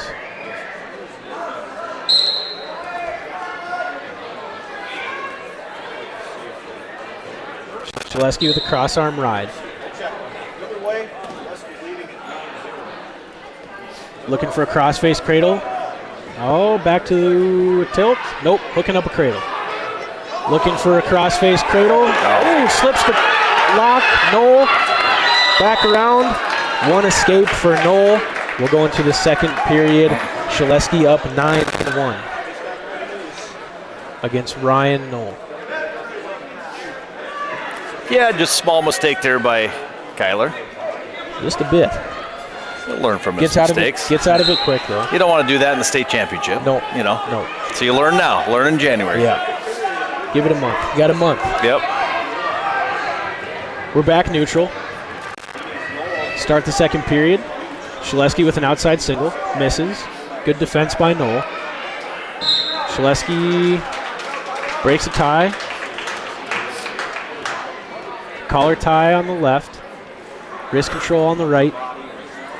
Goes for another shot on the outside single. Uses those long arms. Gets his outside single. Looking to finish. Noel doing a good job defending. Shaleski arms stretched out, still on a leg. Noel still defending. Shaleski bails on the leg, reaches for the other one. And a great switch. Gets his takedown, 3, getting back points. Has a 3 count, 4 count. Looking at 4 back points for Shaleski. Shaleski now up 16-1, and that will be a technical fall for Kyler Shaleski. 16-1. Shaleski over Noel. Making the team score now 21-0, but remember, pins and tech falls can add up quickly. This is only the 4th match, so I mean we've got a lot of wrestling yet to do here. We're jumping up to the next weight class at 145 pounds. And looks like it's Bowman County's choice or Nighthawks' choice? Nighthawks' choice. Nighthawks need to show. He might open. He just looks like he said he's going to forfeit. Huh.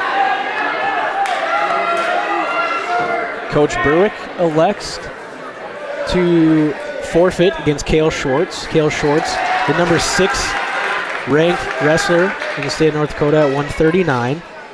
And who the Nighthawks would that have been? Nate Dobitz, maybe? Nate's still back there, so he may bump him up. Berwick's going through all of his paperwork back there. Nate wrestled 152 last one. Shaleski was 145, so yeah, it would be Nate up next. We're going to forfeit at 145 too, or 152 as well. Now, if I know Coach Berwick like I know Coach Berwick, he's got a plan ready. He really does. I know he does. So they go open at 152 to, looks like Cutter. Is that a Radnick? Radnick. Good call. Yep. So makes the score now 21-12, yeah. So Nate jumps up from 152 to 160, and as you said, Coach Berwick has a plan. He always got a plan. Yeah. I seen the wheels turning over there. And you know, to do it like this, I think Coach Berwick, he puts a lot of thought into this lineup. Yep. He's got his ways of getting to where he needs to be in that win column. Now we have Isaiah Dobbs against Nate Dobitz. Dobitz off to a fast start. Fast moving hands, fast feet. Now everything else just has to fall in place. I mean, that's, right, you know. Right. And being in the position that Coach Berwick is in, we got a takedown for Dobbs. I know Coach Boynton has a plan ready for Coach Berwick too. Yep.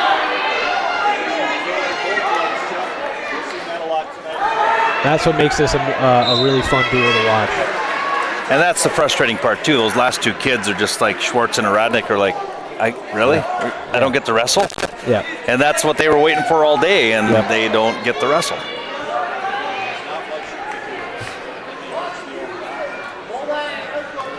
I'm guessing we'll get to see some good matchups this weekend. With the Classic. Yeah, there's no dodging once you get into pool play. Nope. No dodging once you get to tournament time.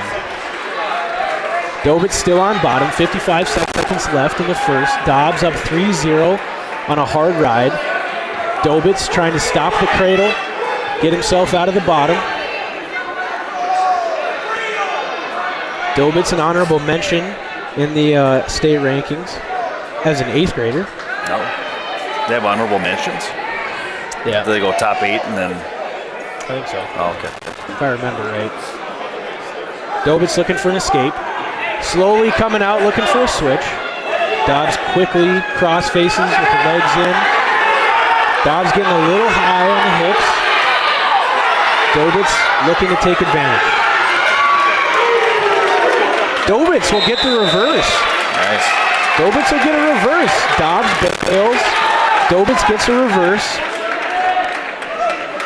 Nate down 3-2 to Isaiah Dobbs. Dobbs will go down. 10 seconds left in the first period. Good hard chop ride, maybe looking for some quick points for the period. Coach Burek might just be happy down 1 going into the second. And that's the way it will stay. The smirk and the head nod kind of tells it all, doesn't it? Yeah. He's like, you're fine.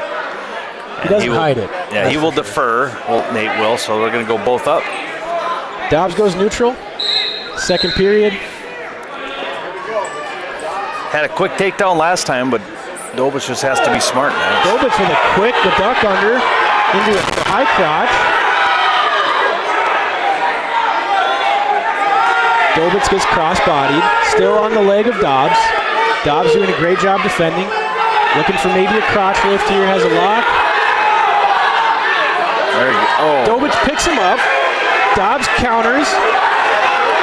Dobitz gets his hips flipped back, still between his legs, stands him up. Dobitz just trying to get a takedown. He's trying to get his head out. Like a half Nelson for his legs or something. Potentially dangerous? It's getting close, I think. There's 3 for Dobitz. With a quick turn, could possibly get some quick points here. Looking for a Turk. Got the hard part done, doesn't even have to lift a leg.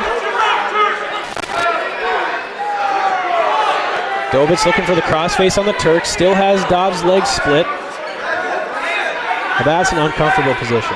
Tell you what, your knee bent up like that. Dobitz sticks with the 3. Dobitz up 5-3, 47 seconds left in the second. Dobitz on a tough ride. Out on the boundary. Dobbs might look for a fresh start. Dobitz trying to ride him out for the next 35 seconds. Dobitz with the Iowa ride, looking for a figure 4. Has the figure 4 locked on the leg. Looking for a hard crossface. Trying to get some quick points, get ahead of him. Cut this lead from 2. Should say extend this lead from 2 is what I meant. Dobitz transitions to a half Nelson.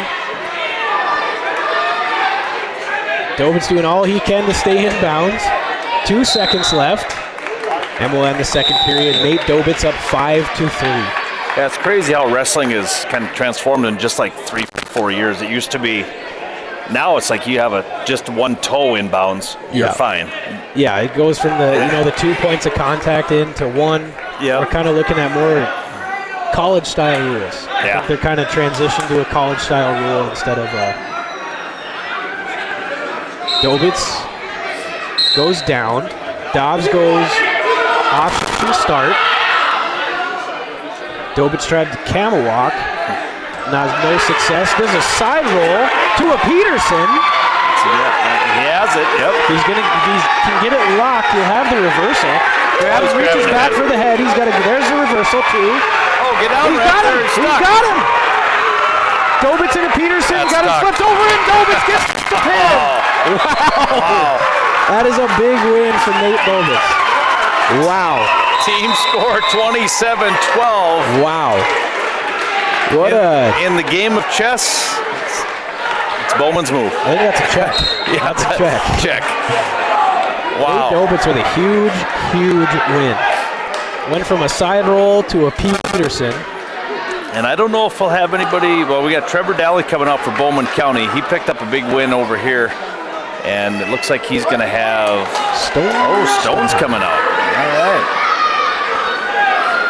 So Stone Stodheim coming out of 172 versus Trevor Daly, former Nighthawk. Nighthawks lead it here 27-12. And a huge 6-point win for Nate Dobitz.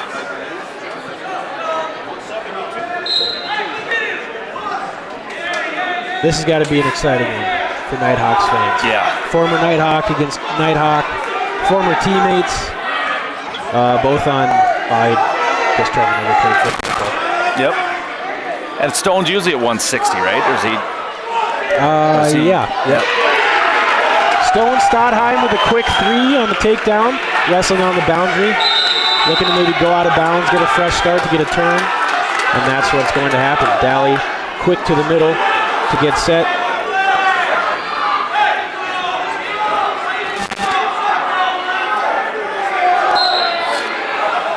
Switch from Daly.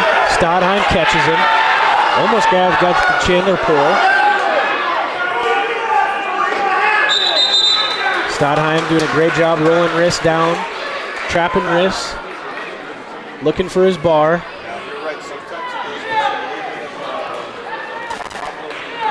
Stodheim with a head lever. Head lever look might be going to a chicken wing, and that's where he'll go. He'll go to chicken wing to rodeo ride. Trying to set up a bull rider. Kind of fits into the scheme of Stone Stodheim, I think. Yep. Looking chicken wing to half.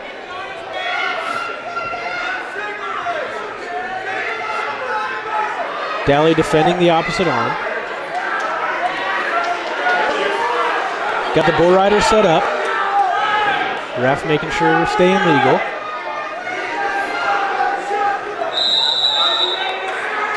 Yeah, Trevor doesn't want to lose that other arm. No. Stodheim looking to dig a bar, stays with the chicken wing. Going back to a bull rider. And we'll get the bull rider. If we can get him over just a bit, starts the count. We got 2, 3, 4, and we have a 4-point near fall for Stone Stodheim. 5 seconds left in the first period.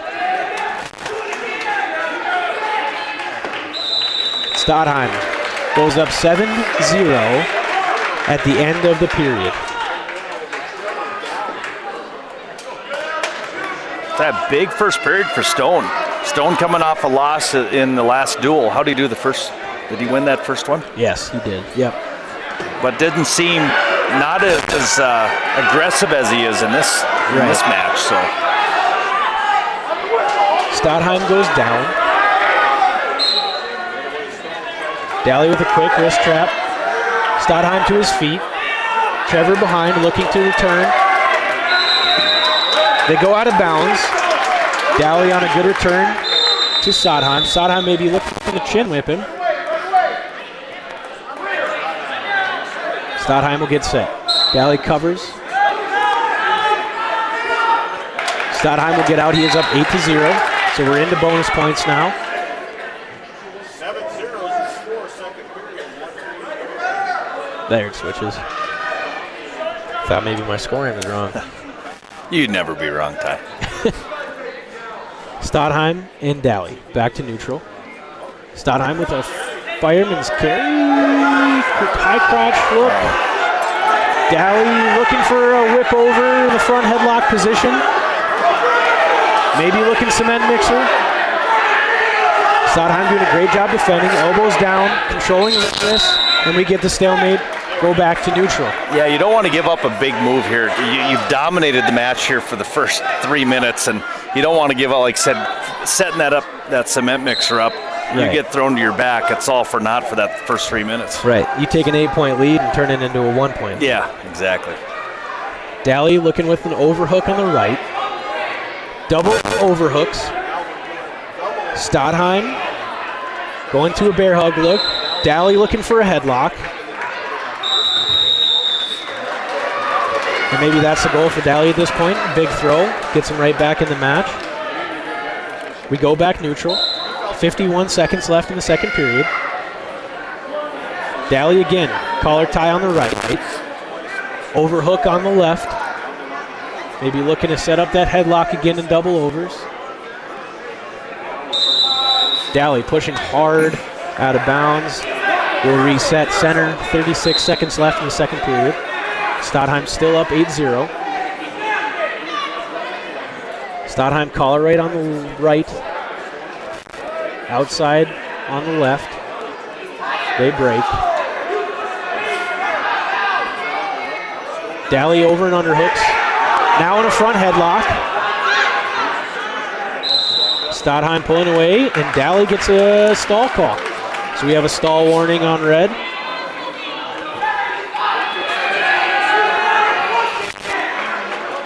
Trevor saying he's bleeding. Some cotton mouth, maybe? Yeah.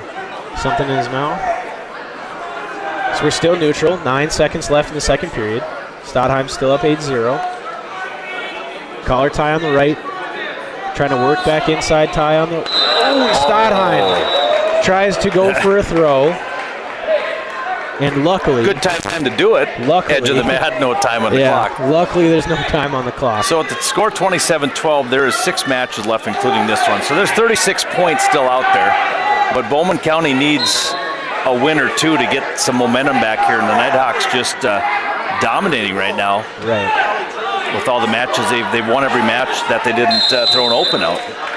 Dally trying to go for the headlock again. They go out of bounds. We're in neutral. Third period. Stadheim He up can't big. tie up. You know, you'd think stay out of the ties with him. Yep. Now. He's looking for the big throw. And you've got a stall you can still use. Right. I mean, it's right. And there's one on Dally. Dally with a stall call. Double overs for Dally. Double unders for Stone Stadheim. Stadheim, Trevor goes for the headlock. Stadheim pulls his head out. Gets out of the headlock. Gets his 3 points. He's up to 11-0, a minute 12 left in the third period. Hoping for a tech, maybe some more extra bonus points. Go out of bounds. Dally on bottom, down 11-0. Stadheim feeling comfortable, minute 9 left. Looking for more points.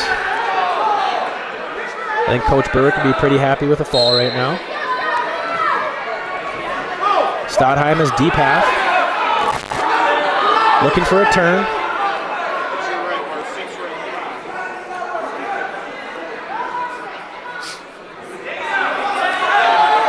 Now, if we get a fall here from Stone Stadheim, I think this thing is pretty much out of reach for Bowman County. Right, 36 points available in the next 40 seconds.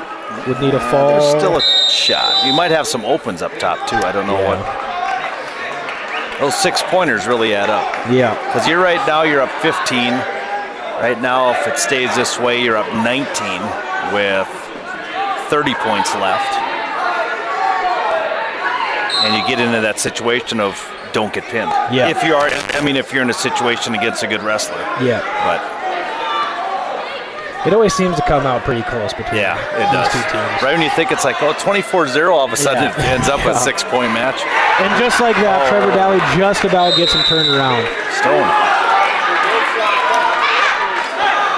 Stadheim maybe just trying to get out of this thing and ride him out. Maybe just a lapse in judgment.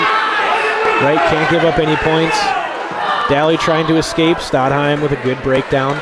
Gonna ride him out. I think even Coach Burrick said let him go at one point. He's like, you don't want to get in there, but give up the one. Yeah, so you get a 4-point win, making it 31-12. 5 matches to go. We'll be back in 30. I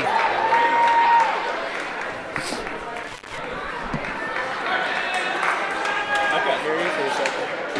Huh? Got Harry for a second. Yeah. All right, who do we got here? Hofflin? Yep.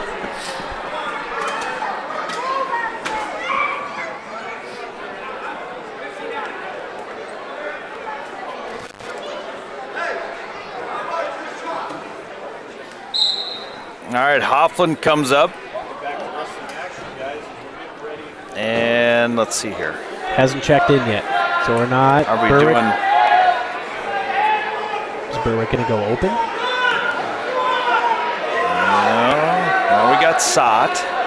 Boyne still hasn't, we don't have any singlets off. Oh, here we go. We have one kid coming up.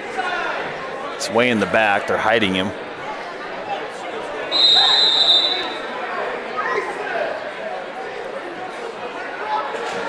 So we're at 189. It's like some more strategy going on. I wasn't sure if they went double forfeit there or not. I wasn't sure. I am. Cyrus Rosen is not wrestling. Dad sent me a text, and he is out this weekend. Give him another week for that, with that concussion. You got to be careful. Yeah. And doing the right thing. Obviously, he's in protocol, and he's getting some light workouts in, but not ready for full. Especially when you're getting close to postseason wrestling. Yeah. When you get to postseason wrestling, it's you got to be smart. That's not worth risking anything that's going on. So Bowman gets him. Bowman will get 6 points off a forfeit for Dallas Jacobson. 31-18. So now we bring Sott out at 215. Unless I'm off a weight class here, unless they're just slow and putting it up. They still have 189 up there. No, it should be 215. And this kid doesn't look 215. He might be bumping up. Is that Sawyer Knoll? Sawyer Knoll ranked number 1 in the state right now, so a big match for the Nighthawks. At 189 or at 215? At 215. Oh, okay.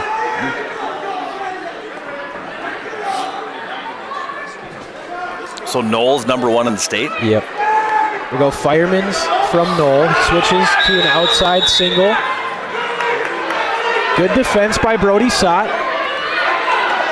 Knoll will get the takedown. 3-0. Sott doing a great job starting the movement on bottom.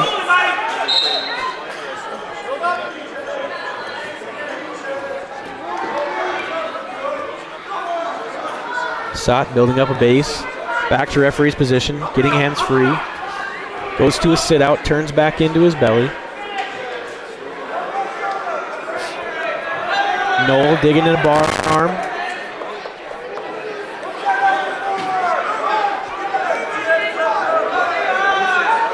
Now to a bar and a half. Knoll turning Sott.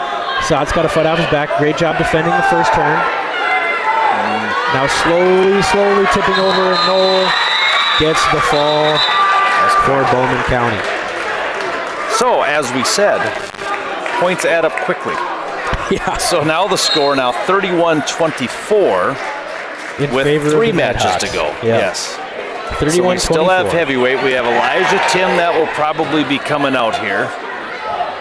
I don't know if they do have a heavyweight. Yep, they do. And that kid wrestled for a while. He was wrestling a kid over here that they went for about 2 or 3 periods. So work cut out for Elijah Tim. You just can't figure you're going to come out. Obviously, Tim, an 8th grader.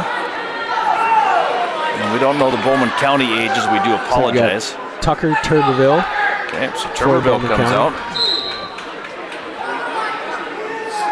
31-24 team score, 3 matches to go, 18 points on the table.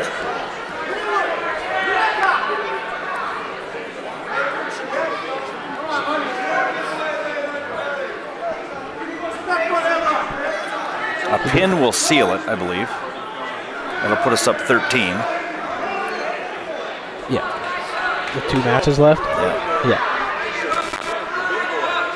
So Elijah looking for a fall to seal this duel against the rival Bowman County Beach. Because down on the other end, we've got some good wrestlers at 107 and 114. You could come down to Boynton and Verdon, which Verdon knocked him off down in, is it Rapid or Harding County? I don't remember. One of the places he knocked him off, and Verdon's been jumped down to 107, so it still could be where Verdon could wrestle at 107.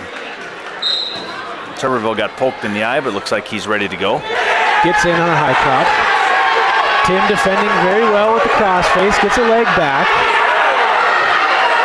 Tim trying to turn him. He's just got to get his going to the front headlock. Might have been the wrong way there for a second. Now he's going back, looking for his takedown.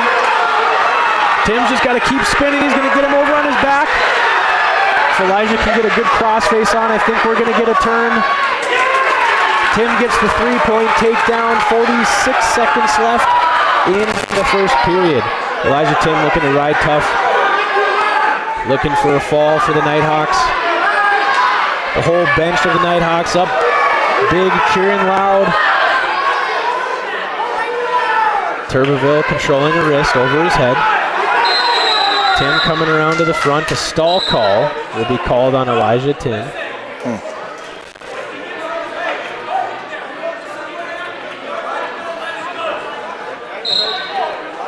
Tim up 3-0, 25 seconds left in the first. They reset. Here's the start. Elijah going to a chop ride.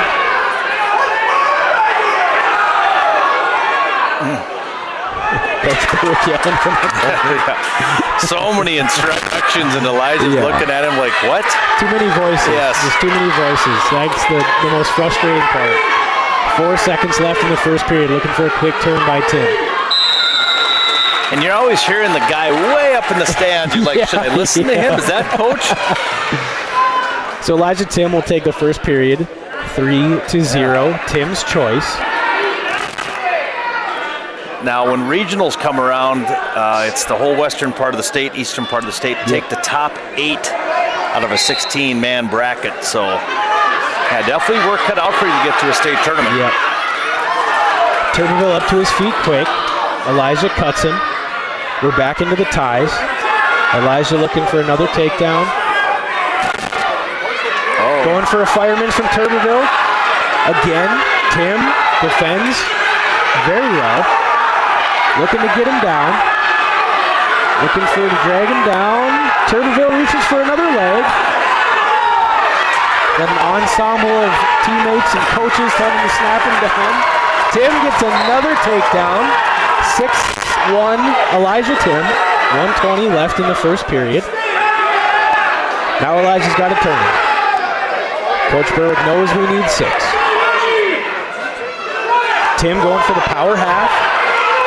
Get outside to run it hard. Tim loses the half, breaks him back down. Looking for another power half. Has the power half locked up, lets it go.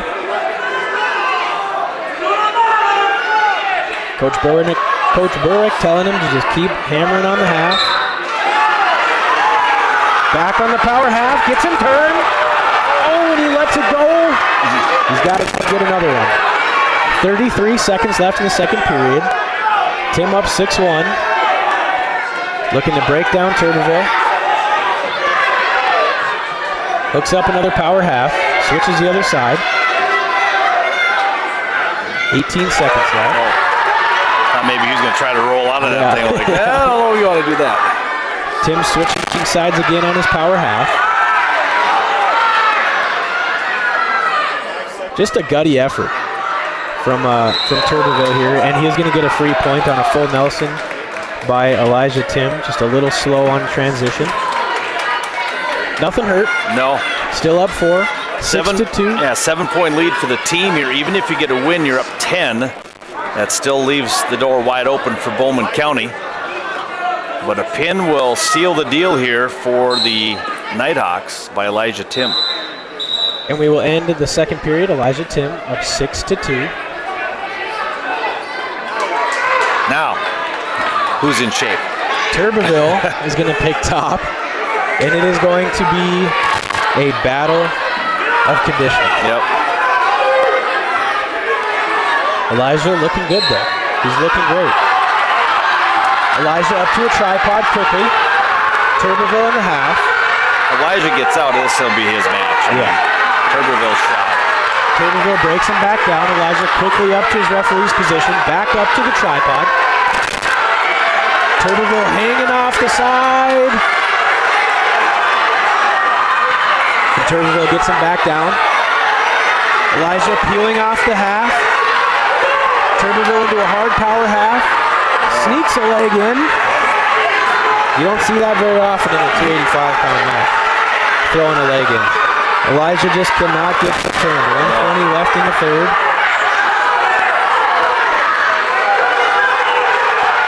Elijah doing a great job fighting off halves. You're not going to get dinged for stalling. I mean, I don't think. Uh-oh. Tuberville looking for a turn. Might get a point here. Elijah quickly turns over, gets the reversal. He's up 8-2. 53 seconds left in the match. Tim looking for the turn.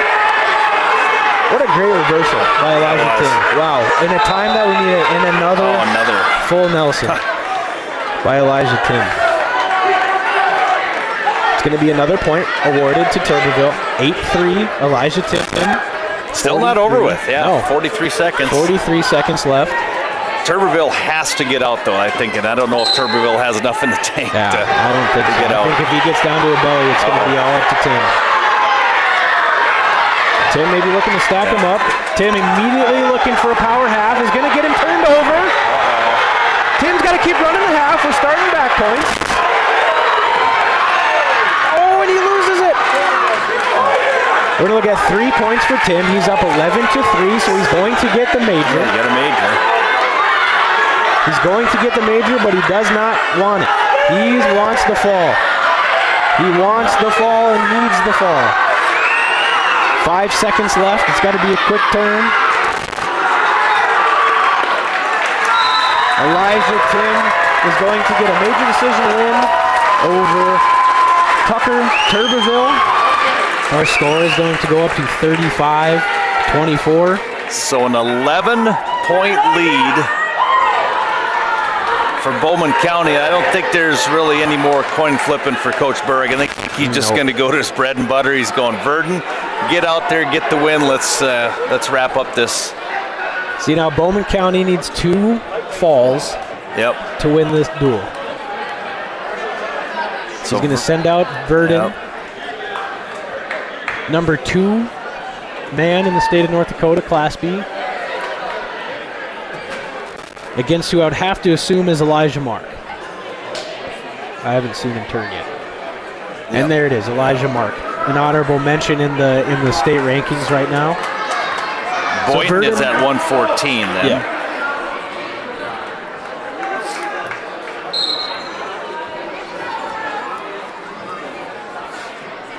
Verdon off to a great start to the year, now that we're into the second half.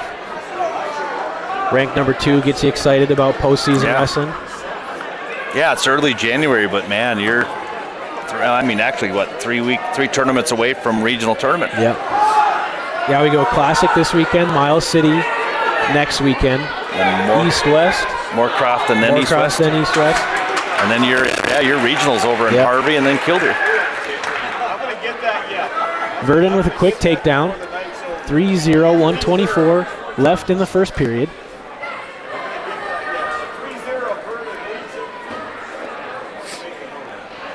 Looking at a good spiral ride. A good mat return for Verdon. Has a far wrist trapped. Verdon. Looking for a quick turn. Might get a stack here. Mark rolls through. Does have a knee pad on this match. I don't know if there's tape underneath that knee pad or... Kind of looks like it. A little dinged up in that last match. Alberto looking for a fish hook. Verdon's going to cut him. 3-1, Verdon. We're looking for Verdon to get some just time on the mat. Score some points this first period. Verdon, collar tie on the right. Mark has wrist control on Alberto's left.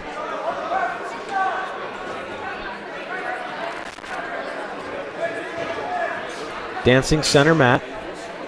Verdon goes for a single, and Mark catches him in a cradle. Oh. Verdon's going to slip out and get his 3. He's going to get his takedown. Close call for Verdon. Yeah. Looked like it could have been a they gave him 2. Cradle. Oh, and then now 3. What? Okay, so they gave Mark Elijah Mark a takedown for 3, so it's 4-6, and then a reversal for Verdon. Should be. So it should be. I think he already gave the 2 to, so it's going to be closer than, so it's 5-4, yeah. 5-4. Okay. There we go. Yeah, good first period by Mark from Bowman County. So we go neutral. I missed whose choice it was. Apologize. I missed it too.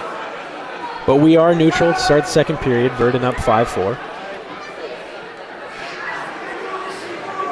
Wrestling center, Matt. Break the ties. Verdon looking for his opportunity. Mark goes to a slide by. Verdon takes the opportunity, gets in on a shot, and is very, very close to finishing it. Goes to the double. It's like a head inside single to a double. And we go stalemate.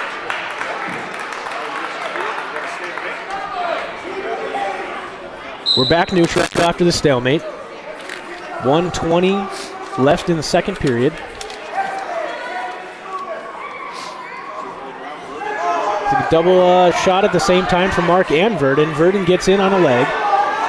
Mark defending. Hips down, stretched out. Verdon maybe hanging on for another stalemate. Get a fresh start. Mark's going to get a leg under, maybe try to hook up a cradle. We don't want that. He's got the cradle hooked up. He's got Verdon. Wow. So he got the 3. He leads it. He gets the takedown. Mark now up 7-5. 36 seconds left in the second period. Verdon trying to get a takedown counter. And there he gets it straight to his back. Nice. Verdon up 8-7, getting his back points. 24 seconds left in the second period. Ref holding 4 back points for Verdon. Verdon going for a fall. Switches to a half. And just has to sit. He just has to sit. 10 seconds left in the period. Verdon looking for a fall. If Alberto can get to his head. There you go. And we get time called in the match.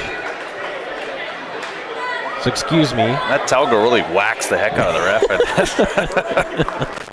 Like it's one of those noodles at least. Yeah.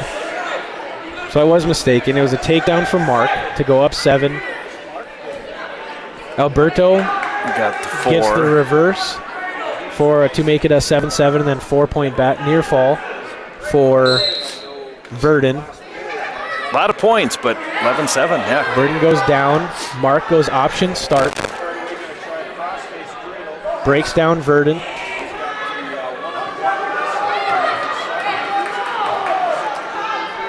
Verdon with an arm behind his back. Quickly switches into a double. Turns into him, switches to a double, looking for a reversal. Does get the 2 reversal. Now up 13-7 for Verdon. Verdon digging in a bar arm. Needs to stay with it. I think he can get it. Will lose the wrist. Loses the bar. Trying to turn Mark. Goes to the deep waist wrist. Looking for a turn. Quick tilt for Verdon. Holding 4. Back points for Verdon. And 4 is awarded. He'll go up 17-7. So up by 10 with a minute left in the third period. Verdon doing a great job. Just trying to get some bonus points. Has the major, maybe looking for a tech. Verdon needs to get his hips out. It's going to be a quick turn. No reversal. But rolls through. He's up 21-7. So he's up 14, 1 point away from a tech fall. 32 seconds left in the third period. Verdon going for a tech fall. Has the 2. And that will be a tech fall for Alberto Verdon for a 5-point tech fall. We are now 40-24. Nighthawks. That'll leave up our final match of the night at 114 pounds. Looks like that is Boynton.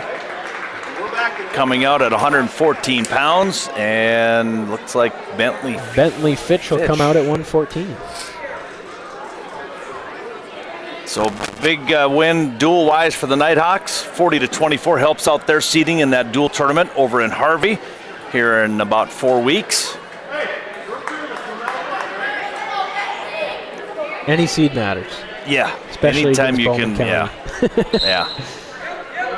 Bentley Fitch, a 7th grader, wrestling Boynton, who I believe is a sophomore.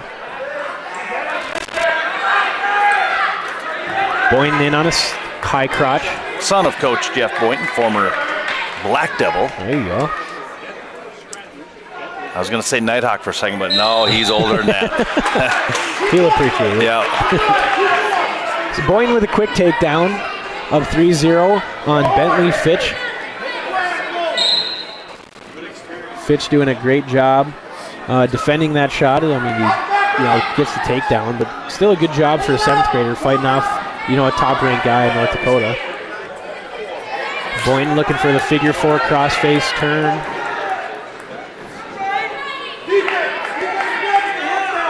Fitch doing a good job fighting it off, getting his legs free.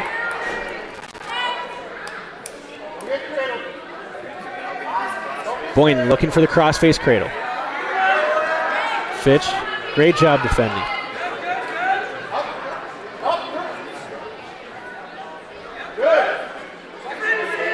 Bentley Fitch trying to work up to a base. Relentless ride from Boynton. Boynton back in the figure 4 ride, getting back points.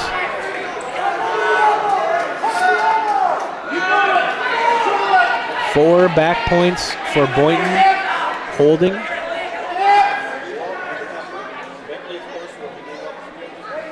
Now Boynton hasn't been awarded his 4 back points yet, so if he turns him, it's going to stay the same. There he gets it. Boynton up 7-0, 28 seconds left in the first period.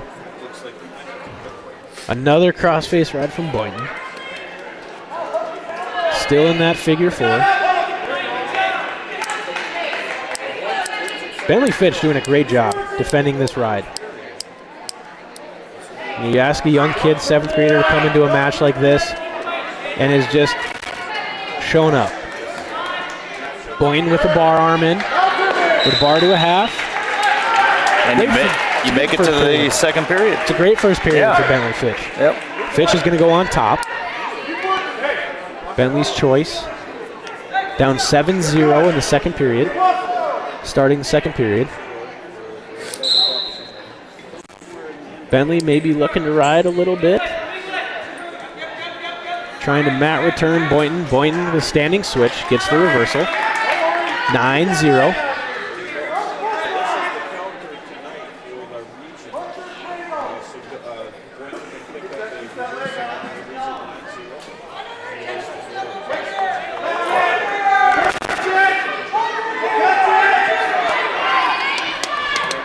Boynton with a cross-face cradle. Oh, tight. Gets it as a good cradle. And Boynton will get the fall over Bentley Fitch to end our duel. 40-30. The Nighthawks win 40-30. It's going to be your final score in the duel. And with wins by Tyler Fitch, Nick Dobitz, Burke Vanderpool, Kyler Shaleski, Nate Dobitz, Stone Stadheim, Elijah Tim, Alberto Verdon, picking up all wins. Bowman County picked up wins by Boynton, Knoll, and then Schwartz and Radnick both got opens, along with, I believe it was Jacobson, right? Got the other 6 point. Yep. So Bowman County wins 4, but with the bonus points and all that, Nighthawks pick up a 10-point win, and we really didn't have to talk to each other about the top performer. We handed out a top performer T-shirt. And a kid that got one a couple weekends ago, I talked to Coach Berwick about it down in Harding County. Great wrestler at 100, moved up to 160 pounds. And that was, I think that one was probably the decider. Yeah, that one really set the tone for the Nighthawks for the rest of this duel. It was kind of early, almost midway through this duel, but a great spot for this guy, and I think it was definitely deserved, especially for the way we reacted about his win. So yeah, definitely. Nate Dobitz picking up our top performer tonight. Want to thank our sponsors for the T-shirt sponsors, along with all of our great sports sponsors. I'll quickly run those down before we wrap up tonight. We'll be back tomorrow morning at 11 a.m. We have Consolidated, Dakota Bank, Pastime Steakhouse, and Compass Therapy, Kennedy's Fresh Foods, Dakota Plains Federal Credit Union, Scranton Equity, Farmers Union Insurance, Haley J. Evans, Dakota Western Bank, DFC Lumber, Hassauer Seamless, Slope Electric, West River Health Services, Lemon Livestock, American Legion Post 115, West Plains Incorporated, Automax of Lemon, Erickson Lawn Care, Loffer Vermeer, Napa Auto Parts of Hettinger and Lemon, Joel's Electric, Ehlers Trucking, West River Health Services Foundation, Highline Transportation, and Cashway Building Center in Bowman, bringing you action here all this weekend. We'll have 3 straight days. We got 2 more days to go. Everybody's going to clear out of here, and we'll be back here in about 13 hours for the first match. And, of course, they don't do all the brackets till, I believe, tomorrow morning, or they kind of piece them together tonight. Saturday. Yep. Or for Friday. So Friday is going to be all pool play. So everybody will wrestle around robin style, and that'll get seedings for the bracket. So the brackets seed themselves based off your wins in pool play. But as far as pool, they go, the number 1 kid is in Pool A. Yeah. Pool B has number 2, and back and forth going that way. But so those will be set up tomorrow. Everybody has to, of course, weigh in. I don't know if is it weigh in tonight or tomorrow morning? Tomorrow morning. Tomorrow morning. So go home, eat an orange, get a good night's sleep, and get ready for tomorrow. And Nighthawks pick up some big wins here tonight in the duel. This one especially, Bowman County, because that counts in the regional seedings. And they will have yet to wrestle New Salem. They'll have Killdeer. Where do they meet the other ones at? Like Vel, or is it kind of how do they figure that out if they don't wrestle? Duels, if I remember correctly, now I know it's been a couple years, but or is Duel still in the 4 regions? Duel is still in the 4 regions. Okay. Yeah. But it's still going to be in Harvey, but it'll still be. Yeah. Okay. Sounds good. All right. Well, that's going to wrap it up tonight. I'll let you go rest your voice, and we'll be back tomorrow morning at 11 o'clock. All right. Thanks, Ty.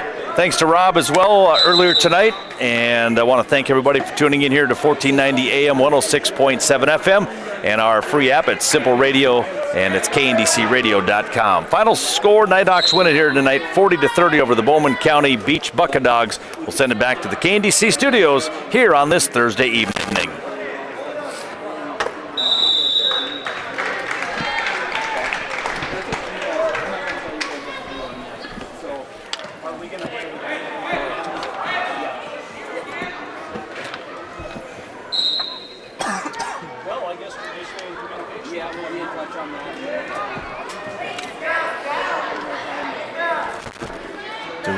Doom.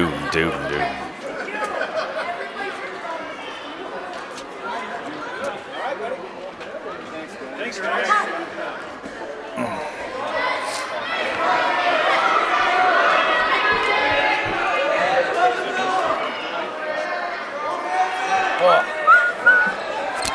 See you in the morning.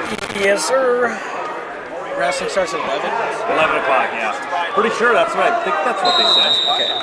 I think you're right. Yeah, I'll be down here probably about 10:30. Oh, okay. Yeah, I'll be down here around then. You got t-shirts to hand out? Just the ones that are here, yeah. Does Nick got one already? Okay. Tyler Fitch would need one, so he'd be what, a small? A small there?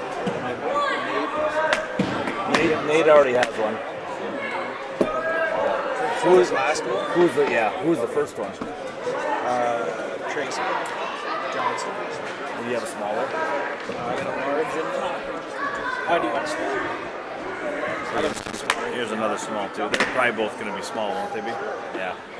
Give Trayson and. I'll take it. Okay.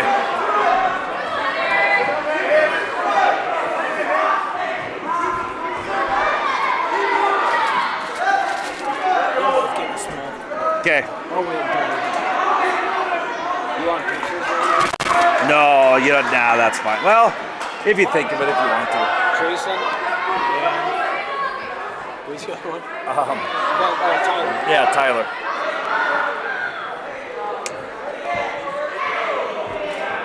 Grayson and Tyler. I'm going to forget my Tyler. You will. You're going to give it to Elijah and somebody else.